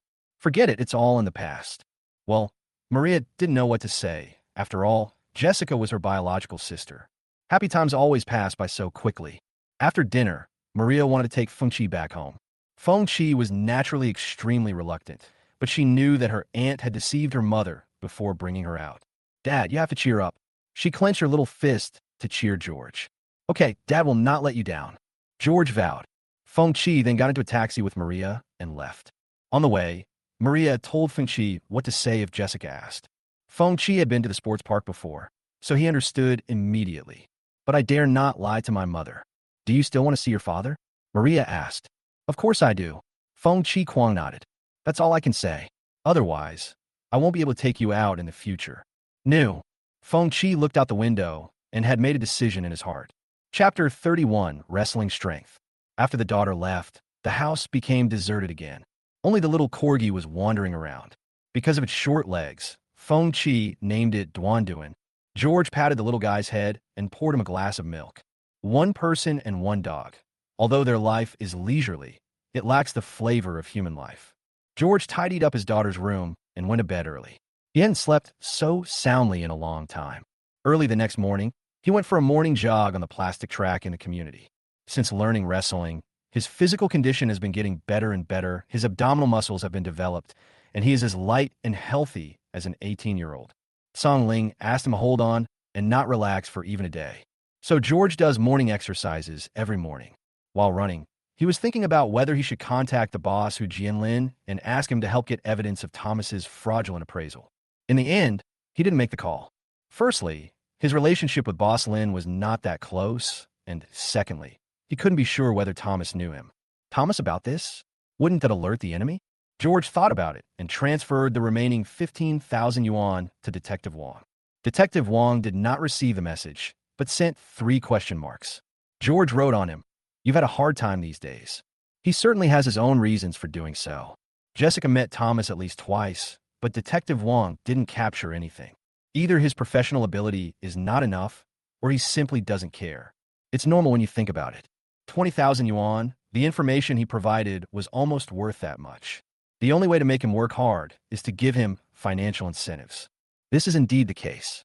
Detective Wang had a lot of cases on hand and is a little short of manpower. This amount of money is not enough to keep an eye on Jessica and Thomas all the time. Detective Wang immediately took the money. I don't deserve it. George smiled and replied, "There will be a handsome reward after the task is completed." Detective Wang immediately stood up and said, "I will assign more people to handle it for you. As long as the money is enough, he can have someone monitor him 24 hours a day, since someone will pay for it anyway." George replied, "Thank you very much." He realized that he had indeed been negligent before and should not have saved this kind of money. After chatting with Detective Wang, George had a quick breakfast and went to the wrestling club for class.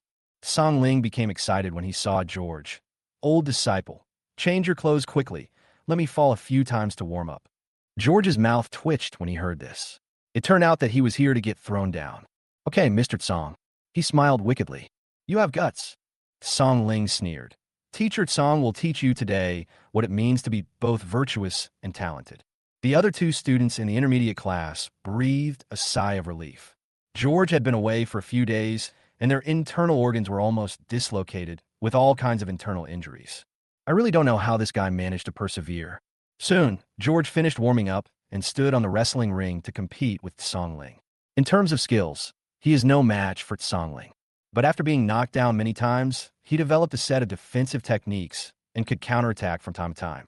Although it couldn't knock Song Ling down, it could still cause her a lot of trouble. Song Ling almost loves this sparring partner, because only in this way can the effect be achieved. From time to time, there was a bang-bang sound coming from the wrestling mat. George fought again and again after repeated failures. He jumped up and continued to fight. The sparring between the master and the apprentice has always been the focus of the club. Many students in the beginner class were grinning. They secretly vowed to stay in the beginner class for the rest of their lives because the intermediate class was too terrifying. George had spent the whole day in the wrestling ring and was completely numb. After the training, Song Ling unexpectedly invited him to dinner. Teacher Tsang is indeed a man of both virtue and talent. George joked. Stop talking nonsense. Song Ling rolled his eyes at him. I'm going to play in competition next week. You could just practice with the other brothers. Be careful not to hurt them. I hurt them. George was stunned. Those two students have been studying for several years. He should not be their match. Be more confident. Song Ling said seriously. You have been my sparring partner the whole time. Ordinary wrestlers are no match for you. Am I that powerful? George didn't quite believe it, because he had always been the one who got thrown down. Do you have any misunderstanding about my strength? Song Ling took a big bite of food, eating like a man until his cheeks were puffed up. Let me put it this way. Your level is now high enough to join the professional team of Taichung City. Are you sure you're talking about me? George asked incredulously. He always called himself a weak scholar and just barely passed a physical examination when he was in school. But after learning wrestling for more than a month, can I reach a professional level? Wrestling can be learned quickly. As long as you put in the effort, 1 month can equal several years of learning for others. It would be great if others were as ruthless as you. George scratched his head as if everyone else was indeed being perfunctory. He was the only one who had a strong goal and practiced as if he was risking his life. It's mainly because Master taught me well. George felt happy after hearing her words and couldn't help but compliment her. That's enough for you to know. Let's eat. Song Ling has never been modest in this regard. If she can't do it, there will be few people in the whole country who can. When I arrived at the club on Monday, Song Ling and Song Bei were not there as expected. One of the two senior students from the intermediate class came. His name was Lei Yu.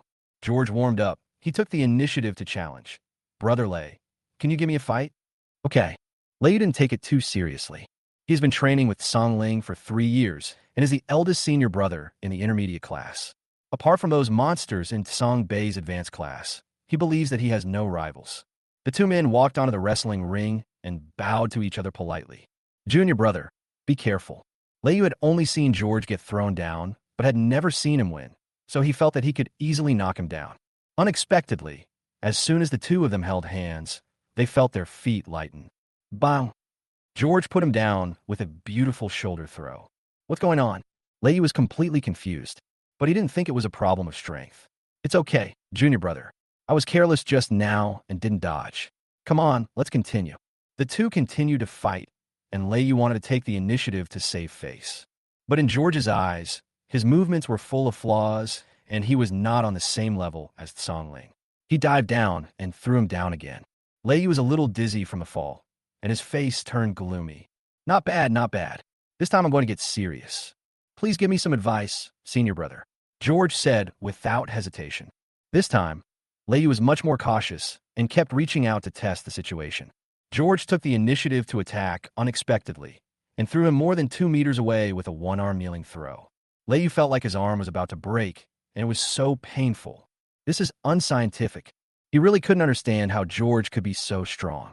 The students who were watching the fun started to make a noise, laughing at Lei Yu for being completely defeated. George already knew his own strength, and in order to give his senior brother some face, he decided to let him win a game. Brother, you don't have to give in to me. Lei Yu thought to himself, who the hell gave in? I really can't beat the fall. He stood up angrily. No more practice? One last time. George winked at him. Lei Yu understood. Okay, I'll teach you another move. The two of them tried to kick each other a few times, and George exposed a flaw, and Lei Yu seized the opportunity to throw him to the mat. Senior brother is still the best. George stood up easily. Junior brother is not bad either. Lei Yu smiled and looked at the students who had just laughed at him. If any of you disagree, you can come and give it a try. The onlookers all shut up now. They didn't have the courage to do that. Lei Yu glanced at everyone with satisfaction. Men, don't just talk big. You need to take action, understand? He was very good at pretending, and George didn't expose him. Instead, he went to the side to practice strength training. Unexpectedly, a student in the advanced class couldn't stand it anymore and suddenly stepped down from the equipment. You're so crazy, kid. I want to practice with you. Chapter 32. Frank takes the job. Lei Yu swallowed. The monster in this advanced class is called Ma Guangyao, and he is really not to be trifled with. But he just wanted to save face, so how could he admit defeat? If you want to challenge me, You have to defeat my junior brother first. Coward, Ma Guangyao sneered. Who said that men shouldn't just talk big? Lei Yu was even more embarrassed. I'm a coward? I'm just afraid that you can't bear the blow. Why don't you try to defeat my junior brother first? George playfully and said, come on, come on. That expression, that tone, was like ordering a dog around. He may not be the best in the advanced class, but dealing with the small shrimps in the intermediate class is easy for him, right? George didn't want to pay attention, but the tone made him uncomfortable. He is different from Lei Yu. He gets thrown down all the time, so there's no need to worry about face. It's a good opportunity to test the strength of the advanced class. George put the 40-kilogram barbell on the rack and walked to the wrestling ring. Ma Guangyao smiled contemptuously, not even bothering to put on a show. Do you want me to give you a hand? No need. George was too lazy to talk nonsense with him. Since it is a competition, the real test should be shown with fists and feet. He is not a spokesperson for the Ministry of Foreign Affairs, so he cannot rely on words. Lei Yu stepped aside and said, come on, junior brother. This battle is not only about George, but also about his face. George and Ma Guangyao fought each other. Did they realize that the advanced class was indeed worthy of its reputation and was not comparable to Lei Yu? But that's all. His usual opponent is Tsang Ling. The two men wrestled in the wrestling ring, and for a while neither could knock the other down. Ma Guangyao had already put aside his contempt and tried his best to win with one strike. But George always found a way to circumvent his killer moves and could not be caught no matter what. The two sides were deadlocked for 5 or 6 minutes with no winner determined. In fact, George has been trying to understand how he exerts his power and learn his techniques. He is good at defense, but his offensive means are relatively poor. Soon Ma Guangyao was out of breath and his movements became distorted. George felt that there was no point in wasting time any longer. He suddenly exerted force, seized the opportunity, and performed a chest throw, pinning Ma Guangyao, who was half a head taller than him, to the ground, and then locked him with a naked choke. The students who were watching the fun were all stunned. It's outrageous that the intermediate class defeated the advanced class. Lei Yu laughed happily. Let's see if this grandson dares to be arrogant again. Ma Guangyao was so depressed that his veins popped out and his face turned blue. He kept struggling to break free. But George's strength is not to be underestimated. The muscles on his arms were angular and hard as stone. George's arm weakly to admit defeat. George released him and lay on the wrestling mat, breathing heavily. He was also very tired after this battle, but he was in a very good mood. Tsang Ling was not joking. He is really very strong now, and he made the right choice to come to this club. Ma Guangyao rubbed his neck and got up, then reached out and pulled George up in a friendly manner. Awesome. He is different from Lei Yu. If he loses, he loses. It was just luck. George smiled faintly. But your senior brother is far worse. Ma Guangyao did not forget to mock Lei Yu before leaving the stage. What do you mean? Lei Yu is unhappy now. You can't even beat my junior brother. Why are you pretending? Ma Guangyao stopped and looked at him sideways. Then why don't you come up? Lei Yu crossed his arms across his chest. Those who can't defeat my junior brother are not worthy of my attack. Ma Guangyao shook his head and sneered. You are such a fool, so stubborn. If junior brother Feng is serious, he will beat you to the ground. Lei Yu did not deny it in his heart. From the previous fight, he already knew that George was now far superior to him. You can't refuse to accept it. It seems that he will have to serve as a sparring partner for Tsang Ling more often in the future. Otherwise, the gap will only get bigger. George didn't take the fight too seriously. His purpose from the beginning was not to compete, but to fight seriously. Thomas S. Driver again. He would never allow himself to be bullied like before. George did some physical training for a while, and then he received a call from 4S shop saying that he could pick up the car. He spoke to the front desk and left the club. Jessica was the one who basically drove the small car at home, which resulted in his driving skills being average. So I drove very carefully after picking up the car. He drove to the vehicle management office and selected a license plate number, and then came back to install it a few days later after it was made. George parked the car in the basement and walked around it. The more I look at it, the better it looks. He really wanted to bring his parents over tomorrow, but he didn't know how to explain Jessica to them. We can only wait for the final judgment. George never went to Future City again after buying the house. He paid a year's rent and simply used it as an office. He contacted the landlord and told him his idea. The landlord didn't care. He invested in a lot of apartment for rent and asked Hualala to move the sofas, beds, and other things to other places. George put a tea table on the first floor and converted the bedroom on the second floor into an office, which made it look more or less like a company. Frank slipped out to help clean up. Their family was not well off in the past, so they were very good at housework. When he was done, George made tea for them both and tried out the new tea set. Tea on, tea on. You don't have to wait for me. You know the door lock code. You are the boss. You can come anytime. Frank pouted. What's the point of me coming alone? George smiled and said, we have 6 sales staff. You can tell them the group chat and ask them to come over and chat when they are free. Frank felt a little overwhelmed when he thought about the extent of the technicians' conversations. They could drive on any bad road, and their speed is so fast that it makes people blush. But still interesting. Okay, I'll ask. Frank posted a photo in the group. The office renovation has been completed. Sisters can come over for tea if they have nothing to do. Is the boss here? I haven't seen him for a long time. Someone asked in a voice message. Frank types, I'm here. Okay, I'm just bored now, so I'm waiting for the boss to clear the blockage. I'll be there soon. 2 technicians immediately expressed their willingness to come over. Frank wanted to laugh when he heard this. Crazy brother, you still have this skill? Don't listen to their nonsense. George was speechless. He has always been a clean man. He hasn't been to Jacob's foot massage parlor since he no longer had to receive customers, and nearly half of the money he had charged was left. It's not that he has great determination, but he really has no interest in it. Crazy brother, can you make a highway sign? Frank asked seriously. My friend has a factory and can do it. What's wrong with that? Well, I had nothing to do these days, so I contacted Uncle Deng Kong and asked him to help me find some more business. He said the highway administration was just about to invite bids for the production of signboards. Which highway? It seems to be from Taichung to Xinzhou. It's Taixin Expressway. The competition there is fierce. Does your uncle have any connections? Yes, he said that the person in charge of the bidding is his classmate and can help greet him. Then take it. This kind of business has very high profits. George refilled her tea. Tianton, you are becoming more and more like a boss now. Frank stuck out his tongue. No, I just want to make some extra money.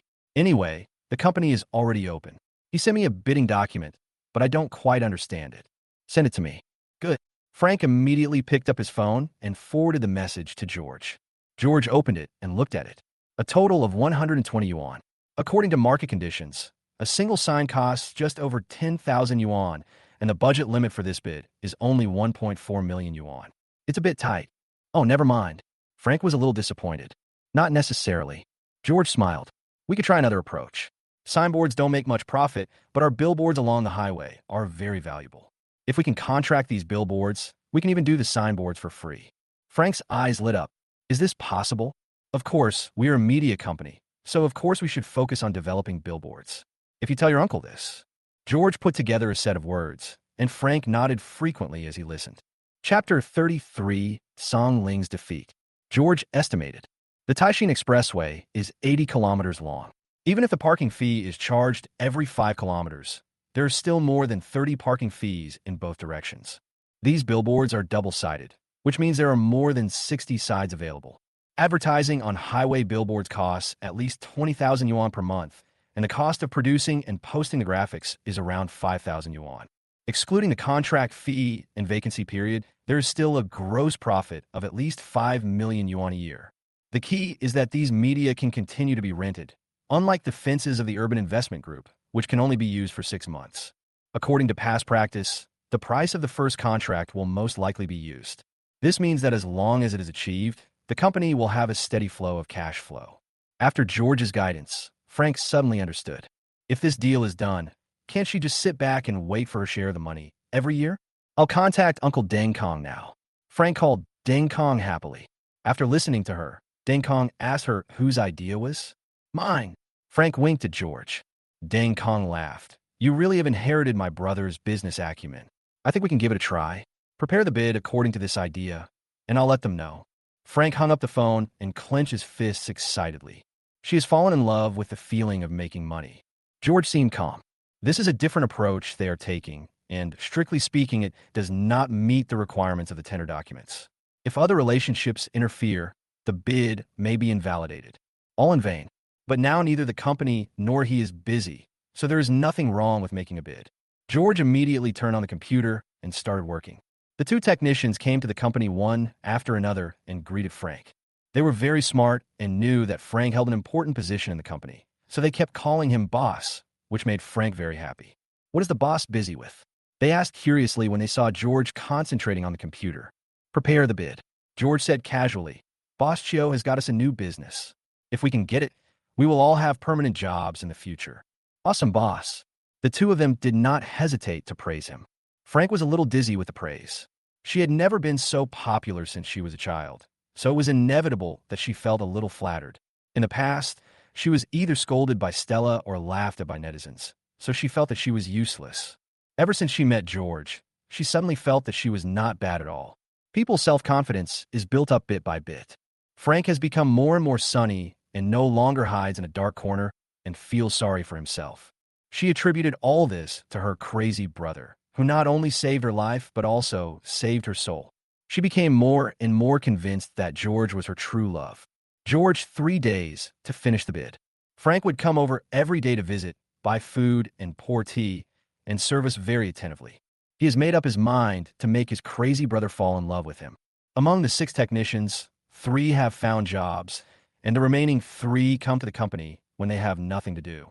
They made the most money from their previous fencing business and had little financial pressure. The 2 who came before were named Yuan, and Zanzan. They were just waiting for George and Frank to take down the highway billboards so they could make some extra money. Led by these 3 people, Frank became more and more relaxed and would tell some dirty jokes from time to time. She felt particularly relaxed being with them. Do whatever is fun. Say whatever is interesting. There are no taboos. Frank asked them why they didn't get married when they were all so beautiful. Xiaoyi smiled and said that she had come into contact with so many men that she no longer had any illusions about marriage, and it would be better for her to be comfortable and at ease alone. If you need it, just go and date a young man who has just reached adulthood. It will be so tempting. Stop. Boss Chio is still young. Don't lead her into trouble. George reminded. Small.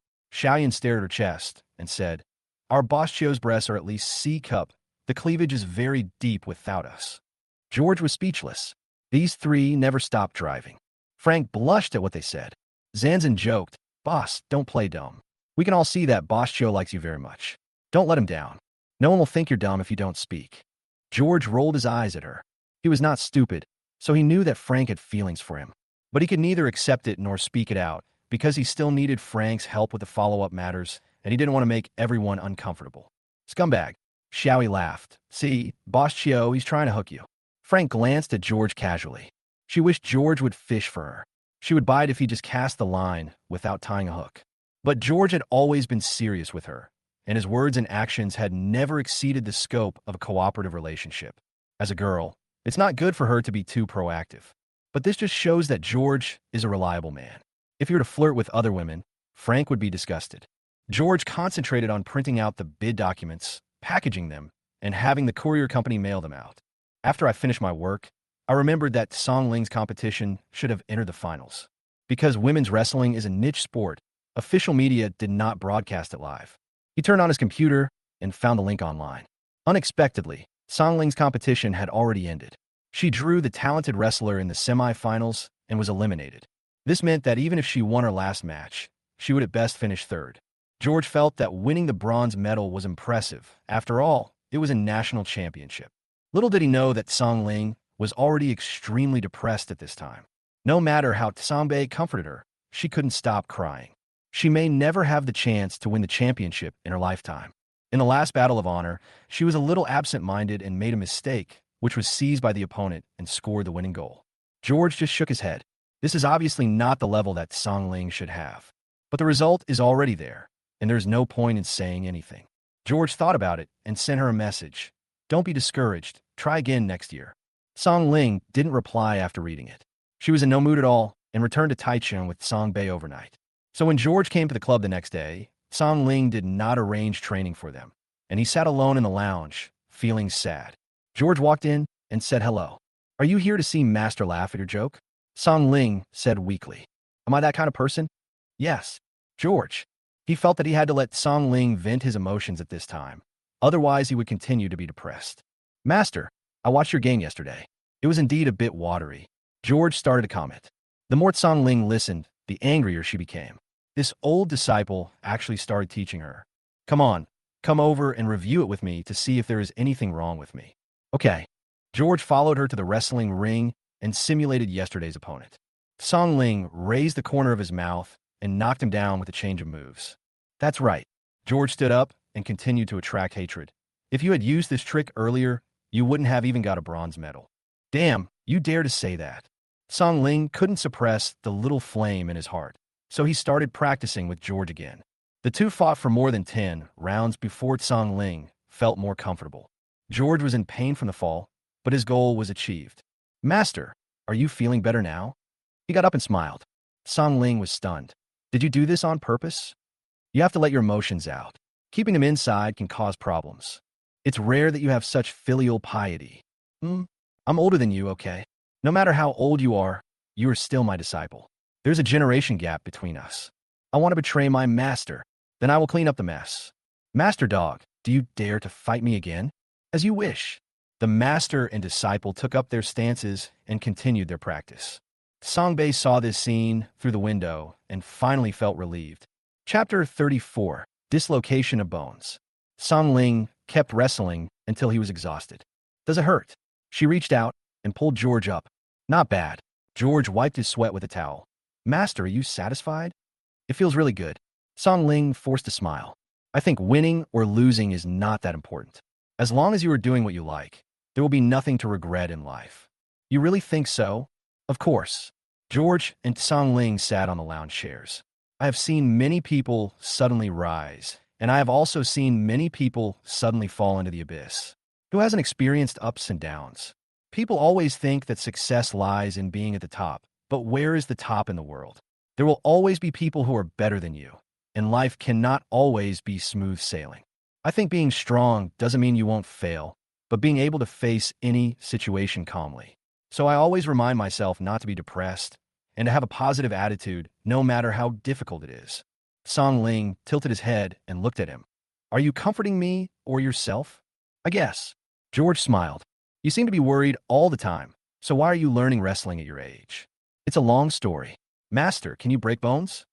Song Ling was stunned. What are you going to do, fight? Self-protection. George didn't want her to ask more questions. If you encounter danger, the best way to make the opponent lose his fighting ability without hurting his life is to break his bones. That's right. Invite Master to dinner, and I'll teach you in the afternoon. No problem. What would you like to eat, Master? Let's have hot pot. The spicier the better. Didn't you say that eating spicy food is bad for your health? Can I indulge myself for once? Song Ling rolled his eyes. Okay. Master's always right. In order to learn how to dislocate muscles and bones, George can satisfy all her needs. The two of them found a Chongqing hot pot restaurant with a good reputation and ate until they were sweating profusely. It was so refreshing. Song Ling drank half a can of iced herbal tea. Old disciple, do you really think I still have a chance next year? Absolutely, George said. There's always randomness in the game, and that's what makes it so fascinating. If the winning or losing can be determined by the strength on paper, there's no such thing as on-the-spot performance. I think Master has too much psychological pressure, and his performance on the field is far worse than usual. Next time, treat your opponent as me, relax, and enjoy the process. Don't worry about whether she's a genius or not. Just fall down, and it's over. Song Ling gave him a thumbs up. That makes sense.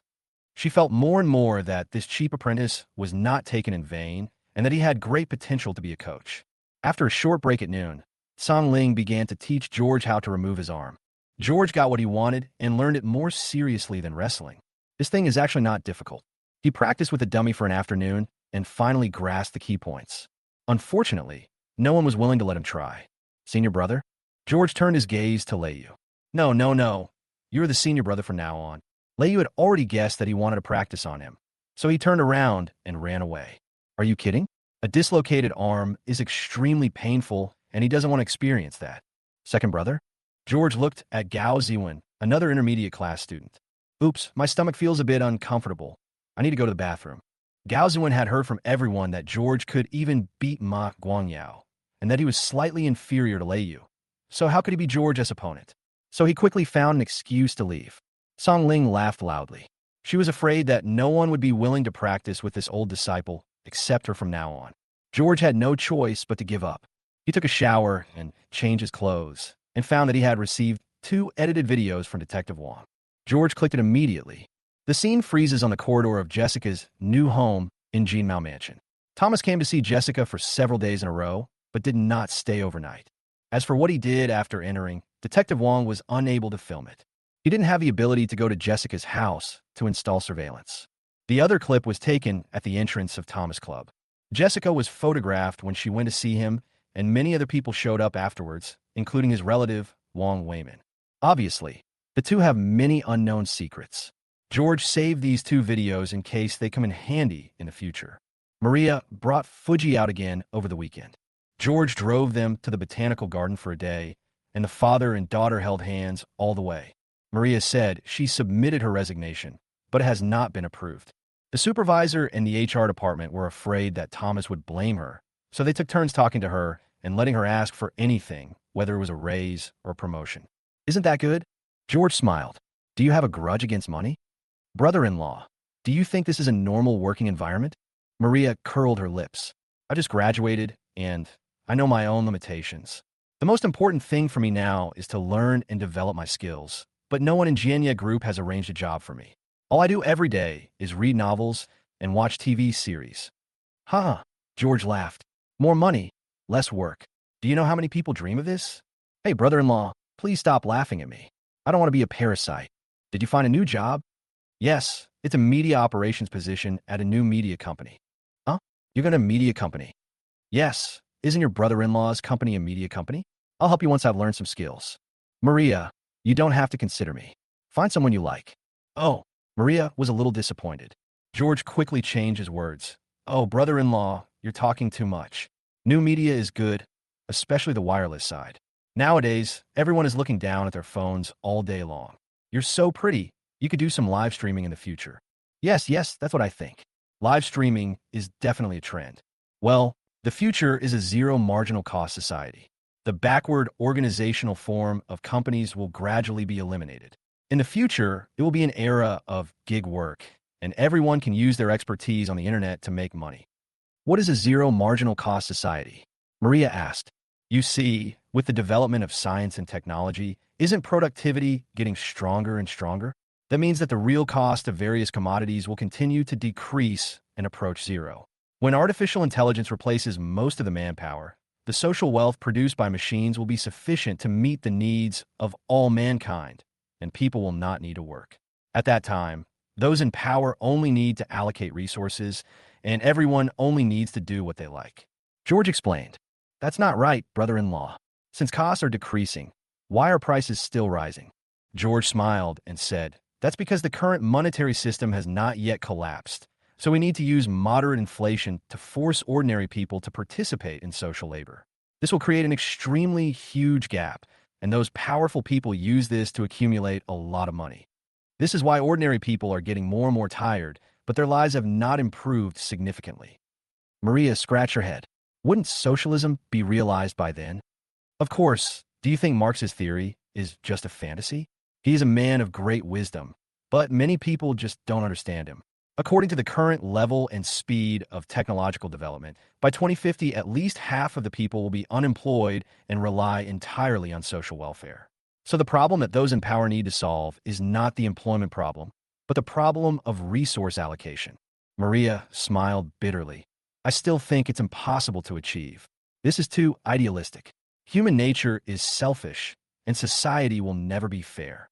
George patiently said, it's definitely impossible to achieve complete fairness. It's just relative fairness. By then, population will no longer be a bonus, but a burden.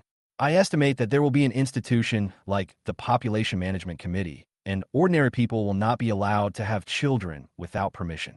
Maria was amused. Then the lower class people will not even have descendants, right? What do you think? George sighed. On this planet, reproduction has always been a privilege of the elite.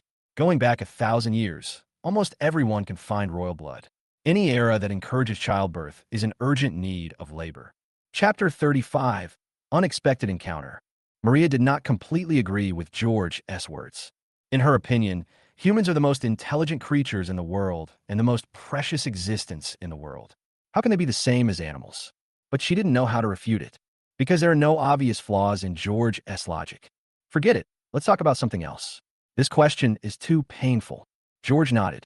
It's just idle chat. Don't take it too seriously. Common people, just take it one step at a time. There's no point in overthinking it. Dad, what were you talking to Annie about? I didn't understand a word you said. Feng asked while drinking juice. George patted her head and said, Dad said that we should work hard to earn money and buy beautiful clothes for Xiaoqi. Dad is lying. I'm just young, not stupid. It's related. If Dad doesn't think about the future, how can he make money? Actually, Dad doesn't need to make that much money. As long as Xiaoqi doesn't go hungry, that's all that matters. You still have to make money. George thought of the technicians in Jacob's shop and the women in Thomas's shop.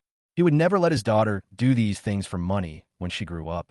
No matter what Feng wants, he can confidently say, Dad will buy it for you. After the three of them were tired from playing, George wanted to take them to a restaurant, but Feng only wanted to eat the food he cooked. Are you trying to save money for Dad? Don't worry, Dad has plenty of money now. No, my dad's cooking is delicious. Feng grinned. I can only eat it once a week. I don't want to eat what others cook. Okowo. George readily agreed and immediately drove to the fresh food market to buy ingredients. There were only 3 of us, but he cooked a whole table full of food, enough for leftovers to last for several days. Feng tried a little of everything and kept giving thumbs up and praising their deliciousness. Finally, my belly was bulging. I feel so full, I have to lose weight again. George laughed.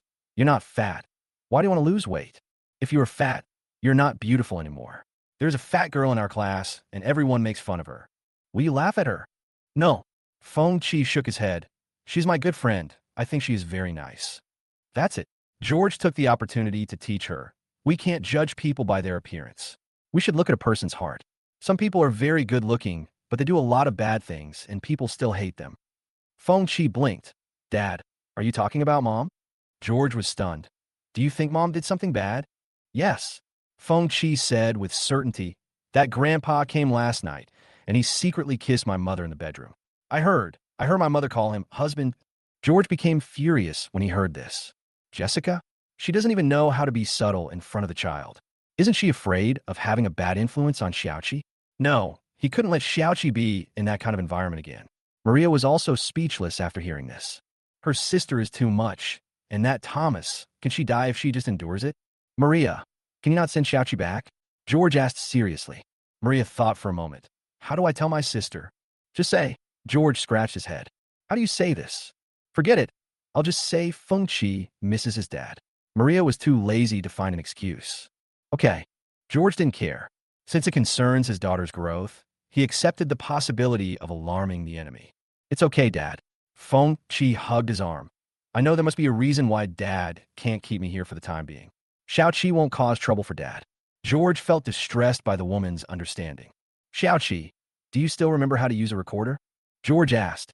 When she was in kindergarten, George was worried and bought her a recorder that he wore around his neck like a necklace so that she could record her day in kindergarten.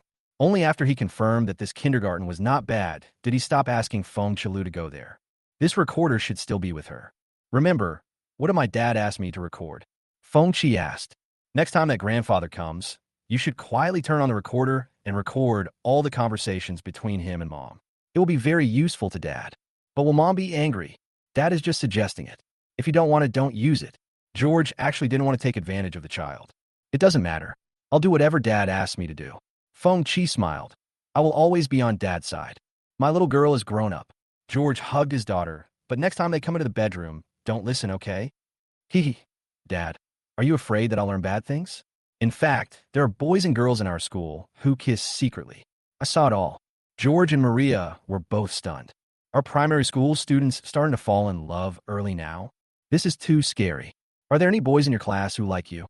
George asked fearfully. George stuck out his tongue. Yes. George almost fell to the ground. He confessed to you? Well, he said I was pretty and wanted me to be his wife when I grew up. Maria burst out laughing. Don't laugh, Andy.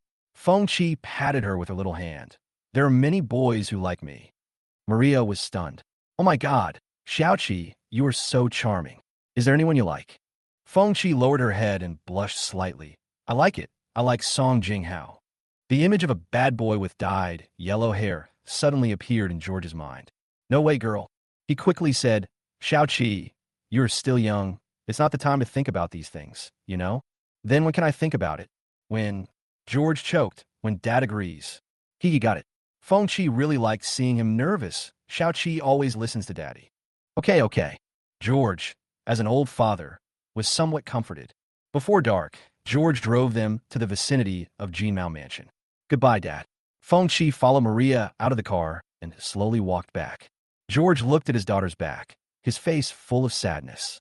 I went through so much trouble to snatch my daughter from Jessica, so she won't be abducted by that guy named Song Jinghao again, right? Outrageous. Very outrageous.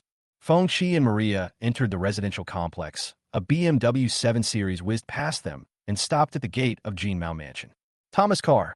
George had memorized the license plate number long ago and recognized it at a glance. But Thomas didn't notice him. He got out of the car and walked into the community with a swagger. He originally had a social engagement tonight, but the other party canceled it due to some emergency, so he changed his plans and came to see his son Fengyan. Jessica was not informed in advance. So just as Maria and Fusu were changing into their slippers, the doorbell rang again. Jessica was startled when she saw Thomas through the peephole. What should I do? She hadn't figured out how to tell Maria yet. She opened the door a crack and whispered to Thomas, "Maria is here." Thomas frowned in displeasure. What's wrong with her? Can an employee still care about the boss's affairs? She's my sister. Jessica lowered her voice. Keep your voice down. No need. Thomas pushed the door open and walked in. Maria was surprised to see that it was Thomas, boss. Well, Maria. Thomas sat on the sofa. Are you surprised? It's a little bit. Maria wasn't too surprised. Jessica was a little embarrassed. Maria, don't you have something else to do? It's okay. Maria wanted to stay and see what Thomas would say. Grandpa, Dad, Feng Mian was happy when he saw Thomas. What gift did you bring me today? Thomas reached out and held him in his arms, then took out a handheld game console. Wow. Feng Mian was almost going crazy with joy. He just told Thomas yesterday that he wanted a game console, but he didn't expect to buy it for him today. Feng Chi pouted in disgust. Xiao Mian, didn't I tell you not to call anyone Dad casually? I do. You must be angry because you don't have a gift. Feng Mian proudly raised a handheld game console in his hand, with the corners of his mouth raised high. Chapter 36, Taking Feng Chi Away. Maria really couldn't bear to watch it anymore. Sister, do you know our boss? Jessica had no choice but to nod. Yes, we have known each other for many years, and your work is all thanks to Gon, Mr. Deng's care, so you should thank him. Oh, I've already submitted my resignation application, Maria said coldly. What? Jessica's eyes widened. Why are you quitting your job for no reason? Is someone in the company trying to make things difficult for you? No, there's a job that suits me better. The boss is here. Why don't you approve it for me now? Thomas looked at Maria with interest. Maria, don't you know the relationship between your sister and I? Just do your job with peace of mind. You will definitely benefit from your sisterhood in the future. Thomas was somewhat fascinated by Maria's youthful aura. Jessica keenly noticed this from his eyes, then approved it. Maria really needs some exercise. At worst, she can go back to the company later. Thomas looked up. It was Jessica who asked him to hire Maria. This woman changed really quickly, but it doesn't matter. Every year, he will select a talented and beautiful female graduate from the university to be his secretary. After playing with it for a year, it will be sent to various branches. Almost all bosses in their circle do this, so there is no need for another Maria. Okay. He picked up his phone and called the HR department. Arrange Maria's resignation and compensate her for 1 year's salary. After hearing the HR's comments, I felt numb. He received a full year's salary after working for less than a month. What kind of connections does this require? No need, just be normal and rational. Maria said. She doesn't want Thomas's dirty money. But Thomas had already hung up the phone. Don't worry about it. Just go to the HR department on Monday. Maria didn't want to argue with him too much. At worst, she could return it to him in the future. Sister, do you have something to discuss with Boss Deng? How about I take Xiaoqi to stay at my place for a few days? Need not. Can. Jessica and Thomas said at the same time. Thomas was eager to get rid of Feng Chi, the light bulb.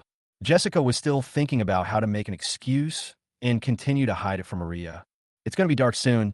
Don't take her out for a walk, said Jessica. The safety of Dragon Country is so good. What is there to be afraid of? Maria looked at Feng Chi. Xiaoqi, how about you stay with your aunt? Feng Chi thought about it and nodded. Okay, I'll pack my things. Jessica disagreed. Xiaoqi, you have your own family. Why are you going to your aunt's place? My home is not here. Feng Chi mustered up the courage to retort. The home where my father used to be is my home. Jessica's chest heaved with anger. He won't come back.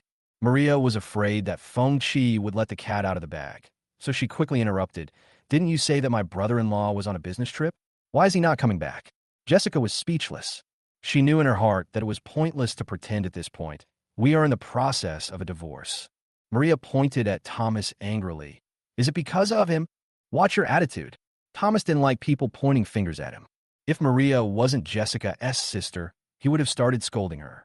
Maria, tell me the truth. Did you know this a long time ago? Jessica took a deep breath. In fact, she had already seen some clues from Maria's previous behavior. It's just that the two sisters have a tacit understanding, and neither of them wants to expose it. Yes, Maria no longer concealed it. George told you. Jessica, that's nonsense. Who else could it be but George? So what my brother-in-law said is true. What did he say? Yes. Jessica glanced at Feng Qi. I don't want to say this in front of the child. If you really want to do this for Xiaoqi's sake, let her live with me for a while. Maria sighed. Okay. Jessica finally agreed. Thomas insisted on having sex with her last night, and she was really embarrassed. If it happened again tonight, she didn't know how to face Feng Qi in the future. She still wants to save some face. But she never expected that George already knew that Feng Qi was his daughter. Xiaoqi, if you want to go to your aunt's place, go ahead. Feng Qi returned to his room silently, packed his daily necessities and clothes into a small suitcase, turned on the recorder, and secretly placed it in the flower pot at the door. She has to do what her father asked her to do. Maria brought Feng Qi to the gate of the community and called George. George was almost home, and after hearing what had happened, he immediately returned to pick them up. He was naturally very happy. Thomas was really a helpful person, and he personally sent his daughter back to him. Feng Qi sat in the back seat, looking angry. I hate my mother. Maria hugged her and said, It's okay. We will never see that old man again. Well, let Xiao Mian be his son. You two shameless bad guys. Xiaoqi. George interrupted her. You can't talk like that. Dad. Feng Qi's eyes were red. You don't know how disgusting Xiao Mian is. He calls that old man daddy whenever he sees him. Because he really is Xiaomian's father. George murmured. Feng Qi was stunned. What about me? Of course you are my baby. George smiled happily. My own child. That's good. Feng Qi breathed a sigh of relief. She doesn't want to be that stinky old man's daughter, ever. When he got home, Feng Qi threw away his small suitcase and hugged his beloved Duan first. Maria didn't enter the door. Brother-in-law, I'll go back first. George was about to say okay, but Feng Qi grabbed her first and said, Auntie, please live here too. Maria smiled bitterly. Not appropriate. It's appropriate. Feng Qi refused. My aunt and I are the closest, and I want to sleep with her at night. Dad, do you think it's okay? George would never say no, but we have to get my aunt's consent. Maria didn't expect the ball to end up at her. Auntie, Feng Qi began to act coquettishly. Mom doesn't want me anymore. Does that mean Auntie doesn't want me either? How is that possible? Maria squatted down and hugged her. Auntie will never abandon Xiaoqi. So you agree? Feng Qi happily pulled her into the house and closed the door. Brother-in-law, look, I'm fine with that, but I'm afraid it's inconvenient for you. Maria scratched her head, wondering what inconvenience could there be for her. In order to save money, she temporarily rented a youth apartment with 2 people in a room. There was not even any private space, so it was not fun to live there. The only advantage of that apartment is that it is close to Jianya Group, but she's resigning next Monday, so she will definitely have to give it up. That's fine. She changed into slippers. I can eat with my brother-in-law again. George couldn't help but laugh. Just come and take a look. It will be more lively with more people. That's right. Feng Qi finally became happy. The 3 of us will live together, and we won't care about Mom and Xiaomian anymore. George and Maria always felt a little uncomfortable hearing this. It's as if they were a family of 3. But a family does need a woman. Maria arrived. She helped wash all the dishes in the kitchen and put the leftovers in the refrigerator. Feng Qi whispered in George's ear, Dad, you should marry my aunt. George's mouth twitched. How can that be possible? Why not? My aunt is so nice, beautiful, and gentle. Are you willing to let her marry someone else? It's not a question of whether or not to give her up. She is my father's sister-in-law. But Mom said you two are getting divorced. If you get divorced, you won't be my sister-in-law anymore, right? Chapter 37. Jessica. Maria came out of the kitchen and tapped Feng Qi's little head with her finger. At such a young age, you still worry about a lot. Feng Qi grinned. Annie heard it all. Nonsense, you guys are so loud. I'm not deaf. Don't talk nonsense anymore. Others will gossip if they hear you. Whose tongue is so long? Where did you learn all these words? Maria even wondered if she was a first grader. On the tablet, Feng Qi answered confidently, "There are many interesting things on the tablet. I really like to read them. When you're at home, does your mom let you watch the tablet by yourself?" George asked. "Yeah, she doesn't play with me." George felt somewhat annoyed at his own negligence. If such a young child stares at a tablet all day, won't he soon start wearing glasses? Jessica, a mother. George suddenly realized that he used to think Jessica was good in every way, but now he felt that everything about her was wrong. Maybe it's because I no longer love you. It turns out that no matter how deep the feelings are, they can be let go without realizing it. Xiaoqi, take care of your eyes and don't always look at tablets or anything like that. Can we go outdoors more often in the future? Yes, I love fishing, but my mother never takes me. Dad will take you there tomorrow, George promised immediately. But those small fish haven't grown up yet, so we have to release them after we catch them. Okay. Feng Qi pointed to the fish tank. Dad already has some big, beautiful carp. Those are butterfly carps. Look, they swim like butterflies. Really? Feng Qi ran to the fish tank. Can I feed them? Of course. George picked up Feng Qi. Otherwise, he would not be able to reach the edge of the fish tank. Feng Qi used a small spoon to sprinkle the fish food evenly on the water surface. Little fish, come and eat. The butterfly carps floated to the surface as if they understood what was said.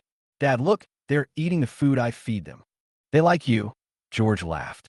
Yeah, Xiaoyu is so cute. Feng Qi's face was full of joy. It's good to be with Daddy. Maria admitted this. Feng Qi only smiles like this when he is with his brother-in-law. I wonder if she will be able to meet a man who loves children as much as her brother-in-law in the future. With George's side, Jessica felt a little uncomfortable. She scrolled absent-mindedly through her phone, thinking about what Maria would think of her. Maybe after she suffers a beating from society, she will gradually understand. But it's certainly not possible now. Maria probably has labeled her as unfaithful, and it is difficult for her to talk to her as openly as before. Damn George! She cursed George 1,000 times in her heart. If he hadn't been so talkative, the sisters wouldn't have become like this. She originally wanted to wait for the divorce judgment to come out and then slowly brainwash Maria so that she would understand her good intentions, because she insisted that this was the only chance for them to turn things around. Thomas was so busy playing with Feng Mian that he didn't notice her expression. Lan Lan, I want Xiaomian to change his last name to Deng. But Jessica didn't hear him. Lan Lan, Thomas shouted louder. Ah, Jessica came back to her senses. What did you say? I said that Xiaomian should have the surname Deng from now on. Thomas repeated. Children can only take their parents' surnames. Do you want to divorce your wife and marry me? Jessica replied, unhappily. What's wrong with that? Thomas was not afraid of Su Xiaorui. He had so many women outside, but Su Xiaorui always turned a blind eye and never dared to say anything. Jessica was a little dazed. Do you really want to marry me? She had never dreamed of rising to a high position, because Su Xiaorui came from a scholarly family and both her parents were university professors. Although he is not very good-looking, he is very capable. Under her management, Janya Group is thriving and everyone in the company admires her very much. So no matter how many women Thomas has outside, Su Xiaorui is still sitting firmly on the daitai, and no one could shake her. She was very skeptical of what Thomas said. Thomas did act very serious. You gave birth to a son for me, and you're the first contributor to the Deng family. You should have a title. Do you think I can't live without Amelia Sue? To tell you the truth, she can't live without me. In Janya Group, except for me, Thomas, everyone else can replace me. Jessica's heart was pounding. If she marries Thomas, wouldn't it be a step up to the top? Other women don't have sons, so Feng Mian will definitely be the heir to Janya Group in the future. That's billions of assets. It's exciting just thinking about it. Of course, she didn't love Thomas, but she loved money. The distress she had just felt disappeared without a trace in an instant, and she immediately went forward to hug Thomas. Thank you, husband. She looked so cute and cuddly, just like a girl who was deeply in love. Thomas really likes the feeling of being admired and loved by the opposite sex, and he pinches Jessica's pretty face with his hands. What are you thanking me for? We've been together for more than 3 years, and we're no different than husband and wife. Once I kick that bastard George out, I'll divorce Su Xiaorui. What if she disagrees? I can give her the Hebei company as an independent company. With a size of 1 billion, why would she not leave? 1 billion. Jessica felt a little painful. In her heart, everything in Janya Group already belonged to Xiaomian. Naturally, she felt reluctant to take away 1 billion yuan all at once. However, for the sake of the overall situation, I had to give it up reluctantly. It's just $1 billion in size, not $1 billion in funding. I will secretly take away most of the cash and leave her with an empty shell. If she really has the ability, she can start her own business. Is that so? Jessica didn't know much about business operations, but it sounded like the loss wasn't that big. My husband is so good. Xiaomian is so lucky. She doesn't have to worry about money in her life. Not only Xiaomian, but his descendants will have enough to spend. Thomas said proudly, the money of our Deng family can only belong to the Deng family, and will never fall into the hands of those sons-in-law with other surnames. I feel relieved when you say that. There's no need to worry. As long as I'm here, no one can shake Xiaomian's position. Thomas made the final decision. Jessica was so moved that she wanted to cry. She would rather bear the infamy. Wasn't it just for this day? She made the right move this time. In the future, she will be a wealthy woman worth billions, and her sisters will be envious to death. If her family members question her, she would just throw out $1 million to shut them up. If 1 million is not enough, then 2 million or 5 million. She believes that everyone has a price to pay, and as long as the money is right, their worldview can be changed. Maria a house first, and see if she'll still praise George, that poor bastard, in the future. Jessica's head was swept away, and she was in an extremely happy mood. She gave Feng Mian a bath and coaxed him to bed. Then she crawled into Thomas' bed and used her hands and mouth to give him the enjoyment of an emperor. At this critical juncture, she had to try her best to please Thomas to prevent him from changing his mind. George hadn't received this treatment in his 7 years of marriage. Thomas closed his eyes comfortably.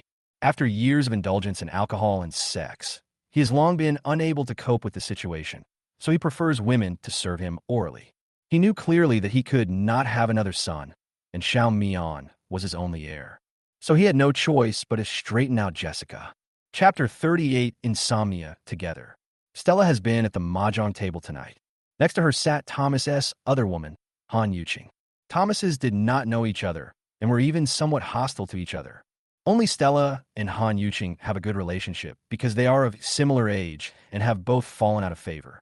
The two of them would get together when they had nothing to do and exchange the information they had learned. The other two card-playing partners were old sisters, so they had no reservations when talking to each other. Have you found out about the woman who gave birth to Thomas' son? Han Yuqing shook her head. You were so well-informed and still couldn't find out. How could I know? Thomas hid her really well. Humph, what a bitch. Who said it wasn't true? I heard that she's only in her 30s, and she's still young, and she's not a good person. She's cheating on her husband. How shameless. The two of them became angrier and angrier as they talked, completely forgetting that they were also not up to the task. Do you think Su Xiaowei knows about this? Stella suddenly had an idea. This is a threat to her position. Wouldn't she resort to some tricks? She is as smart as a monkey. How could she not know? She must have taken action a long time ago. Han Yuqing replied. That woman probably doesn't know Su Xiaowei's methods yet. She will definitely not have a good time in the future. But she's also afraid of Thomas. She probably wouldn't dare to do anything, right? That's not right. Do you really think that the current situation of Janya Group is all due to Thomas? I heard that Su Xiaowei's people have infiltrated every department. Except for the finance department, Thomas has a firm grip on her. The others are all under her control. Great. Stella threw out 2 cakes. Win. Han Yuqing pushed the cards down. Oh my god. Weren't you supposed to win by winning the lottery? How come you even won by winning 2 games? Stella was very annoyed. Hey, all's fair in war. Come on, take the money. You're not a pushover either. You save so much gas that it's almost full, right? Han Yuqing teased her. I'm not going to argue anymore. Stella stretched and said, I'm going home to see my naughty daughter. Every day is fine. What a piece of shit. You don't even know how to make Thomas happy, and you can't get a penny back. Or should I say you're good at giving birth? Look at Han Bing. She is so sweet, and she insisted on finding Thomas a rich family. No one is more comfortable than you right now. You have to take it slow. You should give her some guidance. No matter how I try to persuade her, she's pretending to have amnesia all day long and doesn't even recognize me as her mother. Stella gets angry when this is mentioned. At first, she really thought Frank had forgotten what happened before because he fell into the water, but she soon found out that she was pretending. She is always thinking about her crazy brother and runs away secretly. It's a waste of time to raise her. Stella wasn't that smart, but Frank was so bad at disguising herself that anyone could see through her tricks. But she didn't dare to say it too seriously, for fear that her depression would relapse and she would commit suicide again. I can only pretend I don't know and let her do whatever she wants. Thomas dislikes Frank. She is still his biological daughter, and he will not completely ignore her. Without Frank, she would really have to fend for herself. So, I can only continue to endure it. In fact, Frank wished she would play mahjong outside all day so that he wouldn't be bothered by her. She bought books related to business management and read them whenever she had free time. Frank has tasted the sweetness of running a company and is determined to make Tianfeng Media bigger and stronger and become George's indispensable good wife. In this way, he will become more and more dependent on himself. Thinking of being with his crazy brother, Frank was full of fighting spirit and didn't feel tired even after studying until midnight. Even worse than her insomnia was Maria. She tossed and turned in bed but couldn't fall asleep. Although George had already told her about Jessica, seeing it with one's own eyes was different from hearing it with one's own ears. Feng Mion's word dad kept lingering in her mind. She really didn't know how her brother-in-law managed to survive. If it were any other man, he would have collapsed long ago, right? She guessed that George was just putting on a smile and must be extremely bitter inside. As a sister, it was her duty to help Jessica soothe her inner pain. Maria was lost in thought when she heard some noise in the living room. She put on her slippers and opened the door and saw George playing with the dim light of the nightlight. Brother-in-law, why aren't you asleep yet? I'm not sleepy. Did I wake you up? George asked in a low voice. No. Maria squatted down beside him with a girlish fragrance and touched him briefly. I can't sleep. You'll go bald if you don't sleep, George joked. I'll become a nun if I'm bald, so I don't have to worry about these troubles. Do you think the temple is a pure land? Isn't it? Of course not. Let me tell you a true story. George sat cross-legged on the floor. There was a graduate who worked for half a year and felt that society was corrupt, so he resigned from his job and became a monk in a temple. But 2 years later, he returned to his boss and wanted to continue working. The boss was very surprised and asked him if he had become a monk. What do you think he said? What? Maria was interested. He said that temples are more complicated than companies. The monks are not pure at all. They're full of intrigues and just think about how to make more money. Some of them even keep mistresses outside and have children with them. Is this true? Why would I lie to you? This boss is a client of mine, and he said that himself when he was drinking. So there is no such thing as a pure land in the world. Where there are people, there are struggles, and no one can transcend human nature. Oh, I really don't know what everyone is fighting about. Schopenhauer said, man is a mass of desires, and what you can't get is always the best. But Oscar Wilde joked, there are two tragedies in the world. One is not getting what you want, and the other is getting it. So people always look at the mountain and see the other mountain as higher, not appreciating what they have, and always want to pick the moon in the sky. What about you, brother-in-law? Of course, I am not immune to this. I have always felt that God had planted a virus in human beings when he created them. Love, hate, greed, anger, and ignorance are all means he uses to control humans. The so-called spiritual practice is essentially to fight against the cancer of emotions. Only when happiness, anger, sorrow, and happiness do not enter one's heart can one be liberated. But who can do it? I understand. Maria suddenly realized those merchants sell emotional value all day long. In fact, emotions have no value at all. They're just a means for them to make profits. That's right. George smiled with relief. This is what media companies do. They amplify the emotional weaknesses of the public, allowing them to gain cheap pleasure and become addicted to it without realizing it. All happiness that is easily obtained will lead to human depravity. Every bit of progress a person makes is accompanied by pain. Maria nodded in agreement. That's why everyone falls into those entertainment activities: drinking, smoking, gambling, watching TV series, reading novels, watching short videos. We all fall into the trap without knowing it. Brother-in-law, you are too sober, aren't you? What's the point of being sober? In the face of emotions, facts and logic are worthless. Everyone knows that sweets are bad for the body, but don't they still eat them whenever they want? Yes, our professor said that sugar is actually a drug, 8 times more addictive than cocaine. The Western powers made their first fortune from sugarcane, which is more profitable than opium. But the use of sugar has penetrated into every aspect of life, and it is impossible to ban it. George has also heard this saying, and he couldn't help but sigh. Unifying knowledge and action is really too difficult. The distance between knowing and doing is like a chasm. Once the two of them started chatting, there was no end to it. George loved sharing his life experiences with his sister Maria, and Maria also loved listening to George. Before they knew it, it was almost dawn. Chapter 39, Family of Three. Go to sleep, Maria. George stood up and stamped his numb feet. Okay. Maria returned to bed reluctantly and fell asleep while thinking about George's words. George did not go back to his room, but lay next to Fengqi. He was afraid that he slept too deeply and no one would know when his daughter woke up. Unexpectedly, Fengqi was more considerate than he had imagined. He quietly got up in the morning, washed his face, and brushed his teeth, and then heated up some leftovers from last night in the microwave to eat. She was very careful in everything she did and made no noise. So George and Maria slept until noon and finally made up for the sleep they had last night. Baby, why don't you wake up Daddy? George was angry that he didn't make breakfast for his daughter. Xiaoqi has grown up and can take care of himself. Fengqi pouted proudly. When Dad gets old, I will take care of him too.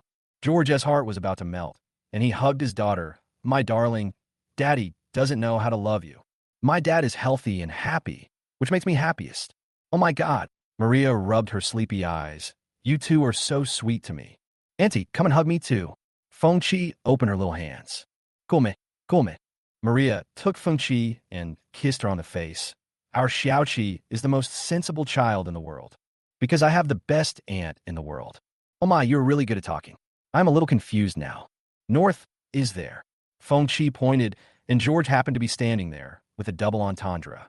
Hey, why do you always want to bring us together? Maria didn't know whether to laugh or cry.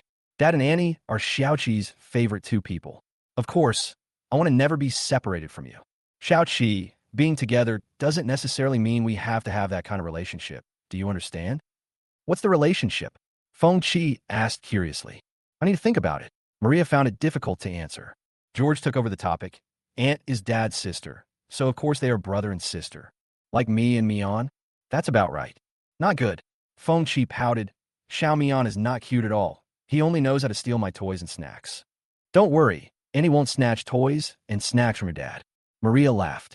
George smiled and said, Xiaoqi, whatever toys you want, Dad will take you to buy them. Got a lot already. It's okay. Dad is not poor. He can buy more. I want those soft sticky notes.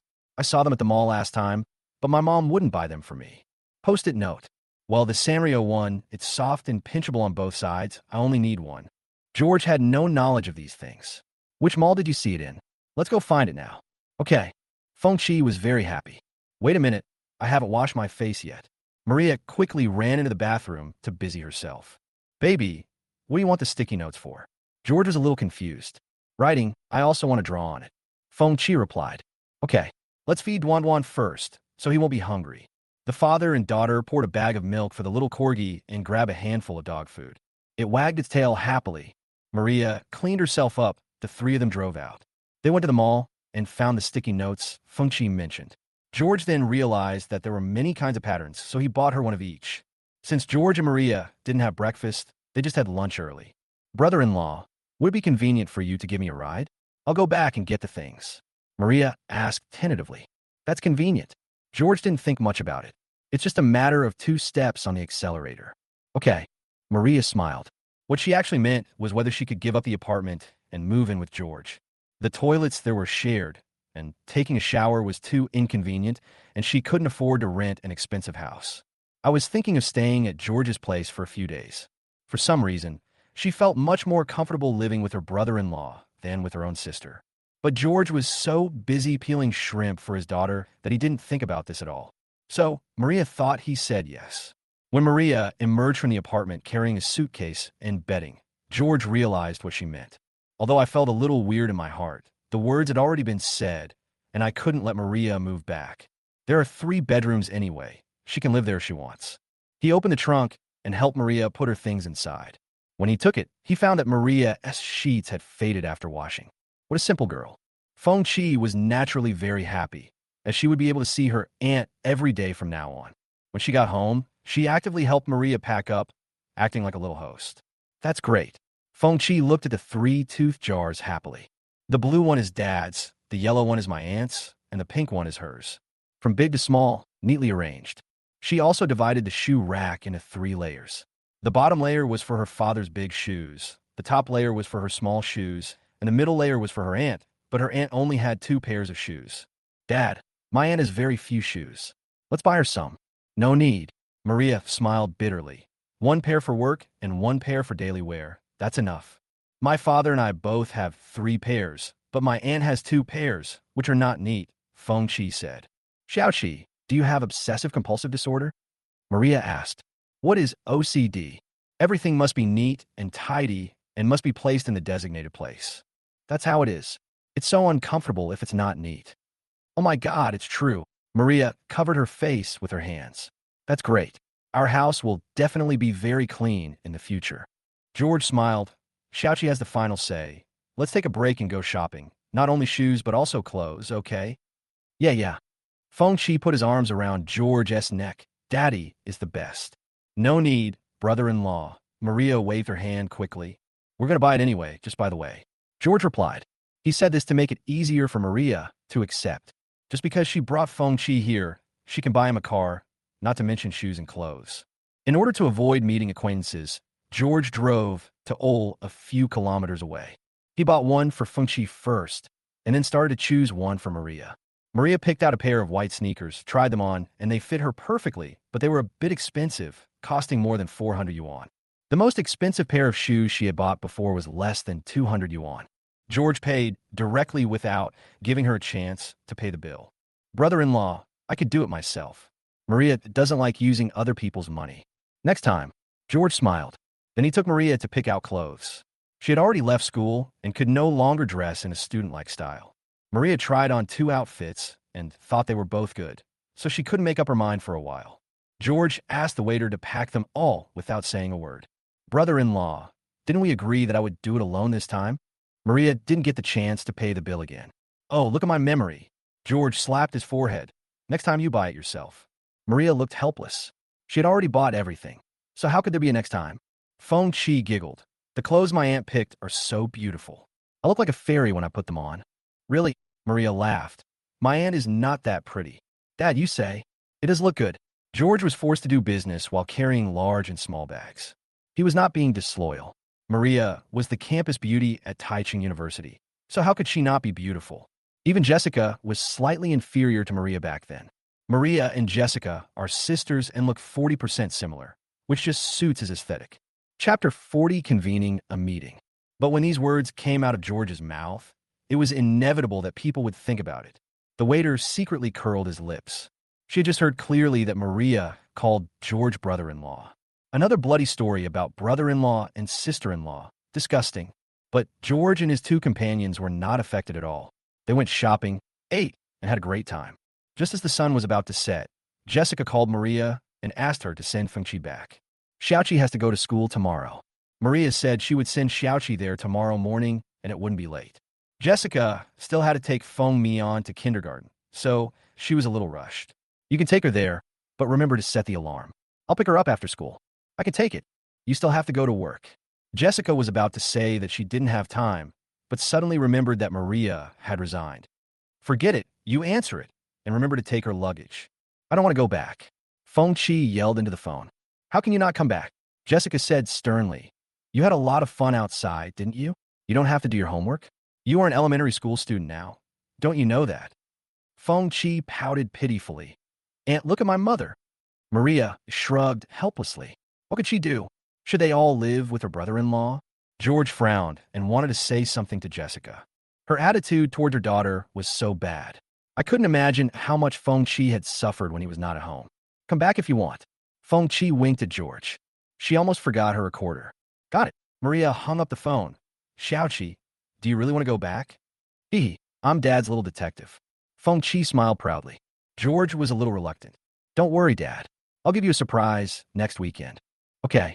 George patted her head lovingly. On Monday morning, George dropped his daughter off at the school gate, and Feng Qi waved goodbye to him sweetly. Finally, her father came to take her to school, and she couldn't wait to show off to every classmate. Just so proud. Maria got up yawning only after George came home. She was going to the company to resign today and would never have to see that annoying old man Thomas again. Do you want me to take you there? George asked. No need. Maria knew that George was just being polite, and he didn't want to meet Thomas. When will you start working at the new company? Tomorrow. Okowo. Feng Qi was not there, so the 2 of them chatted about some irrelevant things in an awkward manner. By the way, The password to the door is Xiaoqi's birthday. If you come back early, you can open the door yourself. I have to go to the company today. Just keep busy and don't worry about me. Maria was afraid of causing trouble for George. It's already too much for me to stay here by myself. George had already had breakfast with Fengqi, fed him, and then came to the company first. Unexpectedly, Frank arrived early. Xiaoyi, Xiaoyan, and Zanzan were also present, waiting for him to start the meeting. This meeting was organized by Frank, who sent a notice in the group yesterday. In fact, there was nothing to do in the company. The bidding would not be opened until 3 days later, and he didn't know what Frank was going to say. Frank sat upright and took out a small notebook filled with densely written words. Let's start. George reminded her when he saw that she hadn't said anything. It's my first meeting. I'm a little nervous. Frank stuck out his tongue. Everyone burst into laughter. Just talk the way you normally do. Relax. George smiled. Okay. Frank simply closed his notebook. Although the company's business is still unstable, I think it also needs some rules and regulations, such as clocking in on time every day, so that it will look like a company. Xiaoyi couldn't help laughing. Boss Chio wants us to officially join the company? Will we get paid? This. Frank looked at George for help. George was a little speechless. This kid just acted out whatever he wanted. There's nothing wrong. Why do you want to come to work and sit here and chat with you? But this was the first time Frank had taken the initiative to call a meeting, and as a partner, he had to help her out.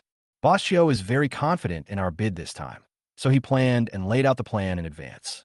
Once the project is accepted, everyone can start work immediately, saving time. Yes, that's what I mean. Frank breathed a sigh of relief. She didn't know what to do just now. That's fine. Just follow the previous standards. Xiaoyi and the others readily agreed. But forget about attendance. Salespeople rely on performance. We stay with clients so late at night that we can't even get up in the morning. Frank held back the breath he had just breathed in. Doesn't the book say that management determines success or failure? Why doesn't it work for her? George had no choice but to continue to smooth things over for Frank. Attendance can be done at flexible times. You can clock in remotely and flexibly. As long as you work 6 hours a day, that's fine. 6 hours? Frank was stunned. Isn't it always 8 hours? George had to explain to her, sales personnel often have to sacrifice their rest time on weekends to talk to clients. So 6 hours a day is not a small amount. Oh. Frank lowered his head and silently opened his little notebook to write it down. She originally wanted to organize a meeting to showcase her recent learning achievements and give George a surprise. Who knew that I would end up making things worse and almost lose face? My crazy brother must be very disappointed in me. She mourned for herself for 3 seconds in her heart. George wasn't disappointed. He was just a little confused. Boss Chio, do you have anything else to add? No, that's all. Frank didn't dare to add anything else because his words were full of loopholes. She actually prepared a lot, but she just didn't dare to speak anymore. Then let me say a few words. George asked. Now that everyone is here, we can't end the meeting in 5 minutes. Okay. Frank nodded vigorously as if he had escaped a disaster. George cleared his throat. Those 3 girls have already started working in other places. While there is still commission to be paid, you should take over their clients one by one. They are all resources and cannot fall into the hands of other companies. We will need them later. You can discuss the specific pairings and see who has a better relationship with whom. Okay, boss. The 3 girls felt that this was the real thing to do. With more customers, they can make more money, so they are naturally willing to do so. They immediately discussed it and assigned a person to take over. Contact them as soon as you get them. Take them out to play first and build a healthy relationship. Just report my phone number when you check out. I will greet Mr. Liu in advance. The same goes for old customers. We can't let them feel that they can leave us alone after signing the contract. We need to maintain what needs to be maintained, but we need to control the cost appropriately. Ugh. The 3 women nodded repeatedly. In addition, you can try to talk to high-speed media to see if they are interested and select the clients you can continue to cooperate with in advance and follow up with them. Once you win the bid, you can start cooperation immediately. No problem. The 3 women immediately found their next work direction. Frank listened more attentively than anyone else. It has to be the crazy brother who can hit the key point in every sentence. She found that the knowledge in the books didn't seem to be very useful, and she still had to learn through practice. It was really hasty to convene a meeting by myself. George smiled after he finished speaking. Okay, our company doesn't do the mountains of documents and endless meetings thing. Just remember to collect the bills at the end of the month. Hee hee. We are afraid of meetings. The youngest, Zanzan, glanced at Frank with a meaningful look. Some meetings are necessary. George naturally knew what she meant by that. Boss Cho convened this meeting at a very timely moment, and she was the one who secured the company's media resources. We thank her for her hard work. After saying this, he led the applause. Frank was so touched. Crazy brother is so nice. He always remembers to support her. How could she not be moved by this? Chapter 41. See the World. After the meeting, several technicians left together and went to find the other three to hand over customer information.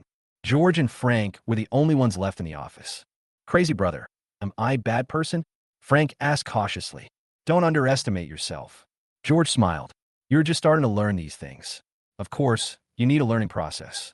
I took the initiative to call a meeting. Next time, you'd better tell me the topic in advance so that I won't be caught off guard. But don't take it too seriously. There's always a first time. Got it. Frank was a little disappointed. Sure enough, the crazy brother was a little unhappy, and she would never do such a stupid thing again. If there's nothing else, I'll leave. George didn't really take it to heart. This company had impure motives when it was first established. He took advantage of Frank's naivety. How could he be angry over such a small matter? Huh? Where are you going? Frank didn't want him to leave and want to stick with him. George is going to the Songbei wrestling gym. He needs to practice his bone-breaking skills more. But he didn't plan to tell Frank. I met a friend to talk about something. Can you take me with you? Frank's mind was a little confused, and he blurted out without thinking. George was speechless. Why was she following him? It's not very convenient. He declined politely. Oh, Frank lowered his eyelashes, looking pitiful. As Jacob said, George is not Thomas after all. He is easily soft-hearted. He definitely couldn't go to the wrestling club. He hadn't been to Jacob's place for a long time, so it was a good opportunity for him to go and sit down and take the opportunity to show Frank another side of himself so that she would give up sooner. Forget it. I'll take you with me. George changed his mind. Really? Frank's eyes lit up. Is it not going to bother you? George was almost crying because of her stupidity. You knew it would disturb me. So why did you ask just now? No, but that's a place for men. I'm afraid you can't accept it. Where men go. Frank had never even been to a nightclub, so he naturally couldn't imagine it. But she still wanted to go. As long as she could stay with her crazy brother, anywhere would be fine. It doesn't matter. I just want to see it. George shrugged. Let's go then. He parked the car in a basement, and the two of them took the elevator downstairs. George asked as he drove, Tian, are you sure your mother doesn't know you're pretending to have amnesia? I'm not sure. Frank answered honestly. She seems to have discovered something. George smiled and said, it would be strange if he didn't notice it. With Frank's acting skills, he would have been exposed long ago, but Stella just didn't expose it. You haven't got your old water-soaked phone back yet. No, my mom locked it up. Frank got angry as he spoke. She's so weird. I used it just fine before, and she never said anything, but now she refuses to give it to me. Maybe he's afraid you'll think of the past. George said casually. So does she want me to recover my memory, or completely lose it? Frank didn't understand why George was so concerned about this matter and asked about it every now and then. She may be torn as well. George guessed. She wants you to have a good relationship with Thomas, but she also wants you to forget your previous father. Impossible. Frank snorted coldly. I only have one father in my heart. His name is Qianjia. George didn't continue. Some things just need to be said briefly, and the rest is up to Frank to decide. But given her indecisive character, I'm afraid there is no hope. George parked the car downstairs of the foot massage shop and called Jacob. Dong, come down for dinner. You're here. Li Dongsheng was thinking about what to eat for lunch. I'm already downstairs. Hurry up. George urged. I'll introduce you to a beautiful girl. Jacob heard about the beautiful woman. He ran faster than a rabbit. He has only 3 hobbies in his life: making money, drinking, and picking up girls. As for his wife who gave birth to 2 daughters for him, he disregarded her as a gift in exchange for topping up his phone bill. So when he saw the young and handsome Frank, his pupils turned into hearts. Okay, it's my treat. Jacob rubbed his hands excitedly. Frank felt frightened by his gaze and subconsciously dodged behind George. You don't even know how to hide it. George patted his shoulder. I'm a decent girl. Be serious, that's good. I'm serious too. Jacob's mouth was almost drooling. George couldn't help but want to laugh. Let me introduce you. This is my partner Frank, and this lecherous guy is my good brother Jacob. Jacob sucked back his saliva instantly. Your partner? Are you kidding me? He was certain in his heart that George had slept with Frank, and it would be difficult to take action against his brother's woman. I didn't say I was going to introduce you to a girlfriend. You're just overthinking it. You are so cruel. I don't care. Anyway, you said you would treat us. A man should keep his word. Never mind, it's just a meal. How much can it cost? Jacob curled his lips. I've eaten too much meat these days. How about we go have some porridge to clean our stomachs? Drinking porridge at noon? No, I want a big meal. George joked. What's the big meal? We're almost broke. The best we can eat is a pig-killing dish. Oh. The two of them laughed out loud after they finished talking. There is a northeastern Chinese restaurant nearby that serves pretty authentic food. The three of us ordered half a smoked chicken, pig-killing dishes, sweet and sour pork, a vegetable platter, and 2 servings of dumplings. Drink? Jacob asked. No, don't drink and drive. George waved his hand. Let the beauty open it. She won't. That really saves me money. I'll get myself 2 bottles of beer to cushion the bill. As you wish. Frank listened to the conversation between the two and hesitated to speak. Not only can she drive, but she also has good driving skills, all of which were taught by Chi and Jia. But George seemed to not want to drink, so he didn't dare say anything. I feel sleepy after lunch. George yawned and said, let's go upstairs and play and catch up on some sleep. Jacob was stunned. Is it screwed? You dare to play with a girl? I don't have any male technicians here. It's okay. Just give her a normal massage. Become. Frank's ears pricked up immediately. Normal massage? I mean, there are abnormal ones. The crazy brother actually likes to come to this kind of place, so the 3 sisters in the company are also... She didn't want to think about it anymore. It turns out that he is similar to Thomas. Both are lecherous guys. The image of the crazy brother doesn't seem so great. This is exactly the effect George wanted. He hoped that Frank would stop in his tracks as soon as possible, maintain a simple cooperative relationship, and not get emotional. Frank was repulsed by this kind of place, but curiosity drove her to take a look. So I followed George and Jacob to the store. Wang Wei immediately came up to him with a smile. Boss Feng, you haven't been here for a long time. Which technician should I call today? Do you want me to serve you personally? Aren't you going to perform? George pinched her face in a frivolous manner. Oh, that's annoying. You're a VIP, so of course you're different from others. Wang Wei smiled shyly. Ahem. Jacob coughed twice to stop her crazy thoughts. Collect your money properly and stop talking nonsense. Don't you see there's someone else? Wang Wei was shocked. She thought Frank was the new technician brought by Jacob. Why would a man bring a woman to a place like this? How rich does one have to be to make women willingly accompany him to such brothels? She had a new appreciation for George S. financial resources. Chapter 42, Phone, Chi leaves. George smiled disapprovingly. Number 66, more relaxed. Okay, we'll arrange it right away. What about this beautiful lady? Wang Wei looked at Frank. Same. Frank said a little angrily. She wanted to see what this unorthodox massage was like that could even fascinate her crazy brother. George and others didn't know whether to laugh or cry. You really can't do this for me. Just treat me as a man. Frank became more and more unconvinced. I can't be one. Jacob laughed awkwardly. The physiological structure is different. No, I want to see it for myself. Okay. George said to Wang Wei, pick up technician number 99 for her. Since Frank is not giving up, he might as well give it a try. He will probably recognize his true self once and for all. Okay, it was the first time that Wang Wei arranged healthcare for a female client. She couldn't help but look at Frank a few more times. Could this girl be a lesbian? She arranged a healthcare room for each of them and went to call a technician. George is a regular customer here and is very familiar with the whole process, so there is nothing much to say. But Frank was upset. Technician number 99 was about the same age as her, but he was very outgoing. When he heard that he would be serving female customers, he found it very exciting and came happily. Sister, let's take a shower. She put down her suitcase and began to take off her clothes. Frank's mentality almost collapsed, but since she had decided to see it for herself, she decided to do as the technician asked. She wanted to know what George had experienced. Number 99 really treated her as a man and did everything she should do, only adjusting the technique. Frank squeezed his eyes shut and his face flushed. She had never had sex with the opposite sex before, so how could she stand such teasing? No matter how hard she tried to restrain herself, she couldn't help but get excited again and again.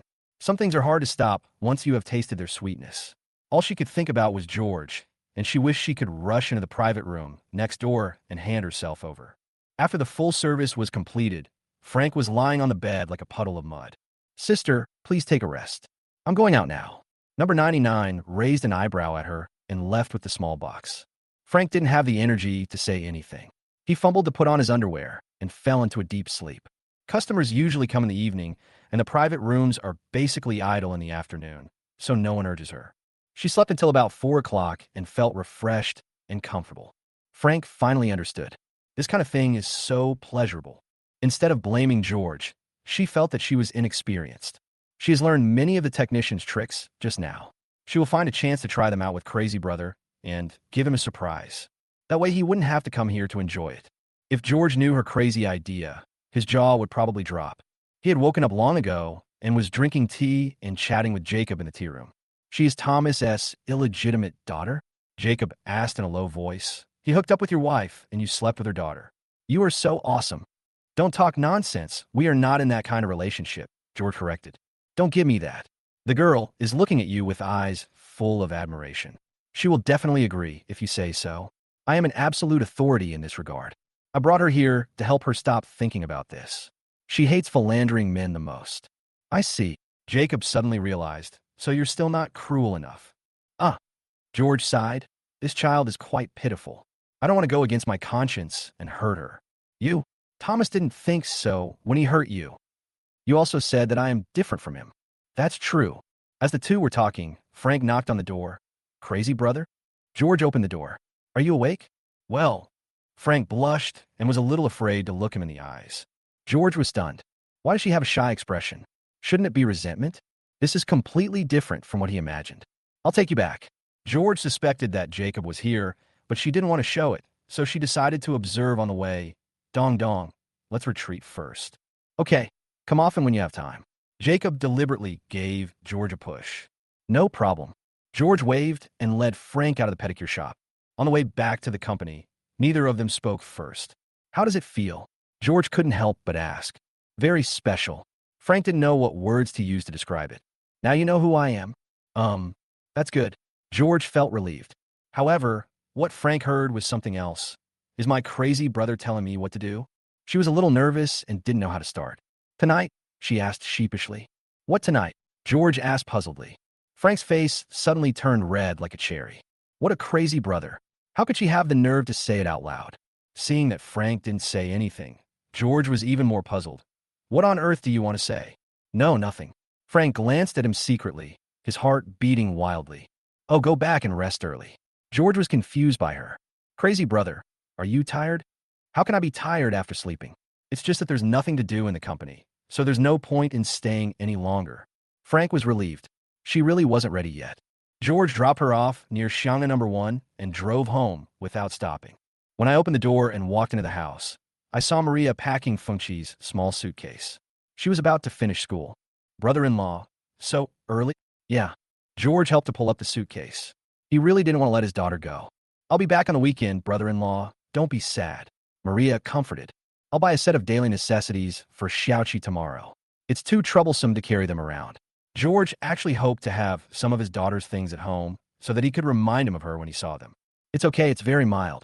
Maria didn't understand his intention. I'll go with you. No, what if my sister sees it? Okay. George watched Maria leave, feeling empty inside. He picked up the little corgi and stroked its little head. Duandian, you must grow up quickly and protect my precious daughter. The little corgi didn't understand at all and just kept licking his hand. Maria didn't come back until dark. Delivered safely. She smiled at George. That's good. George forced a smile. Have you eaten? I've eaten at my sister's place. Maria lied. In fact, she bought an egg-filled pancake on the way. Brother-in-law hasn't eaten yet. I'm not hungry. George didn't have much appetite. Without his daughter around, nothing he ate tasted good. Oh, Maria put on her slippers and sat on the sofa, not knowing what to say for a moment. When a man and a woman are alone in a room, the atmosphere is inevitably a little weird. Is my brother-in-law watching TV? She simply turned on the TV, trying to cover it up with other sounds. All right, George actually wanted to go back to his room, but he felt that doing so would be like not welcoming Maria. I had no choice but to watch it with her. Maria took the remote control, found an entertainment program, and soon became fully engaged in watching it with great interest.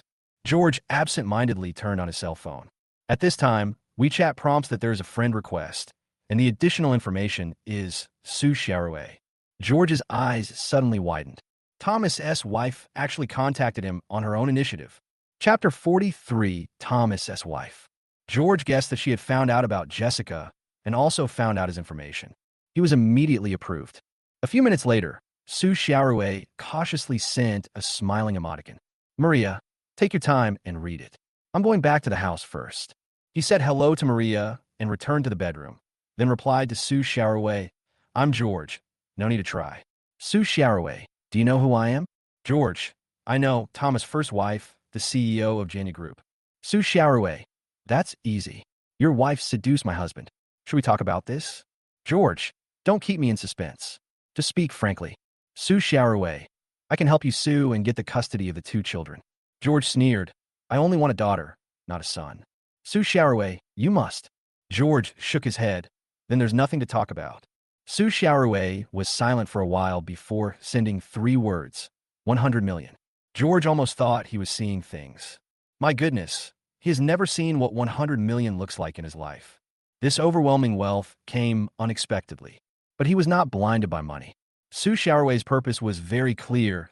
Thomas could not have a son, at least not on a legal level. As for what to do next, George couldn't guess. The methods used by people at their level are beyond his imagination. But George couldn't possibly raise a child for Thomas. It wasn't about the money. Su Xiaorui replied after a few minutes. Let's make an appointment. Some things are not convenient to talk about here. George would like to hear what she has to say. Tomorrow afternoon at 3 o'clock. Su Xiaorui sent a location with the message, 901. George put down his phone, vaguely looking forward to tomorrow's meeting. The next morning, Maria went to work at the new company. George continued to learn the art of twisting bones from Song Ling in the wrestling club. He endured the severe pain and used his right hand to remove his left arm to practice. If you can remove it, you can also install it. He tried several times, but failed, so he had to ask Song Ling for help in a cold sweat. The others watched with grimace and exclaimed how awesome it was. Song Ling prided himself on being very perseverant, but he didn't expect George to be even more ruthless. Old disciple, you don't have to risk your life like this, right? George tried the reattached arm and said, it's not fatal. After saying that, he used his left hand to remove his right arm. Song Ling. This time George didn't ask her for help. Instead, based on his previous experience, he gritted his teeth and installed it himself. With a crisp click, his right hand finally regained its strength. But it doesn't seem quite right. George wiped the sweat off his face, took it off again, and reconnected it. With the experience from the last time, this time it went much more smoothly and seamlessly. Song Ling was unable to describe his feelings at this moment. He felt as if he had accepted an extremely perverted masochist.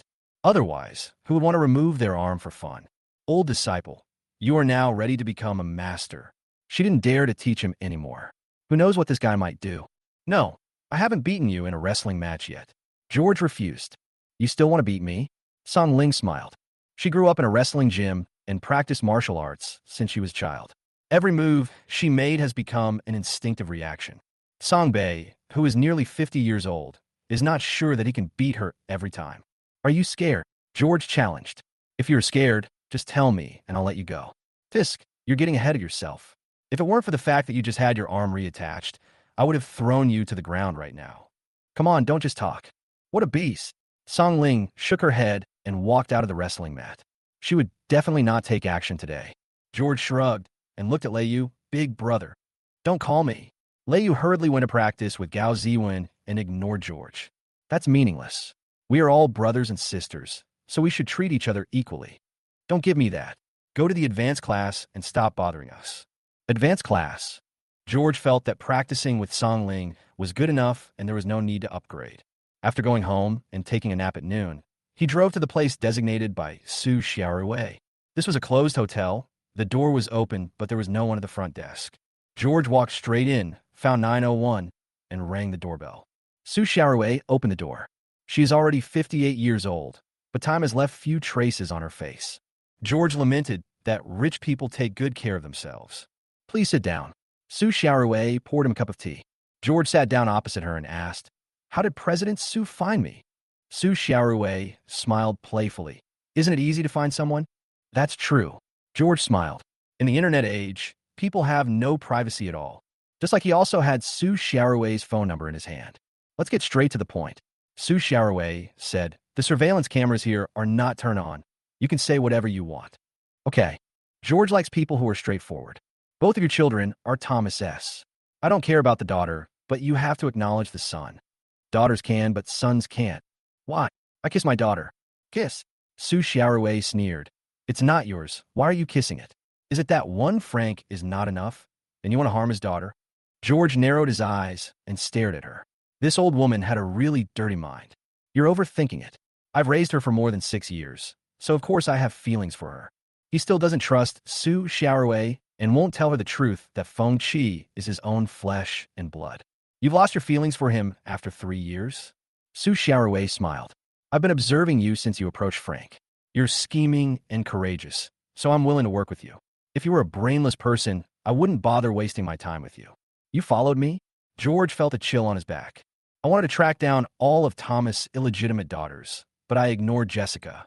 Thomas arranged for her to be the company's independent director, and I didn't expect him to have such a clever trick.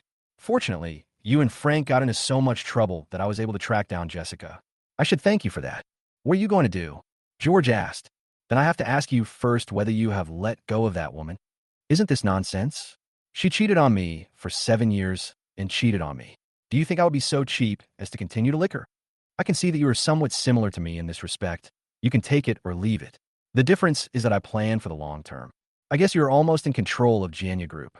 Smart. Su Xiaorui praised. But we still need to avoid future troubles so as not to end up with nothing. Therefore, Feng Mian's identity must not be restored. So you want me to recognize him? That's right. Su Xiaorui sneered. 100 million is enough to raise 10 children. There's one condition. You get the money and take your 2 children to immigrate abroad. Thomas won't be able to find them even if he wants to. Good move. George praised. I guess you will have a next move to root out the problem once you get outside the country. Su Xiaorui raised the corner of her mouth. Don't worry about it. But Thomas has 2 paternity test reports. How can we solve this problem? George asked with interest. How can a private hospital's appraisal report have the authority of a judicial appraisal? If Thomas could forge it, can't you? I really can't. I can help you. George shook his head. I don't do anything illegal or criminal. Haha, Su Xiaorui laughed. I overestimated you. Today, let's just pretend we have met.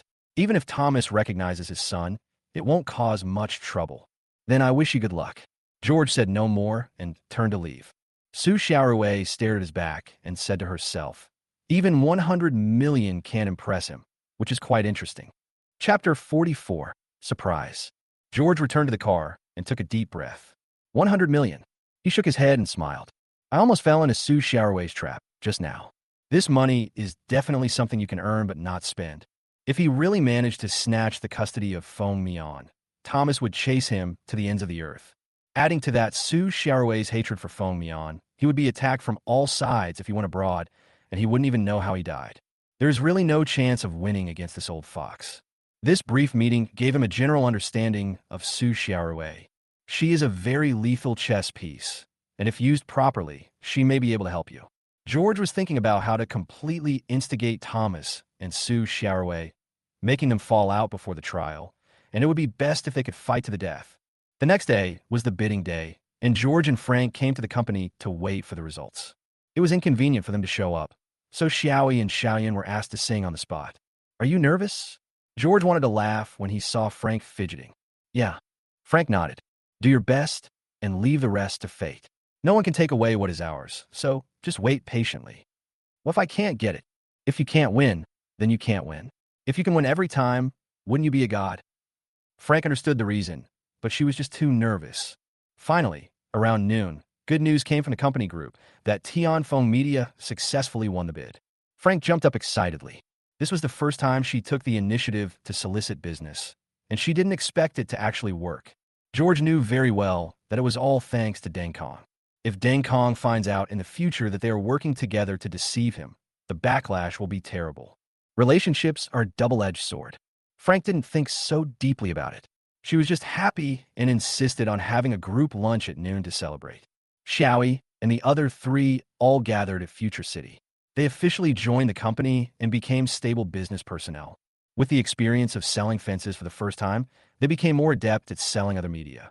George quickly contacted Xiao Wu and asked him to help make the signboard. There was still $500,000 left in the company's account, and George transferred it all to him as an advance payment. Generally speaking, Xiao would have to pay at least half of the money in advance before starting the construction. But since he had known George for many years and knew him well, he immediately went back to the factory to make arrangements. Reputation is sometimes more effective than money. Time flies when the company is busy, and it's weekend again soon. Maria went to pick Fusu up after school on Friday. This time Jessica didn't say anything, because Thomas habitually came over to sleep with Feng on Friday nights and Saturdays. Feng Chi secretly listened to the contents of the recorder at night, was full of resentment towards Jessica. So copy the files in the recorder to the USB drive in advance, open it again, and put it in the flower pot before leaving. Dad, am I smart? She looked at George for praise. Of course, my little Chi is the best. George touched her head. He also felt extremely uncomfortable after hearing it, but it was just right for Su Xiaowei. Didn't she feel like she had everything under control? Then give her a surprise. George cut out several key segments from the recording and sent them to Su Xiaowei. Sure enough, Su Xiaowei almost exploded after hearing this. She originally wanted to take it step by step, but when she heard Thomas say he wanted to divorce her and marry Jessica, her hair stood on end. She deserves at least half of the credit for Janya Group. So how could she just give it up to others? Thomas probably couldn't have imagined that his most important backer, Wang Weimin, had already fallen in love with her. Deng Yu also has a better relationship with Su Xiaowei, while Thomas is a loner. Their relationship as husband and wife is only based on interests, and the gratitude has long gone. The reason why she kept doing nothing was that she didn't want to make things too embarrassing and be laughed at by people in the circle. Since Thomas no longer cared, what else did she have to worry about? She immediately contacted other shareholders and held a secret meeting, preparing to cut off the source of Thomas's troubles. George took his daughter and Maria to travel and spend a happy weekend. Don't care about Su Xiaowei at all. As long as she doesn't move Feng Qi, she can do whatever she wants. In the following time, George was busy with company matters in the morning, went to the wrestling hall for classes in the afternoon, and enjoyed family happiness on weekends. It was such a fulfilling life. 1 week before the second trial, the second batch of funds for the company's fence were deposited in, totaling more than 8 million yuan. He paid Xiao Wu the balance and split the rest with Frank, adding another 3 million to each of their accounts. The Deng family makes money comfortably. Detective Wang had previously sent me many videos of Thomas frequently entering and leaving Jinmao Mansion, but he had not been there in the past 2 weeks.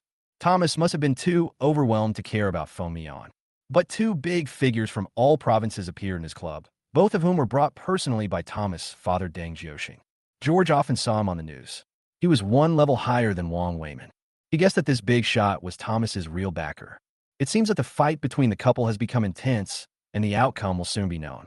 George discussed many details with Lawyer Li and sorted out all the information he had. Lawyer Li is determined to get back the custody of Feng Qi. With the public relations efforts of the 3 women, highway billboards began to appear one after another. Following George's suggestion, Frank gave Deng Kong 1 million in cash. He said that relationships are relationships, but the benefits that should be given should still be given. Of course, his most important goal was to lock down Deng Kong, because he had tampered with the cash. Even if Deng Kong knew the truth in the future, he would be cautious. 2 days before the trial, George had made all the preparations. After thinking it over, he felt that there was nothing missing. Just then, he received a notification on his phone. The cameras he had installed previously at cloud storage that had been subscribed for 1 month and was about to expire, so he was reminded to renew the subscription as soon as possible. George felt that there was no need anymore. The house has been sold. Why would you peep at a girl you don't even know? He downloaded all the videos in the cloud at once, keeping what should be kept and deleting what should be deleted. However, while watching the video, he made an unexpected discovery. That big shot actually appeared in the camera. George's eyes widened instantly. After he put on headphones and watched it, he almost laughed out loud. It was really an unexpected success. This pleasant surprise came so unexpectedly. The girl who bought their house turned out to be the mistress of that big shot. The so-called online sale was just a cover-up. In fact, Thomas gave the house directly to her. George cut out all the disgusting conversations and scenes and saved them. This is his trump card, and he will not take it out easily until the critical moment. He sent a message to Detective Wang, asking him to help get the personal contact information of this big shot, and his mission would be accomplished. He will pay another 30,000 yuan in remuneration afterwards. Detective Wang agreed immediately. It was not difficult to get the contact information. George drove back to his hometown to pick up his parents. The two elders came happily thinking they could see their children, who knew that the person he saw was Maria. They pulled George into the house, closed the door, and asked him how he could do this. Wasn't he afraid of hurting Jessica's feelings?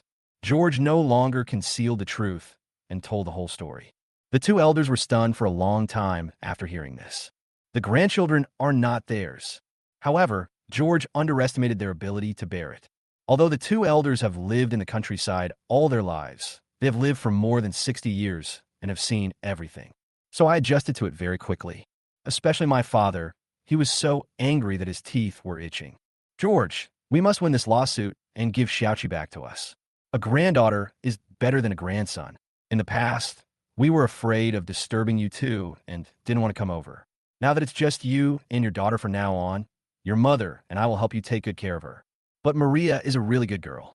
Although it may not sound good to say it out loud, as long as you two are willing, we have no objection.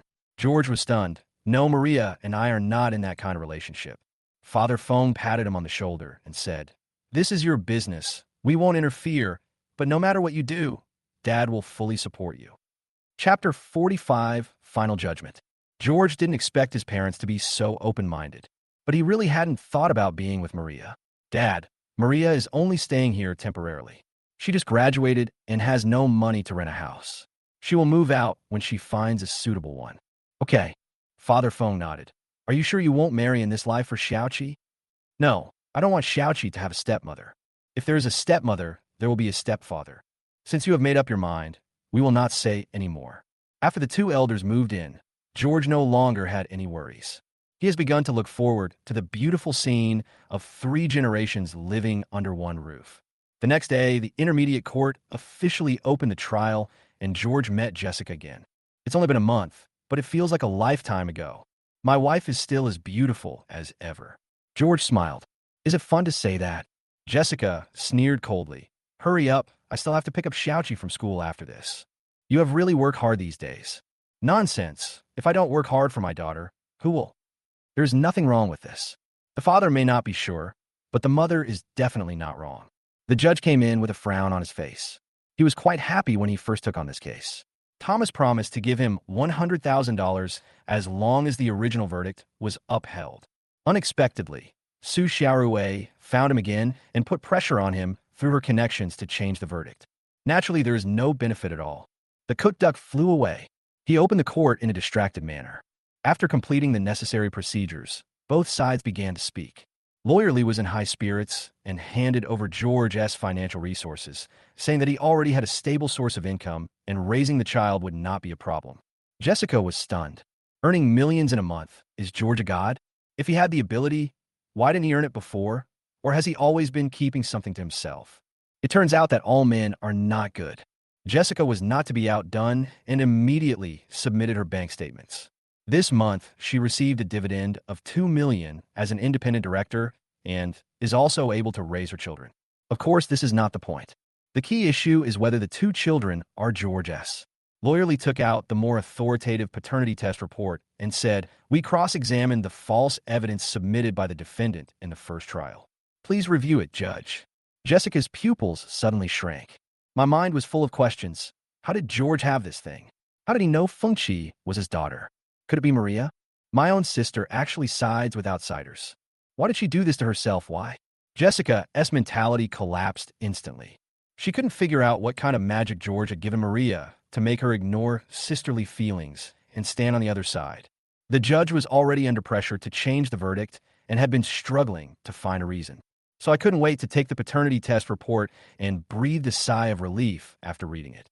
It will be easier if we have evidence. This appraisal report was issued by Taichung First People's Hospital. It is authentic and trustworthy. This court has reason to suspect that the defendant falsified the report during the first trial. Does the defendant admit this? "I don't admit it." Jessica denied it flatly. The only option is to apply for a judicial appraisal. I remind the defendant that if this court proves that the defendant submitted false evidence, the previous verdict will be completely overturned. Jessica shuddered. "No, don't." At this point, she could only sacrifice the pawn to save the king. Even if she lost Feng Qi, she had to at least save Feng Mian. Then the defendant admits it, The judge asked majestically. I asked someone to do the 2 appraisal reports. I'm not sure whether they are true or false. I hope to reconcile with the other party. That's great. George smiled.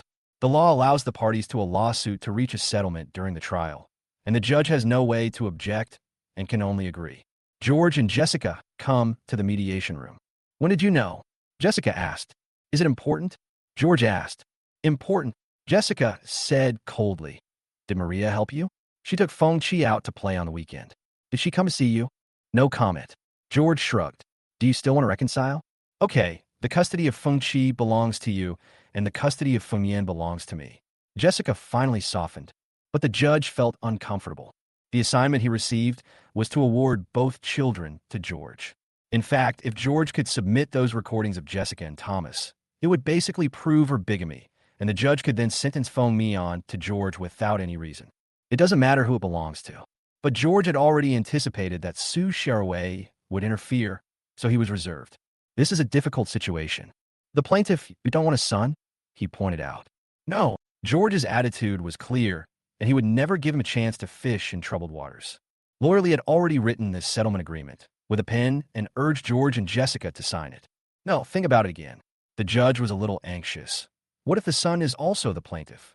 George is eager to get his daughter back, while Jessica is eager to determine Feng Mian's custody. The 2 of them signed their names and pressed their fingerprints without hesitation to reach a settlement. Now, there is no need to wait for the judgment. It will take effect directly. The judge sighed. He was afraid he would be scolded if he failed to complete his task. The verdict was announced in court at the second instance. George was overjoyed that his daughter was finally back. The 2 walked out of the court. Jessica looked at George sideways and asked, How much have you hidden from me? Definitely not as much as you. George curled his lips. I won't bother you to pick up Xiaoqi today. From now on, you go your way and I go mine. It's best if we have nothing to do with each other anymore. I have the right to see Xiaoqi. That only requires her to want to see you. Jessica frowned. What do you mean? Did you tell her anything? Need I tell you? Don't you know what you did? George sneered. My daughter is so smart. You and Thomas's stupid son can't compare to her. You fucking. Jessica wanted to curse. Do you know that you've ruined Xiaoqi's future? What a joke. George sneered. Xiaoqi's future will be smooth sailing with me as your escort. If you have the time to think about it, you might as well think about whether you can keep your wealth. What else do you know? Jessica stared at him. Thomas has been anxious and moody recently, and she has realized that something must have gone wrong with Janya Group. Go back and tell Thomas that this matter ends here. Otherwise, I will leave him with nothing. George made these harsh words and left with Lawyer Lee. Jessica stood at the door of the court, feeling a little weightless. There must be many secrets behind this useless man that she doesn't know about. When you meet someone after 3 days, you should look at him with new eyes. It's better to stay away from him in the future. George finally vented his anger and drove to the flower shop in a good mood. He carefully selected a bouquet of white roses and prepared to give her a surprise when he met Feng Chi. Sure enough, Feng Chi was very excited to see George at the school gate. She trotted over and rushed over. Dad, is this for me? Yes. George touched her little head. You will belong to Daddy from now on. Come home with me. Feng Chi jumped for joy and kept showing off to the students next to him. This is my dad. Isn't he handsome? The female parents who came to pick up their children were quite jealous. Look at this father. He is indeed much more handsome than my husband. Chapter 46. Reversal of Events. George was on his way to inform his parents of the good news. They prepared a table full of food for their granddaughter. Grandpa and Grandma. Feng Chi called out obediently as soon as he entered the door. The old couple were so happy to finally see their precious granddaughter. As for the harm caused by Jessica and Feng Mian, they kept silent about it. In the evening, after Maria got off work, she was truly happy for George and Feng Chi. I didn't tell them that Jessica called and scolded me. Their sisterly relationship will probably be in name only from now on. But it was time for her to leave. My sister and brother-in-law have divorced, so it is obviously inappropriate for her to continue living here. George, while sitting on the sofa. Auntie, don't leave. Feng Chi went forward and hugged her. Can you treat this place as your home? This? Maria was very embarrassed. Don't worry, Maria. George smiled. Wait until your work is stable. Yes, no rush. After hearing the whole story, George's parents became particularly enthusiastic about Maria and wanted to bring them together. Because George is still young, it wouldn't be a big deal if he really didn't get married. If he found another woman, who knows what he would do to Xiaoqi. Maria was different. She is Fengqi's aunt, and Fengqi likes her too. Isn't this a win-win situation? Maria, just stay here without worry. You are different from your sister. There is no awkwardness between us two old people. If you think we are an eyesore, we can go back to the countryside. Auntie, please don't say that. Maria was at a loss for words. How could she have the right to complain about them? They have done the most kindly thing by not chasing me away. She was very conflicted. To be honest, she had no relatives in Taichung except her sister, but her sister had broken up with her. Only here can she find the warmth of home. This warmth made her very greedy. Aunt, please stay here. Xiaoqi doesn't want you to leave. Fengqi hugged her pitifully. Okay, I'll bother you for a while. Maria patted Fengqi on the back. That's great. Fengqi kissed Maria on the face. Then he winked at George. George didn't know whether to laugh or cry. Only when there are elderly people in the family can you feel that life is real.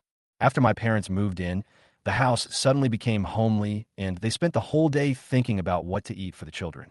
George enjoyed it. Thomas and Su Xiaowei has become intense, and the two openly quarreled at the shareholders' meeting. Although he's been addicted to sensual pleasures over the years, he has never let his guard down for a single day. Su Xiaowei is not a pushover, and he is equally unambiguous. In the end, he was the smartest one, using his connections with higher-ups to suppress Wang Weimin and successfully kicking Su Xiaowei out of the board of directors. Then he filed for divorce on the grounds of breakdown of relationship. He already knew the outcome of Jessica's lawsuit, but he didn't take it to heart. Fengqi was not his daughter to begin with, so it was just right for her to be given to George. He just wants his son.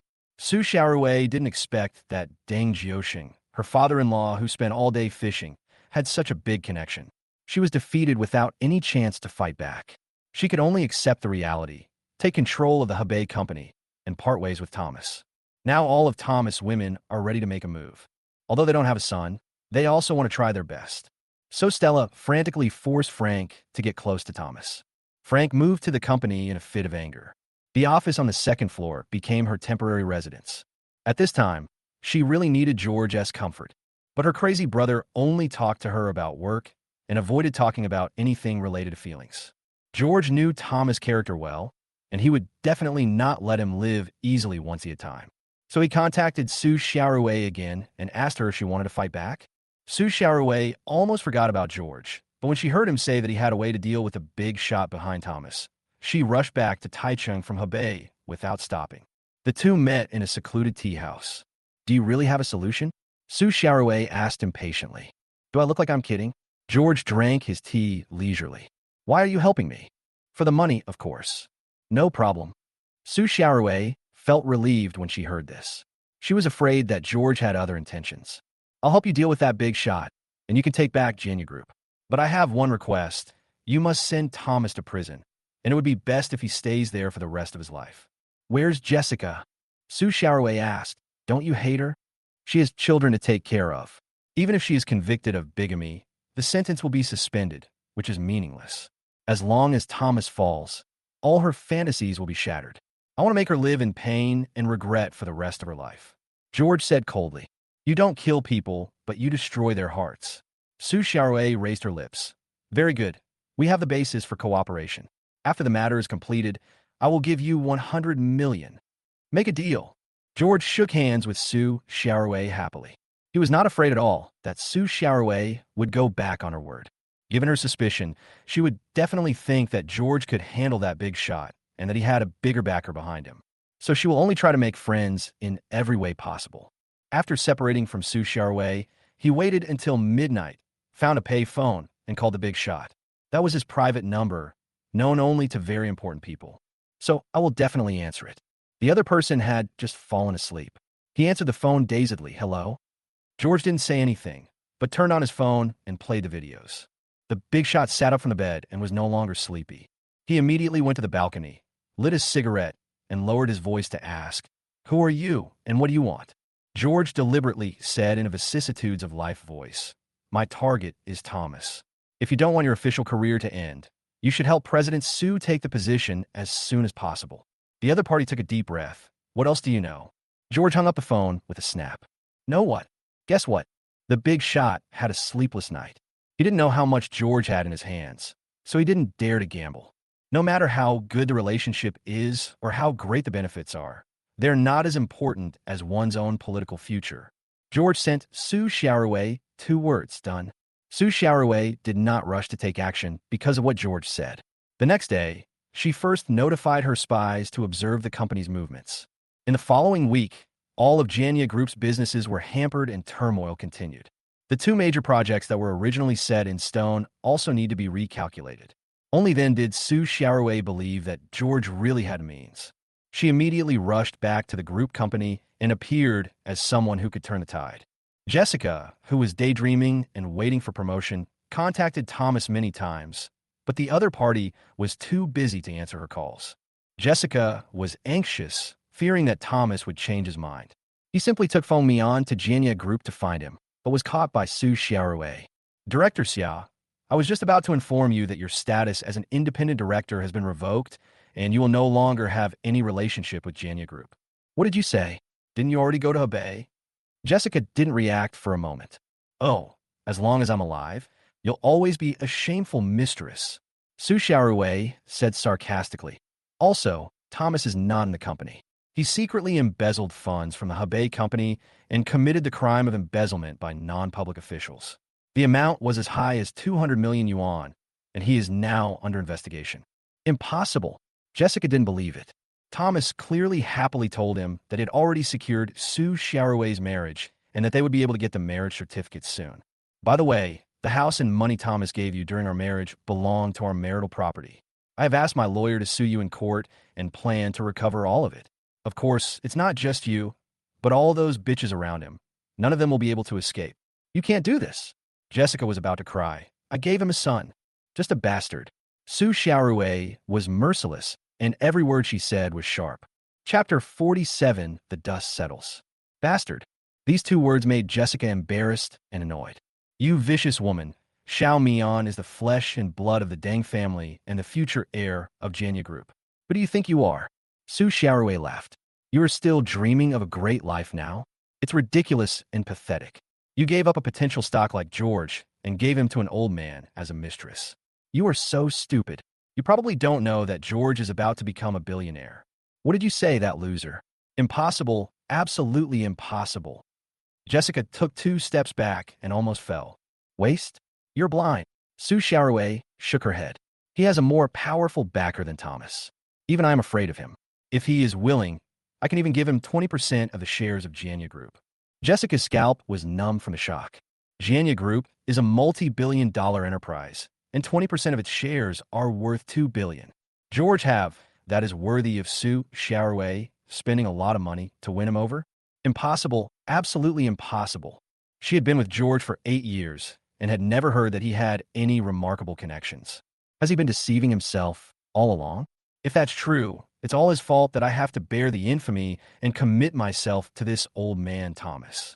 Damn George, he ruined everything for me. Jessica had never hated George so much. She walked out of Jenya Group angrily, picked up the phone, and called, George, you bastard. Jessica vented all her anger and wished she could dig up the graves of George's 8 generations of ancestors. Are you done with the scolding? George replied indifferently. No. Jessica burst into tears. Why did you do this to me? Why? You even want to take away my only sister. Don't you have any humanity at all? I have no humanity. George thought this was ridiculous. Jessica, you will suffer the consequences if you do evil. You should take care of yourself. He didn't want to listen to her nonsense anymore, so he hung up the phone and blacklisted her. Now, the whole world is at peace. George put his cell phone in his pocket and continued to put the purchased items into the trunk.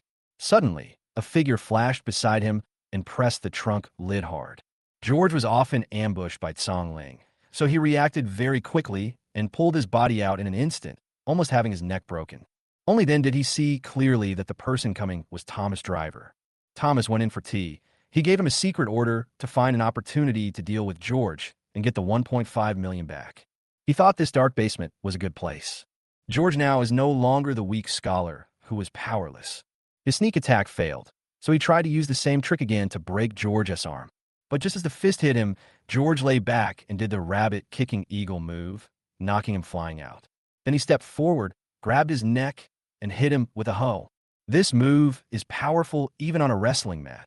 let alone a concrete floor. Thomas Driver was hit to the ground with a bang and almost fainted. George walked forward, removed his arm with 2 clicks, and asked with a sneer, "How does it feel?" Thomas was sweating profusely from the pain and couldn't even speak. "I haven't even looked for you yet, but you came to my door." George lit a cigarette and put it in his mouth. "Come on, take a couple of puffs and relax." Thomas couldn't move his arms, but he didn't dare to let go, and the smoke choked him to tears. "Can your master come out?" George smiled and patted his face. "He will have to spend the rest of his life in prison. If you're a dog, you must find the right master." After saying that, he calmly put his things in and drove away. Thomas tilted his head, spat out the fireworks in his mouth, and struggled to get up. He didn't understand what had happened in just over a month and why George seemed like a different person. But the most urgent task is to find out whether Thomas really can't get out. He staggered out of the basement and went to find an osteopath. A few days later, George received money from Sue Sharaway under various names and channels. 100 million is not a small amount. Sue Sharaway sent a message. "It's a pleasure to cooperate with you. Are you interested in joining Janya Group?" Of course, it will be renamed Sue Group in the future. George replied with 3 words, "Not interested." He is a person who is content with a small fortune. Now that he is financially independent, he just wants to spend the rest of his life with his family. Frank called him several times a day, urging him to come to the company. George went home to put down his things before coming to the future city. "Crazy brother, our house has been sealed off, and my mother wants to give Sue Sharaway another 5 million. Frank wiped his tears as soon as he saw George. "Isn't she rich?" George sat down and took a breath. "She didn't." Frank sighed. "She was just glamorous on the surface. The money Thomas gave her was long gone. So, you want to pay it back for her?" George asked. Frank nodded. "She is my mother after all. What if she teamed up with Thomas to harm your father?" George asked back. "I have no idea. You decide your family's affairs for yourself. All I can say is that good and evil will be rewarded in the end." Frank clenched his fists. "I understand."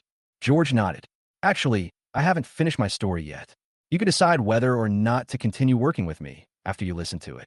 Frank, everything. George made a cup of tea and said, "Actually, the woman who gave birth to Thomas's son is my wife, Jessica." He calmly told the story of how he deliberately approached Frank and used her connections to make money.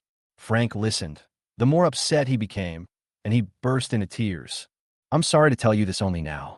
I know the truth is cruel, but I don't want to continue lying to you." George sighed. "The company is doing well now. I can withdraw, and the remaining money will be yours." Frank wiped his tears and said, "Thank you for your honesty. Although it is very painful, I understand. Anyway, you saved me and helped me a lot. The company cannot do without you. You're such a good girl." George felt only apologetic towards Frank. "So, you don't accept me because I'm Thomas' daughter, right?" Frank asked. "This is only one aspect. More importantly, I have promised my daughter that I will never marry."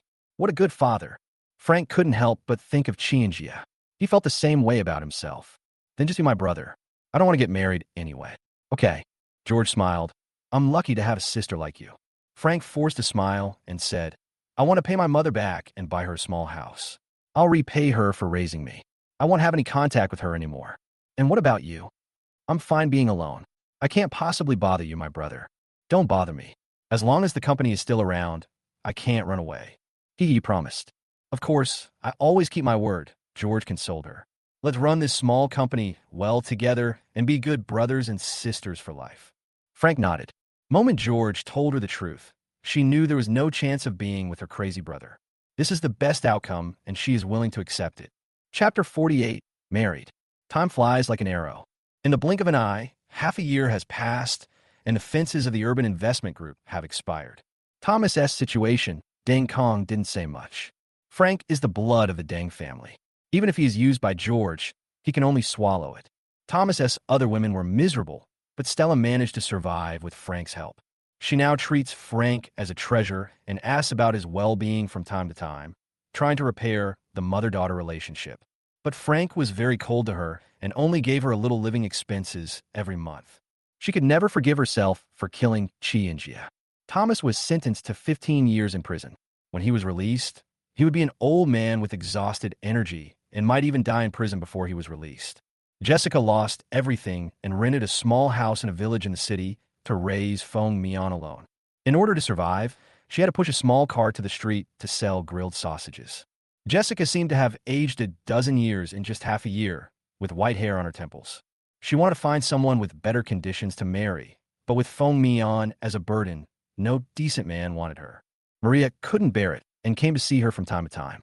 But she was just an ordinary worker, and there was no one who could help her improve her life. Maria, can you please ask George for me? I know I was wrong. Can you ask him to remarry me? Maria sighed. What are you thinking about, sister? Jessica straightened her hair that was messed up by the wind. My life is over. I'm counting on you. Yes, you can marry him. He's so rich now, and he treats you well. As long as you marry him, he will definitely give you a lot of money, and then you can help me. Why are you still like this? Maria stamped her feet in frustration. Don't you have anything else in your mind except money? Can't you see what kind of life I'm living now? Jessica couldn't help but shed tears. Raising a child alone is too difficult. What about the child's grandfather? Doesn't he care? Maria asked. It's not like I haven't looked for him. He fell ill after Thomas's accident. Thomas has a lot of children, so he has no time to take care of them. Besides, Deng Kong has 2 sons. Thomas is short a son, but he is not short a grandson. Then go find Deng Kong. He is Xiaomian's uncle. We've looked for him. Jessica had already thought of every possible way she could think of. He said he was paid by the emperor, and because of his status, it was inconvenient, so he gave us tens of thousands of dollars and sent us away. Deng Kong could help them secretly, but he couldn't possibly take them in. Everyone knows that the disaster involving Thomas was personally supervised by that big shot. He is now afraid that he will be implicated, so he distances himself as much as possible from Thomas's women and children, and even terminates Stella's labor relationship. Jessica hadn't been desperate. She wouldn't have ended up in such a situation. Maria, your brother-in-law is a really good husband. I was confused at the time and thought he was poor, so I did something stupid. I said this not only for myself, but also for you and Xiaoqi. With his current conditions, he can have any woman he wants. What if some woman gets the upper hand? What will Xiaoqi do in the future? No, my brother-in-law has promised Xiaoqi that he will not get married again in the future. Who can be sure about love? Jessica asked. Can you guarantee that he won't be tempted by any woman? Maria was speechless. She really couldn't guarantee it. Tell me yourself, how does your brother-in-law treat you? Jessica continued to ask. Very, very good. Maria stammered. During the 6 months they lived in George's house, they never had any unpleasantness over anything. George bought her clothes, jewelry, and even shoes and socks. Apart from not getting married and not sleeping together, they're actually no different from a married couple. But no one is willing to break this window paper. She still calls George brother-in-law, and George always treats her as a sister. That's it. As your sister, I don't care. Why do you care about what others say? If you miss George, you will regret it for the rest of your life. Jessica continued to persuade. This is your lifelong happiness. We are sisters. How could I hurt you? Maria was distracted by what she said. Her sister had indeed never treated her badly. This was a blood bond that lasted forever. George seized custody of Xiaoqi without her sister's knowledge. But in the end, Jessica didn't blame her. Let me think about it. Maria returned home with mixed feelings. George never took the initiative to ask about her private affairs. And even if he guessed that she was going to see Jessica, he would not ask more questions. But when she didn't come back too late, he would send a message to ask if she was safe. In fact, not only George, but everyone in the family knew that she came home late just to see Jessica. Feng Qi was not as reserved as the adults and asked right away, Anyone to help my mom again? Maria nodded. She miss you a lot. Feng Qi curled her lips. No wonder. She only has Xiao Mian in her heart, not me as her daughter. George patted her head and said, She's your biological mother after all. You can't say that. Oh, Feng Qi stuck out his tongue. Maria changed in her home clothes and sat down a little frustrated. Brother-in-law, my sister is not doing well. You deserve it. Father Feng snorted coldly. You were dreaming of getting rich, but when you cheated on my son, how could you not have thought of this day? Mother Feng pulled at his clothes. Don't add fuel to the fire in front of someone's sister. George took a deep breath. You want me to help her? Maria hesitated and nodded. Okay, you won't be happy if she's not living well. I don't like people complaining at home all the time. Help her find a house for less than 1 million. At least she can have a place to shelter from the wind and rain. George said, Are you really willing? Maria was stunned. It's not a question of whether I'm willing or not. I just hope you can be happy. George smiled. For me? Maria's nose was sore. Thank you, brother-in-law. You're welcome. That's right. Feng Chi took over the topic. "Aunt, look how good my dad is to you. Just marry him." Maria curled her toes in embarrassment. Jessica's words at night did not fail to touch her, and the principles she had previously adhered to were actually shaken. "I think it's a good idea." Father Feng laughed. "It's a closer relationship." After observing for half a year, George's parents became more certain that Maria would be a good daughter-in-law. "You guys always matchmaking people up at random." George was speechless. Father Feng glared at him and said, "Why? Now that I have money, my words don't count. It works, it works." George has been a little afraid of his father since he was a child, and he is still the same even when he is in his 30s. "It's fine as long as it works. I'll have someone pick a date and you two can get the job done." "No, don't you feel it's awkward for a brother-in-law to marry his sister-in-law?" "Not at all," Father Feng said in a fatherly tone. "Just tell me if Maria is okay, okay?" "Of course," George replied helplessly. "So what does Maria think of George?" Father Feng looked at Maria. Maria lowered her head. "Very good."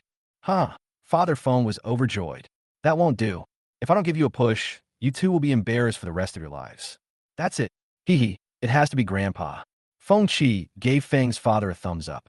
George and Maria looked at each other with a gleam in their eyes. Once they get past the identity barrier, there will be no more obstacles between them.